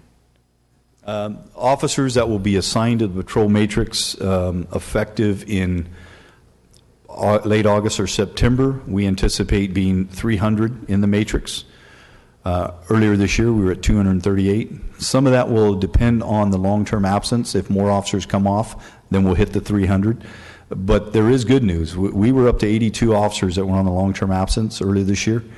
That number dropped down. Today we're at 67, so 15 additional officers back in patrol primarily. And if we can get that number down below 50, the numbers are going to continue to grow, because those officers that come off of the long-term absence are going to patrol. Every new hire that we have are going to patrol or SNRO or the 10 for the traffic, the 1 sergeant for facts. So that means that we could have more than 300? Or that's with the... 300 will be the bottom number. It's my hope in January that we're actually up to 335. And as I've told the FPOA, if we get to that, close to that number, then we're going to be able to have a platoon schedule out there, a team policing. And I think that's going to be good for, especially with the newness of our officers out there. About 75% of our officers out there on nights have less than 2 years on. So we need to have that sergeant with them every single night. Right now we rotate, so that sergeant may only be with them 2 or 3 nights a week. And one last question. So as part of the restructuring, I know now we will see more patrol, which I think is great. As part of that, I know that I had heard previously that actually officers were doing some civilian work. As part of this restructuring, are we moving folks that are patrol officers that are currently doing civilian work to do just, officer work and filling those civilian positions with civilians? Well, two things. When we lost the civilians, at one point we lost 60% of our civilian staff, support staff. We've since hired back some of those, but we're still about 200 down from where we were. And so, yes, some of those duties were done away with, or we outsourced, or a number of things that we tried to continue to keep pace. But some of them, officers, able-bodied officers, took some of those duties. Many of them are taken by light-duty officers. And so there are certain positions that we can shift, like in the reorg. We have an officer that was dedicated to doing all of our contract policing scheduling. That is now shifted will be to the business office. There's a senior accountant auditor being added to do that, as well as some other duties. And we're continually looking for that. Some of the duties that were in our traffic, they also did some civilian duties, so we're still find a way to get those handled. And but we continually explore that. And right now I can't think of too many positions that would be strictly civilian or light duty officer, other than maybe the duty office. But even there's some duties that are... What about the workers' comp? True. There is a sergeant that will be assigned to the workers' comp unit in, when we do the restructure. Is there a specific reason why we need a sergeant? Well, at one time we had a civilian do that. Katie Rayburn did an incredible job. Then that position was lost during the budget. It transitioned to an officer, and then most recently sergeant. And part of it has to do with that sergeant will be, I think, at least at the present time, more effective in how they deal with making sure officers are getting to their appointments and a number of other duties. But at some point in the near future, when the workers' comp carve-out process was ADR, Jackie, is that ADR?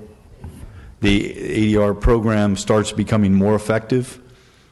I think we can transition that position away totally and just utilize the folks that are in the ADR program, maybe within 6 months. So we don't think that a civilian could do the job as effectively, because we know that using a civilian would be cheaper for some of these positions. I'm just wondering, and that makes sure that we are maximizing the number of officers that we have out in the field. That's the only reason that I bring it up, because I know that obviously our efforts are to make sure that our officers are out in the community doing officer work. I think there's a trade-off. There's some pros and cons. I think at the present time we're fine with what we're doing, and I'd like to give it another 6 months to see how that long-term absence comes down. And if we can get it down to below 40, then perhaps that's a really good time to transition away from having that sergeant in there. But we're going to monitor very, very closely this year. There is another position that we have an officer dedicated to. It's employee services, but it needs to be an officer for a lot of reasons. Okay. So maybe we can come back later and evaluate, see how things are going. Thank you. Those are all my questions. Member Brown. Hi, Chief. How are you doing, sir? Good. I almost started sneezing. Sal gave me a piece of chocolate. Last week I wouldn't sneeze for 5 minutes straight, but I only lasted about... So bear with me. And a lot of questions have already been asked that I would ask. But where do we stand today on our sworn police officers?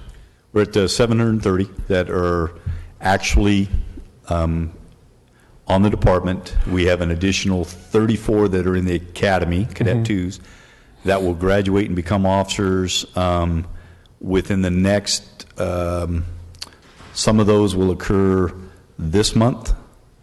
Some of them will occur July 7th, and then the remaining on, I believe it's July 21st or so.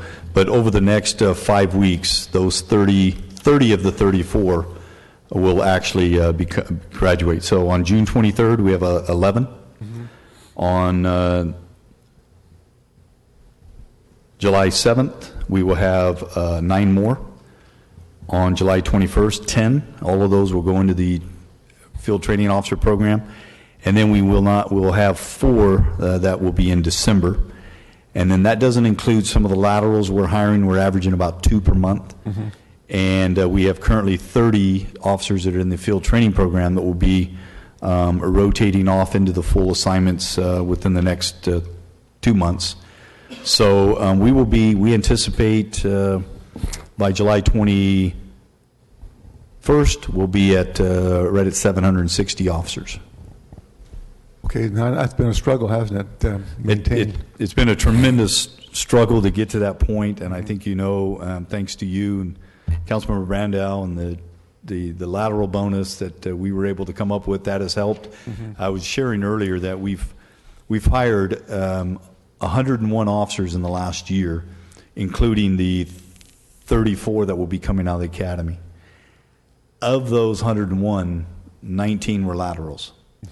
We like to generally have 50% laterals, 50% recruit, but we still have not been able to do that for a lot of reasons. Okay, and then now our goal is 800, or that's our funding level for the 2017 fiscal year. At what point in time do you think we'll actually hit 800? I believe we're going to be 801, and of the 801, that includes 15 that are, I believe it's 15 that will be, or 14 that will be in the police academy, so they'll be cadet 2s. So we anticipate hitting that depending on attrition. Probably it's going to be, as Deputy Chief Navarro told me, somewhere around October to November. But they're staggered hiring. And so the budget allows for, of those additional 26, 15 of them in July, 4 of them in August, 3 in September, 2 in October, and 2 in November. So we anticipate being right around October, November, being right where we need to be, about 790-ish, or 785 rather, with the remaining ones in the academy. How about the effective boots on the ground? In other words, you take out the workers' comp claim disability. Are we doing better there? I know we did this alternate dispute resolution. Is that working out? Well, we were up to 82 long-term absence about a month ago. That number has dropped steadily here in the last month. We're now at 67 as of today, and it's going in the right direction. I think a combination of things. We're hiring a lot of new officers out in the field, less prone to get injured.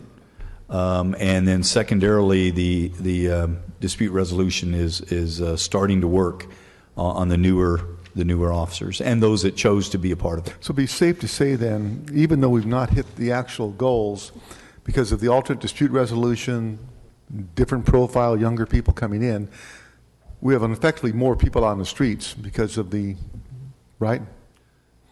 You mean in terms of additional officers out in the field? Yes. Okay. The combination of the hiring and the decrease in the long-term absence is what's going to allow us to be where we need to be in terms of officers in the field. As I said earlier, I think we're going to be, in January, it's our hope to be 100 more officers in the patrol matrix than we had, say, 3 months ago. So you mentioned earlier over about 330 will be in the patrol matrix? We anticipate 300 in late August, September, and probably by January we're hoping to be at 335, maybe 340 if we're lucky. And 6 months ago, what was the figure? 238. So we made over 100. Okay. Over 100 plus an additional 12 sergeants that will be out in the field, again divided amongst the 5 districts. Right. Now, some of those officers were out in the field, in uniform, in traffic, and in the violent impact team. not necessarily being the ones in the patrol matrix. So it's kind of a shifting of them, but still it is increased in the number of patrol in the patrol matrix. Ideally, assuming we had the money and we could hire the people, what should the Fresno Police Department be at with staff-wise, sworn officers? Well, I can tell you in patrol there should be, the goal would be somewhere between 350 and 360 in patrol. But there are vacancies that we eliminated in some of our investigative units from child so abuse. again, ideally, the total number of sworn officers. I got to believe we should be somewhere around 875. Okay. Depending on the long-term absence. If that number is lower, maybe 850, but probably 875. Would you like to get to 1,000? I would absolutely love to get to 1,000, and I think that is a really good goal for us to have. And describe to me and the council, if you had the magic wand and had 1,000 police officers, how much difference would it make in the streets of Fresno? You'd see response times to life-threatening calls for service go from where they are of 8.6 minutes, probably below 6 minutes. You would see our proactive teams that are impacting violent crime and property crimes full. So obviously you're going to see a reduction in those areas. And you're going to see our investigative units from domestic violence, child abuse, sexual assault, street violence section, felony theft, all of those be more responsive in their investigation. So there are some cases we simply don't work right now in felony theft, fraud. They would be worked. The child abuse cases would be handled more timely, as well as all of them. And so it would enhance our investigative workload on timeliness. It would increase our ability to reduce crime, traffic collisions, and decrease our response time, and allow us to do the community policing that we need. So in short, we have a much safer city. Much safer city, and I believe more trusted officers. Okay, and I'm sure with the bigger numbers, less stress, more. I'm sure it probably results stress and overworking, probably reduce the number of claims and potentially liability to the city too, right? I believe so. When you have officers that look at their computer in the car and there's 125 calls holding all the time, 150. And they need to handle this call to get to the next. Right. It does add stress to them. Sometimes their inability to take days off, or the fact that they're having to work so much overtime, it adds to stress. And I do believe that as we continue to build our patrol ranks, it's going to have a natural effect of reducing our long-term absence of officers. I believe that. Great. What about support staff, CSOs, dispatchers, investigators? Well, we're adding 4 dispatchers in the budget this year, which is not going to be nearly enough where we need to be, quite frankly, because we operate off of a measurement of what's called call delay answer time on 911 calls. That number is still about 6.5 seconds that takes us to answer the average 911 call that comes in. Putting some cadets in there has been helpful, but it's really a Band-Aid at this point. The call volume has increased by over 40%, the number of 911 calls. Currently, 2,700 calls a day come into the dispatch center. Of those, around 1,200 of them are 911 calls. We've had a 40% increase in the number of 911 calls over the last 5 years. And we had a corresponding decrease in the number of dispatchers. So our call delay answer time has increased. Adding dispatchers, as we're doing incrementally, is helpful. But at some point, there's 2 things we're going to have to do. We're going to have to stop being all things to all people. That's why we're looking at our calls right now. For example, anytime there's a medical aid call, we get called first. And we're working with American Ambulance to reduce the need for our officers to go. But dispatchers, we're probably going to need, as we look at the growth, probably another 15 dispatchers, probably another 20 records personnel, administrative clerks. And then if the decision is made to move forward with community service officers in the future, another 20 or so, 30 community service officers over a period of time. So what's your opinion on CSOs? I believe they were very effective when we had them, when they were in the field, when they operated as crime prevention specialists. It was very effective. But again, we lost them. We replaced many of them. I didn't necessarily replace them, but we brought in cadets to handle some of those duties. But it's because we were utilizing cadets as a farm team to hire. At some point, our hiring slows a little bit, so the number of cadets may not be needed as much. And then that would probably be a good time to look at community service officers being brought back again for those functions. We're still paying for 5 beds at the county jail? Yes. Do you ever see a day when we won't have to pay for 5 beds? I wish I could see that day. The reality is, when AB 109 hit, it changed everything. It was a game changer for the criminal justice system, in that many of those individuals that used to be in prison are now in our local jail, about 800 of them. And those individuals took up many of the bed spaces in the jail, but they just didn't take up bed spaces. They became high risk type offenders, which means that it limited what the jail did with their bed space, because they are set up to where they have a dorm type facilities and then individual cells. Well, right now, on any given day, there may be 300 beds available at the jail in the dorm facility.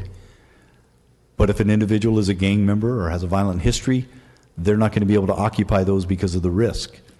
And what we're able to do is purchase beds and guarantee that they stay in those beds, because many of our auto theft offenders and burglary offenders that we occupy the beds with, they are gang members and they have a violent history. I'd say 80% of them are gang members. Well over that have a violent history, so we pay for those and we keep them in bed. So if the county builds another facility, does that help?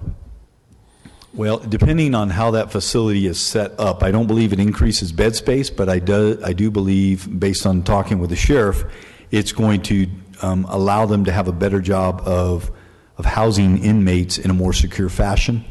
So we'll see once that's all said and done, and I'm not sure what the timeline is, but I think that could be a benefit. I understand it's a decrease in the number of overall beds, but maybe an increased efficiency in how those beds are used. Because really, if we have 1,000 police officers and 400 people in patrol, and if they have no place to put anybody, or they arrest them and they're out the next day, I mean, it's a complex problem. I mean, it's not just the jails, it's the judges, the parole officers. So is there a solution out there? I believe so. And the solution is, we're not going to arrest our way out of this mess, and nor are we even able to arrest our way out because of things where charges used to be a felony are now misdemeanor. So I believe it is about having a sufficient number of officers in the field that will deter crime, that will cause individuals to think twice about committing a crime, and those officers are involved in neighborhoods problem solving and reaching the next generation, like we're doing with the chaplains in the elementary schools and the SNROs and the middle schools, and eventually, maybe the next generation, we won't need to arrest so many of them. Felony arrests have already been reduced in the last 18 months since Proposition 47. We've reduced by 50%. We used to arrest around 18,000 felons a year. Now that number's down to about 9,000 felons simply because of a change in the law. So more police officers out in the field would definitely have an impact. May not have an impact on the criminal justice system, but I do believe, without a doubt, cops count in our city. Yes, I agree. I think the deterrence there. We talked at one time a couple of years ago about Coalinga, Madera, as the alternate sites. Nothing ever panned out? No.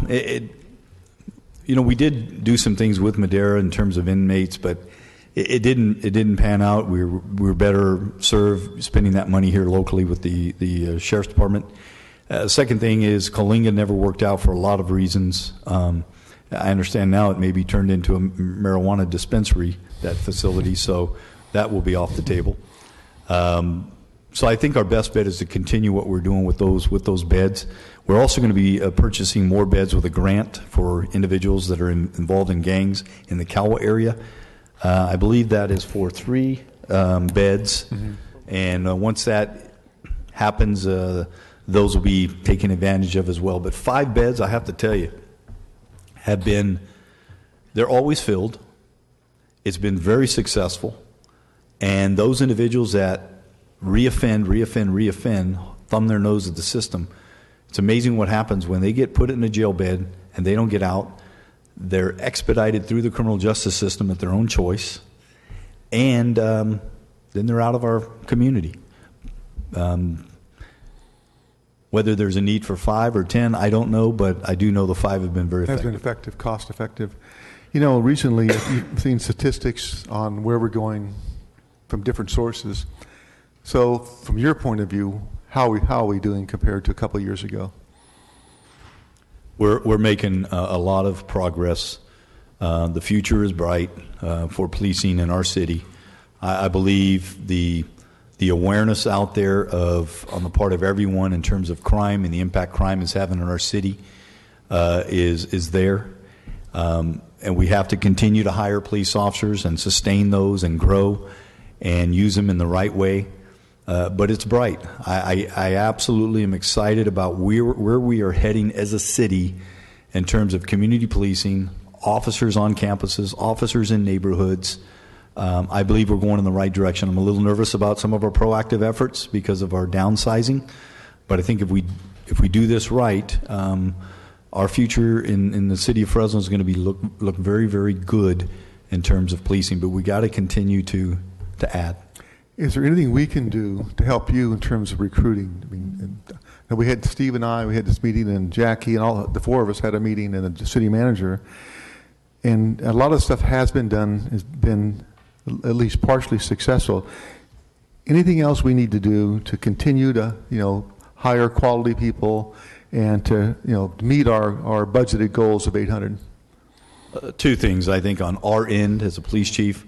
I've got to do things to make sure that the working conditions are such that our officers that we currently have are enjoying their job and their work environment so that they don't leave. We had a sergeant and 4 officers leave this last year to other agencies. And to make sure that we're not burning out our officers. That's really my job as a police chief, and we're taking strides to do that. Secondly, when that happens, that will create perhaps an atmosphere where other officers will want to come to the police department. But I believe, and I know, folks up on the dais may not want to hear this, and the city manager may not want to hear it, but pay and overall benefits are important to officers. Mm-hmm. Our officers today shop. The people from other agencies are shopping to see what benefit package is the most beneficial to them and to their family, just like probably anyone else. It didn't used to be that way as much, but I can tell you over the last 5 or 6 years, we lost some ground in terms of being the premier law enforcement agency and being able to attract those individuals to our department, some of it because we're so busy and people think it's not worth the money or what little money there is. But others, it's because for whatever reason, the packages have become very, very close. I know I was talking to folks from Dinuba, and I believe it's about a $50 to $70 difference in package between those two. So at some point, that's going to have to be addressed. I know negotiations will be coming up next year, and we'll see what happens. But it's the absolute truth, and and I stand by that. City manager, when was the last time we did a study of compensation, comparable study? We just actually did one for Local 39. We haven't done one recently when it comes to public safety, in particular with police. What's interesting is that when you're looking at compensation, how cities describe compensation, there's a lot of variations, and you don't get the full gist. Apples to apples. Apples to apples, yeah. Exactly. In some cities, salaries are this, but in some, pension benefits are greater than what we provide here. Mm-hmm. Of course, their pension systems may not be as financially solvent as ours. But absolutely, we can look at that. We probably should do it in anticipation of the upcoming negotiations with both FPOA as well as some of the others. But it is a reality that they are. A lot of cities are recruiting, and I will say that in respect to the chief's comments, this is a tough community. And if you can sit there and be an officer in Grover Beach or in San Luis Obispo or Irvine or some other cities that don't have, or even Clovis, who don't have nearly the challenges that this city has, then somebody's going to look at us and go, well, see, I want to come from even Clovis. I'm working day shifts with weekends off to the city of Fresno to work graveyard and weekends. Maybe not. So it is. Now, what is very telling, though, is that a year ago we were having difficulty just getting people wanting to be police officers. No, I remember the discussions we had. And we are now seeing that tide turn. There are there are individuals who are very interested in pursuing a career in law enforcement or in the fire department. And our recruitment efforts seem to be catching up with the attrition levels. So we can certainly look at the compensation package that's being currently offered and how we stack up to the cities within our area, and then that will be the conversation for future discussions when negotiations open up with this particular bargaining unit. Okay. And final question on the homeless issue. I know Sergeant Dewey does a phenomenal job. He's always responsive. He gets out there. But what do you see as a long-term fix? I mean, I realize this is complex, involving more than just a PD, but from your perspective. Well, it does require housing. It does require services. It does require an incentive that we provide in our homeless task force for those individuals to take advantage of housing and services by us going out on a daily basis and making sure they're not developing encampments in our city, which there are none. But it also takes a willingness on the part of the individual that's out there on the street to want to get out of that environment.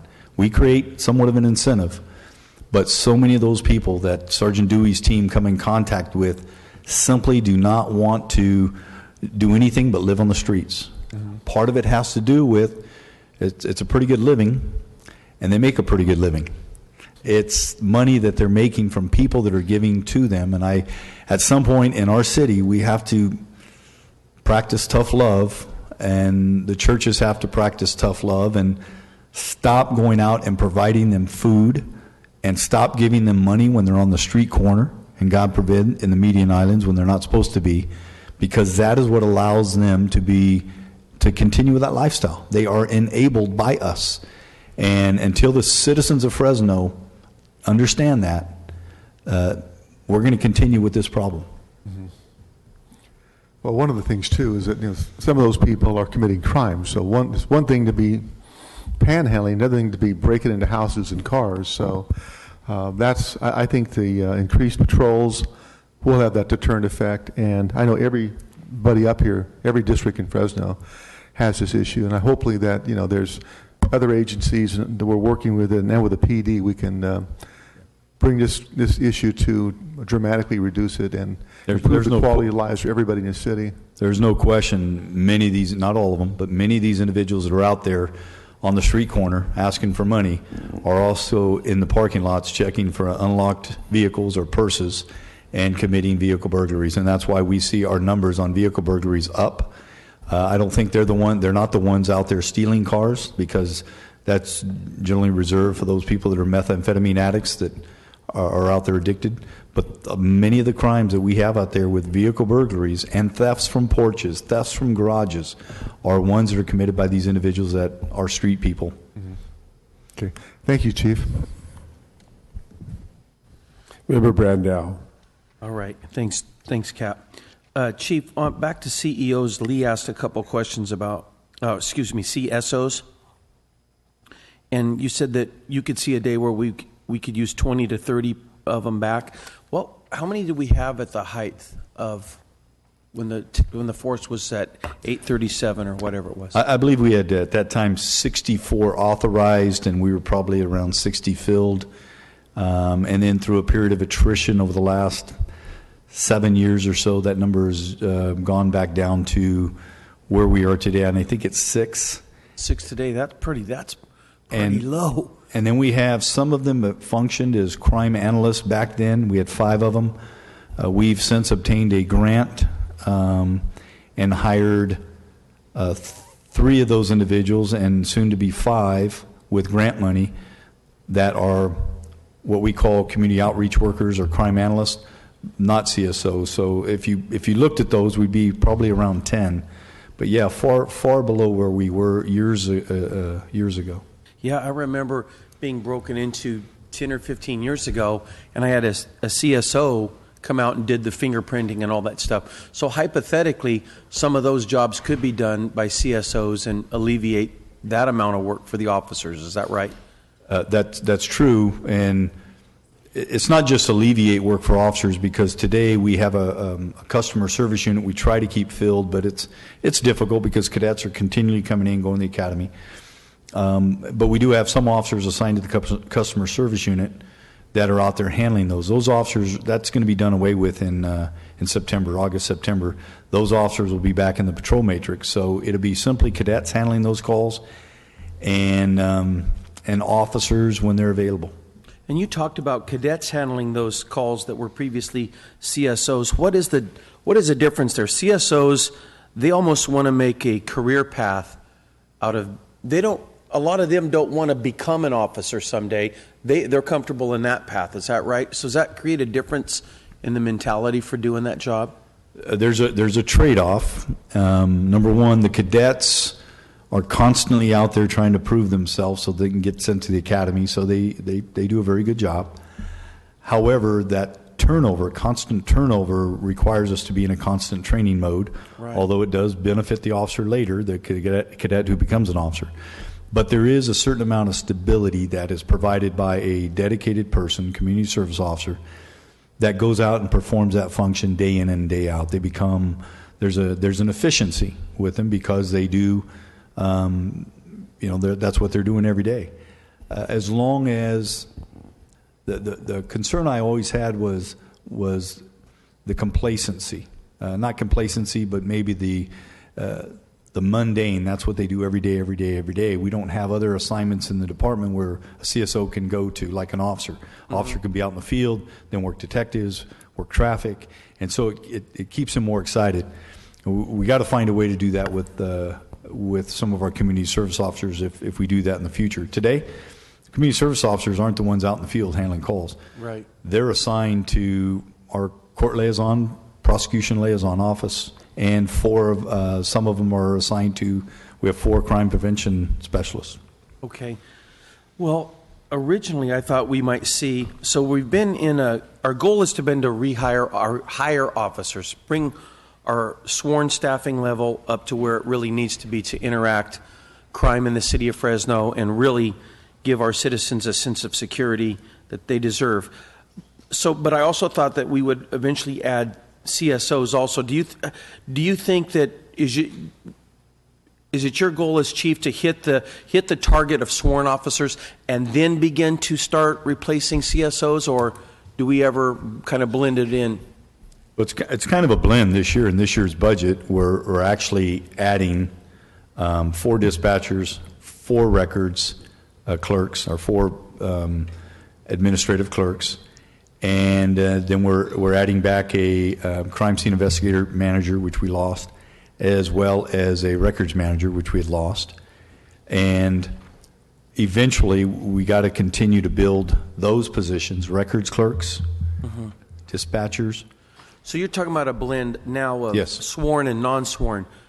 But I was talking about specifically CSOs that are out there in the community helping us get some of the smaller tasks done, not so much a record-keeping position. I think we're going to be prepared to do that here in the very near future, whether it's this fiscal year or next fiscal year. But yes, that is a plan. Okay, cool. And couple more questions. One is, and I think this might just be, I'll just ask both at the same time. We've been talking about we've been talking about finding a deputy chief and an assistant chief, different position, first time ever. Where are we at in that? I think that's in this budget. Is that correct? Yes. The money for those two positions. So are we going to, tell me about those spots. Well, currently, at one point we had, our structure was a chief and 5 deputy chiefs and 8 captains and then 22 lieutenants. That number went to a chief. Now we're at 2 deputy chiefs. So we went from 5 to 2. And then we're at 5 captains. The restructure is going to allow us to add back 2 captains. That'll make us 7. Another deputy chief, and then in the budget is an assistant chief. The assistant chief, just for anybody listening for the first time, the assistant chief is over the deputy chiefs. Correct. Okay. So we are going to find that position. That'll be like a first time ever, or first time in a long time for the city of Fresno, right? Yeah, first time in a long time. Actually, we've only had 1 assistant chief, and that was me. And then it's always been on a deputy chief. Now, I have a preference. I'm a very hands-on chief, and so I like having direct interaction with the deputy chiefs. City manager and I have had this conversation, and we're still having this conversation in terms of what that future looks like. And I don't think probably at this time it's good to have that conversation here because there is an ongoing recruiting effort. But that structure would be in probably late August, September. Okay, well, I'm mapping this out. So you have a chief, an assistant chief, and then back to 5 deputy chiefs, did you say? 3. Oh, 3. Okay. So then we'll have 3 deputy chiefs, and then how many captains below them? It'd be 7. Okay. So we added back 2 captains. We added another deputy chief back, and then we created the position of assistant chief. That's And correct. that's all going to be done in the restructuring. Yeah, and the way that the assistant chief was created, we had in our budget 4 deputy chiefs. Okay. That one remained vacant, and then we lost one, and so the budget allowed for one of those deputy chiefs to become an assistant chief. Now, whether or not that ever comes to fruition, I don't know, but we'll continue to have those conversations in the near future with the city manager and the mayor. All right, cool. Thanks, Chief. Thank you, Council President. Thank you. Screen is clear. Everything has been pretty well covered, about 4 times, actually. I wish my colleagues would pay a little more attention, except those present. But anyway, that's something we deal with every meeting, or I deal with every meeting. By the way, when you see me going up and down here, I'm trying to tell people you're up next and trying to set them up for the next opportunity to speak and coordinating their efforts. So it's I'm a busy bee, it seems. So, but anyway, I did have one question, Chief. I'm sorry, before you enjoy your favorite position. Except the desk is usually in front of you. Actually, it's sleeping, but contract pneumonia, you'll get tons of sleep. That's all you want to do. Oh, thank trust me. We talked about working conditions and keeping officers and making the job more desirable. And I remember last budget session we talked about Stone Soup in my district, which is literally across the street from El Dorado Park, which is another issue that's that we face every day, and your people in particular. So what we're going to do, as I recall, a report writing substation there, and the person I was communicating with is not with us, so I don't know where we are or how do we revive that effort. I think part of this, with the bringing on the SNROs, will address some of these issues where everyone wanted a police officer in their neighborhood or a satellite office in their neighborhood. But I do believe having some type of I don't know if it's a satellite or a report writing facility in that general area around Stone Soup would still be good. Now, I'm trying to think where the closest middle school is to El Dorado. Tioga? Yeah, Tioga, Hoover High, for the university, of course. But that's probably several blocks away from where you're talking about. So having a facility in there, because I can tell you for certain that there's going to be an increased presence of that officer in the El Dorado Park area. It is part of one of the neighborhoods that that is set aside for that as part of BNCP, I believe, a Building Neighborhood Capacity Program. And so the middle school officer is going to be entrusted with the El Dorado Park neighborhood. And truly, not every middle school has a challenged neighborhood immediately next to them, but every middle school has a challenged neighborhood somewhere near them. El Dorado Park happens to be that one for Tioga. Well, it also is a huge challenge for the community. And we've been working very diligently I have for at least 4 years, and we've made substantial improvements in the area. We've been partnering with Fresno State and ASI and Stone Soup and other organizations. But it seems like to put us over the top and get that level that we're seeking, a writing report station would be, to me, very viable. And Stone Soup, there's no rent there, but we would like to be able to have some budgeting for making it a very comfortable facility for the officer. And I think with all the overtime that's going on, with fatigue, low morale, lack of time with family, it wears an officer out. At least it would me. And so if they have that opportunity to rest up a little bit, splash a little water in the face, write some reports, just take a few minutes of solidarity, I think would be most beneficial. We have the perfect location. And I think we're there to do that. A year ago, I have to tell you, police officers were so busy going call to call to call to call, and not having sufficient number of officers out there. This thing called community policing hadn't happened in a few years. And community policing takes police officers, a substantial number, so they can get out of their car, get into the neighborhood, make contact with people without the next 911 call. Well, the same holds true for neighborhoods like El Dorado Park. Having officers have the freedom to go out, occupy a facility like that for a period of time, it hadn't happened because they're report writing in their car or after the shift in their district station. As we build patrol, I believe the timing is perfect for that, the same with the tower. And Southeast Fresno once we get over there. Well, in the Northeast District, this would be the southern part of that district, so it would be a logical place, again, to facilitate the officers in that district. Some are north where the headquarters are, and some could be south, and that would be a logical place for that. So I'd make a motion to try to allocate $25,000 to accommodate that facility at Stone Soup. Second. Thank you very much. Thanks for all your good work, Chief. You got a great team, and we're finally, as I mentioned earlier, we're coming out of the darkness, that is the recession, into the light, and with the Mayor Swearingen and her efforts and the council and you as well as other departments, it's kind of encouraging to be able to reach a point where we can do some very positive things rather than reactive things that seem to have dominated our not only our budgets but our departments and our employees and everyone from top to bottom. So thank you. I feel the same way. I'm excited about the future. Excited about continuing to be the police chief here for as long as people want me, the community and the mayor. And I think there's some great things happening on the horizon. We just got to be patient over the next year and let those things unfold. Perfect. Thank you very much, Chief. Thank you. Good job. Okay, next we'll go to the fire department for their budget hearing. Jane, it's your time.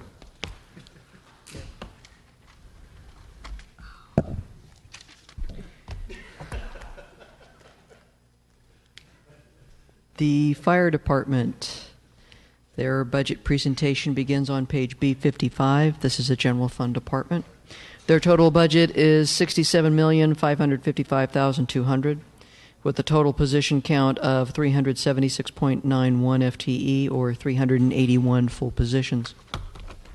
The major changes for 2017, we have 12 additional firefighting positions, which will staff a 4-person truck company per the Safer 15 grant. $251,000 is budgeted for drill school and shift replacement costs for these new positions. This is also year 2 of the 8-year vehicle replacement process. The department will lease purchase 3 engines, a truck, 3 SUVs, and 5 light-duty vehicles. The first payments will occur in 2018 and have been accounted for in the 5-year forecast. Included in the budget is funding for the replacement of personnel protective equipment, acquiring updated code books for inspectors, various technology updates and upgrades, and $200,000 for station improvements. Also funded are pre-construction costs for Station 18.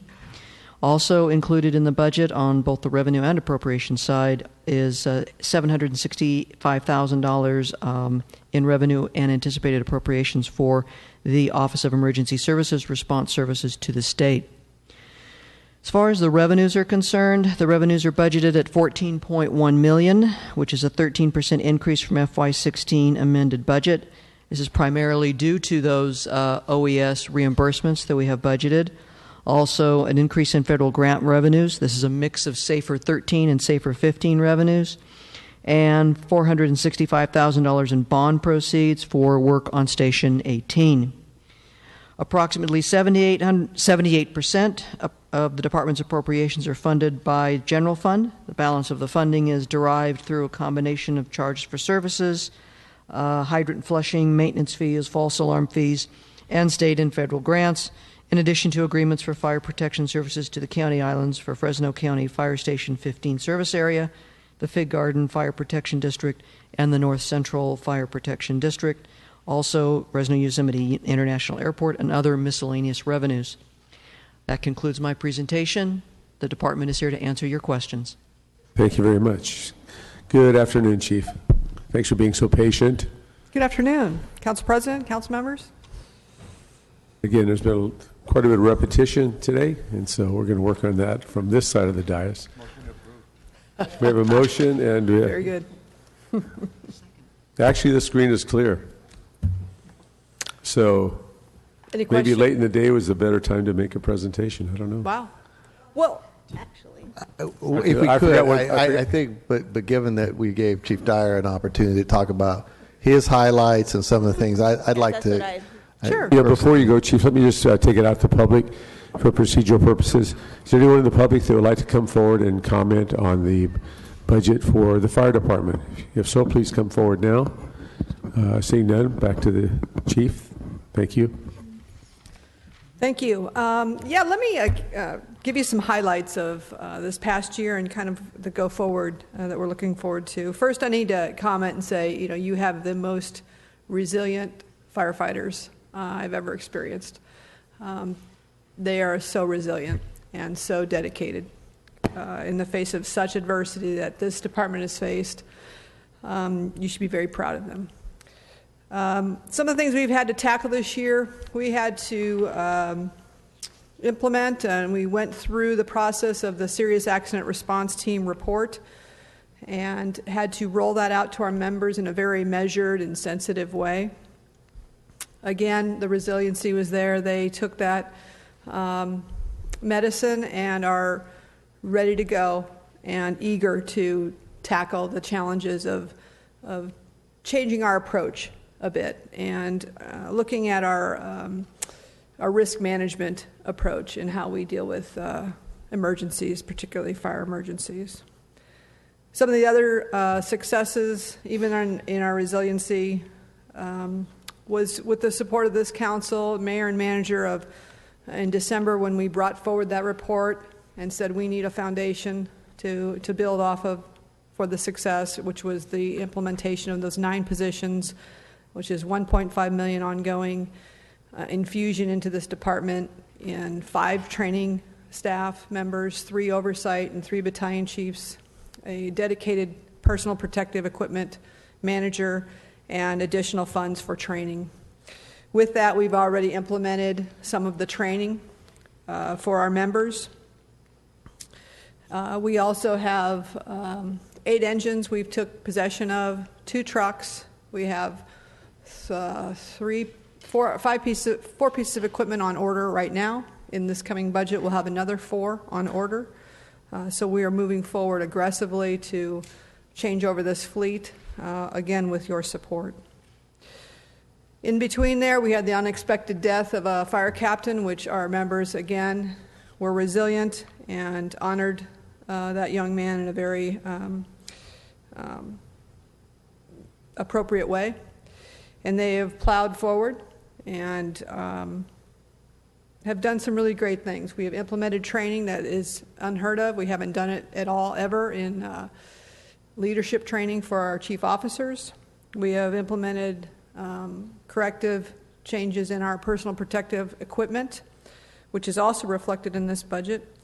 We have promoted, we will be promoting 2 deputy chiefs, and on the horizon we have almost, I believe, 7 battalion chiefs will promote within the next year and a half. We promoted 3, and we have 4 more to go with attrition and in these vacant positions. There is no other time in the history of this department where you have an opportunity with such leadership change to really gel that group and bring them together, and we're very excited about that. Yeah, the future going forward, our focus is really investing in our people through our training, particularly the risk management assessment and an algorithm that we are going to implement with all of our chief officers, all of our captains, on how we approach fire and safety for our firefighters. We are also going to be, with the adoption of this budget, opening our 3rd 2-company house. We're very excited about that, adding to our minimum daily staffing. We'll go from 73 to 77. And in that implementation, we will relocate our urban search and rescue team from Station 4 down the street in Tulare back to Station 11 on Bullard and Fresno Street area, which is, that station was built out specifically for the USAR team. Then we have the fire shop, public safety maintenance facility. It's a 100-year-old building. We're very excited about the opportunity to move that into a new location and really have a state-of-the-art, appropriate for our new apparatus, and have our folks work on that appropriately in the best facility we can manage right now. Much better than the 100-year-old building we have. So we're really excited about that. And then the communications, the assessment should be done, we believe, September, and we'll have a better idea of what that cost will be. I know last year you plowed away about $825,000 in a fund specifically for communications. That would probably be a nice start for some type of lease payment to rebuild our communications infrastructure. That's the highlights of this past year and what we were planning on in the go forward. Thank you very much, Chief. Member Soria?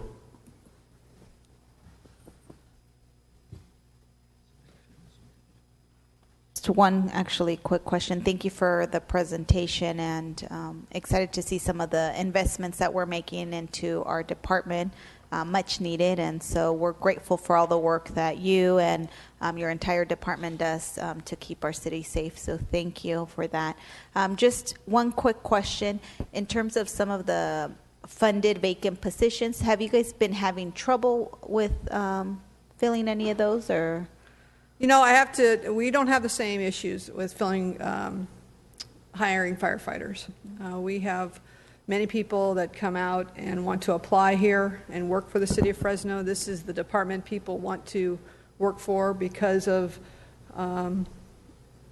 who we are and how we perform and the amount and volume of work activity that we have. We have a recruit class right now. It started with 20. They now have 18. Once those positions are graduated, should be the end of August, we will be refilling our relief pools up to give our members a little bit of relief in being mandatoried in the overtime process right now. So I'm confident once that those folks are in the field, that'll give us a little bit of relief in the hiring. And will that also increase our staffing in terms of how many firefighters do we have right now covering our city? We have 73 in the city. Daily, yeah. The daily and to include Fig Garden. That number will not increase until we implement the SAFER grant of 2015. So we have to have another drill school and then put that engine in place, probably late January, early February. Then we will be at 77 on duty each day. So by next year, in 2017, yes. We'll be up to 77, well, four more. More. Yeah, it'll be a 4-person company. And so will that open up another company, or? It will. We will open Where will you guys be? Engine 11 up on Bullard and Fresno Street. So that'll be a two-company house, an engine and a truck. You'll have a two-company house over here on Tulare in Iowa, which is Station 4. And you'll have a two-company house at Station 19, correction. I'm sorry, what? 9. I'm sorry, Station 9, your district, yeah. Yeah. And so that will be a great benefit to our city because it'll help with response times, correct? Absolutely. We were showing, we just checked the numbers again, the implementation of adding companies back or adding firefighting force back to the field. So we went from 63 or 66, and now we're gradually moving up. In 2015, the effective firefighting force, the response time to residential fires is 8 minutes. That means to assemble 15 people at a residential fire, we want them there in 8 minutes. In 2015, we met that goal 72% of the time. In 2014. 17? Huh? How many, what percentage? In 2014, we met that goal 72% of the time. In 2015, we met that goal 84% of the time. For commercial, that was for commercial fires. For residential, same years, we met it 69% of the time. And last year we met it 78% of the time. So you can see by adding more staffing and strategically placing these apparatus throughout the city, you're going to improve the effective response force and your response time. So those were all the questions that I had. Thank you again for the work, and thanks to all the firefighters for all the work they do. Thank you. Next will be Member Brandow. Hi, Chief. Hi. Chief, I wanted to go back to the SAFER grant a little bit. I'm trying to figure out, so it says personnel changes an additional 8.9. I just asked the city manager, I was a little confused about that, but then I had to rush back to my seat to get to the microphone. So we're adding 8.9 personnel, but the SAFER grant's for like 12 firefighters, is that correct? Yes. So has that got to do with it's not a full year of work? So next year it will show more, or? Well, we would have 4 vacancies, and so we would add those 8 plus the 4 we have would give us the 12. Okay, all right. What's that? Right. That I think what you're seeing, council member, is the fact that there's the time to hire that comes into play, and so next year you'll see all 12 show up, but you're seeing the FTEs, not the actual body count in those numbers. Okay. So it takes a few months from when you approve it to actually get everybody trained and on board. Okay. And then when you were answering Councilmember Soria's question about number of personnel, it's so it'd be 4 additional firefighters per shift, which equals 12. Is that right? That's correct. Okay. So we'll go from 73 on duty each day to 77. Got it. Okay. That makes sense. And then you talked about when that comes into effect. When will the effect of that SAFER grant? When will? Well, we should hopefully hear by the end of. We could start hearing by the end of June. They told us between June and August they will make awards. I don't know of any other city with the same plight that we have, so I'm very confident that we would be awarded a grant. Once that happens, we currently have a drill school in place that's occurring, and they don't graduate until August. We're trying to give our drill school instructors about 4 weeks break, and then put a drill school in place September, October, and that's another 14 weeks to have them get through all their paces, and then have that engine company open up probably late January, early February of 17. Okay. All right. Great. When we have, will the new personnel from the SAFER grant impact overtime at all in the department? The personnel that are currently in the, yes, it will. They will have a designated amount of overtime, likely because there's holiday and vacation. We have to cover their shifts. However, the current drill school that's in place today, those folks are going right into essentially the relief pool to rebuild our numbers. Right now, we are at -7 firefighters or 6 firefighters, and we're at 0 and 1, I think, in the captain and engineer relief pool rank. So that means they're mandatory more often. So we're going to build being those a back up. negative officers, that just puts a huge demand upon the officers that are in the daily staffing. So you see a lot of overtime, and I get Twitter and a couple of other apps, so I see sometimes when we have multiple fires, I mean, our firefighters get pushed right up to the edge. Yeah. A lot of times, right? Yeah, which so goes- this will alleviate some of that, right? That is correct. Okay, that's fantastic. All right, Chief, thank you very much. Thank you, Council President. Member Baines. Thanks, Council President.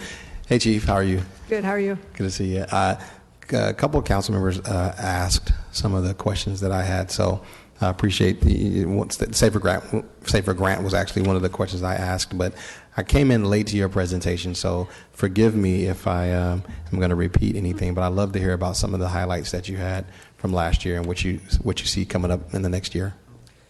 Some of the highlights were, well, first starting off with the resiliency of your firefighters. They're just tremendous folks, and they just keep showing up and doing the job, and they are really challenged each day with the amount of volume of work we have. The SART report rollout was very measured, and we are very thoughtful in how we rolled that out to our members. They took it well, and they are ready to go to work. To that end, we've already implemented several training pieces to start speaking to some of those recommendations. We have a plan in the next coming year to really specifically direct our attention to the risk management approach of mitigating fires and emergency scenes for the safety of our members. Some of the highlights were the support of the council, mayor, manager, in our 9 positions in December to really implement training and safety and oversight. That was a $1.5 million infusion into our department's budget, and much needed and very grateful. We've implemented some PPE or personal protective equipment upgrades and changes to ensure all of our people have the most appropriate gear possible. We also have an opportunity here with new leadership. We have 2 new deputy chiefs. We have up to 7 likely in the next year and a half promotions of battalion chiefs. We've promoted 3 already, and we have probably 4 more to go. There's no other time in our history that we've had that opportunity to have such a leadership change and gel and have that team be very cohesive for the long term beyond my time and some others. We're also excited about the new fire shop or public safety fleet maintenance facility and getting out of a 100-year-old building, an appropriate size facility for our brand new fleet that this council has supported. That is coming. And our communications upgrade will likely be very well planned out after September when the assessment is done. Those are kind of the highlights. We're really looking forward to investing in our team this coming year. Well, thank you, Chief. I certainly appreciate that, and I want to just take a moment of personal privilege because I have the microphone and I can do that, and I want to really acknowledge the effort that you and your team made to prepare us for the SART report, and the way you all own that document, and we're really tried to be ahead of it the best you could. It was measured and sobering in some senses, but I appreciate the department's response. Very professional. I've talked with several members of, firefighters that are not management that totally owned it and said, listen, we've got to there are things we need to be doing better. And it was, we've got to do things that step up our culture, change our culture, really echoing some of the comments that you made. And so it felt good to hear that the impression from the management and the impression of, our firefighters were in sync when it came to this document. So I really, really commend you all on that. Thank you. So since a number of my questions were asked, I have only a couple left. So what's the status of the fire and maintenance staff? The fire shop? I'm sorry, Staff? shop. We are short one emergency service worker that is already in play with personnel, and they have a testing process that they're finishing up. Other than that, we have our a full complement. That was part of the assessment that was done on the fire shop facility by an outside company, Mercury and Associates. And one of the pieces there that they noted is there definitely needs to be for our public safety facility, a fleet manager. Fleet manager, and then we also need a parts supervisor or person, whatever that title is, so we can keep mechanics out of the parts room and having to do data entry and in and out, and have them just stay out turning wrenches and service workers doing that. So I think that's part of an addition in fleet when we start moving that direction. And then when do we think we'll see them into a new facility? I'm hopeful that we can do that. We're looking actively right now for a current facility and or some type of build to suit, but it has to be accessible by the freeway. That's a really key piece of having access for our apparatus to traverse across the city in a timely way. And so we're working hard, and I'm hoping to have that done within the next 9 to 12 months. Before the next budget. Okay, so 9 to 12 months. All right. So as I always say, I'm gonna be looking for that because I like for things to happen. So and just finally, what is the ideal number of firefighters that if somebody said if you could wave a magic wand? There's a lot of magic wand statements going around here lately, but if you could, what would be the ideal number of firefighters? Sure. It's the same number I told the council last year. 100 would be ideal in this city. That would bring us very, very close to the .81 state standard. It was what the state shoots for and as a benchmark. The national or NFPA standard is 1 to 1.5 firefighters per thousand. 0.81 per thousand would be a good goal, and that would be 100 in the city or core of the city. By January, we'll be at 77. At our peak, we were at 82. We are making progress in the right direction, and I can see us getting there at some point. All right.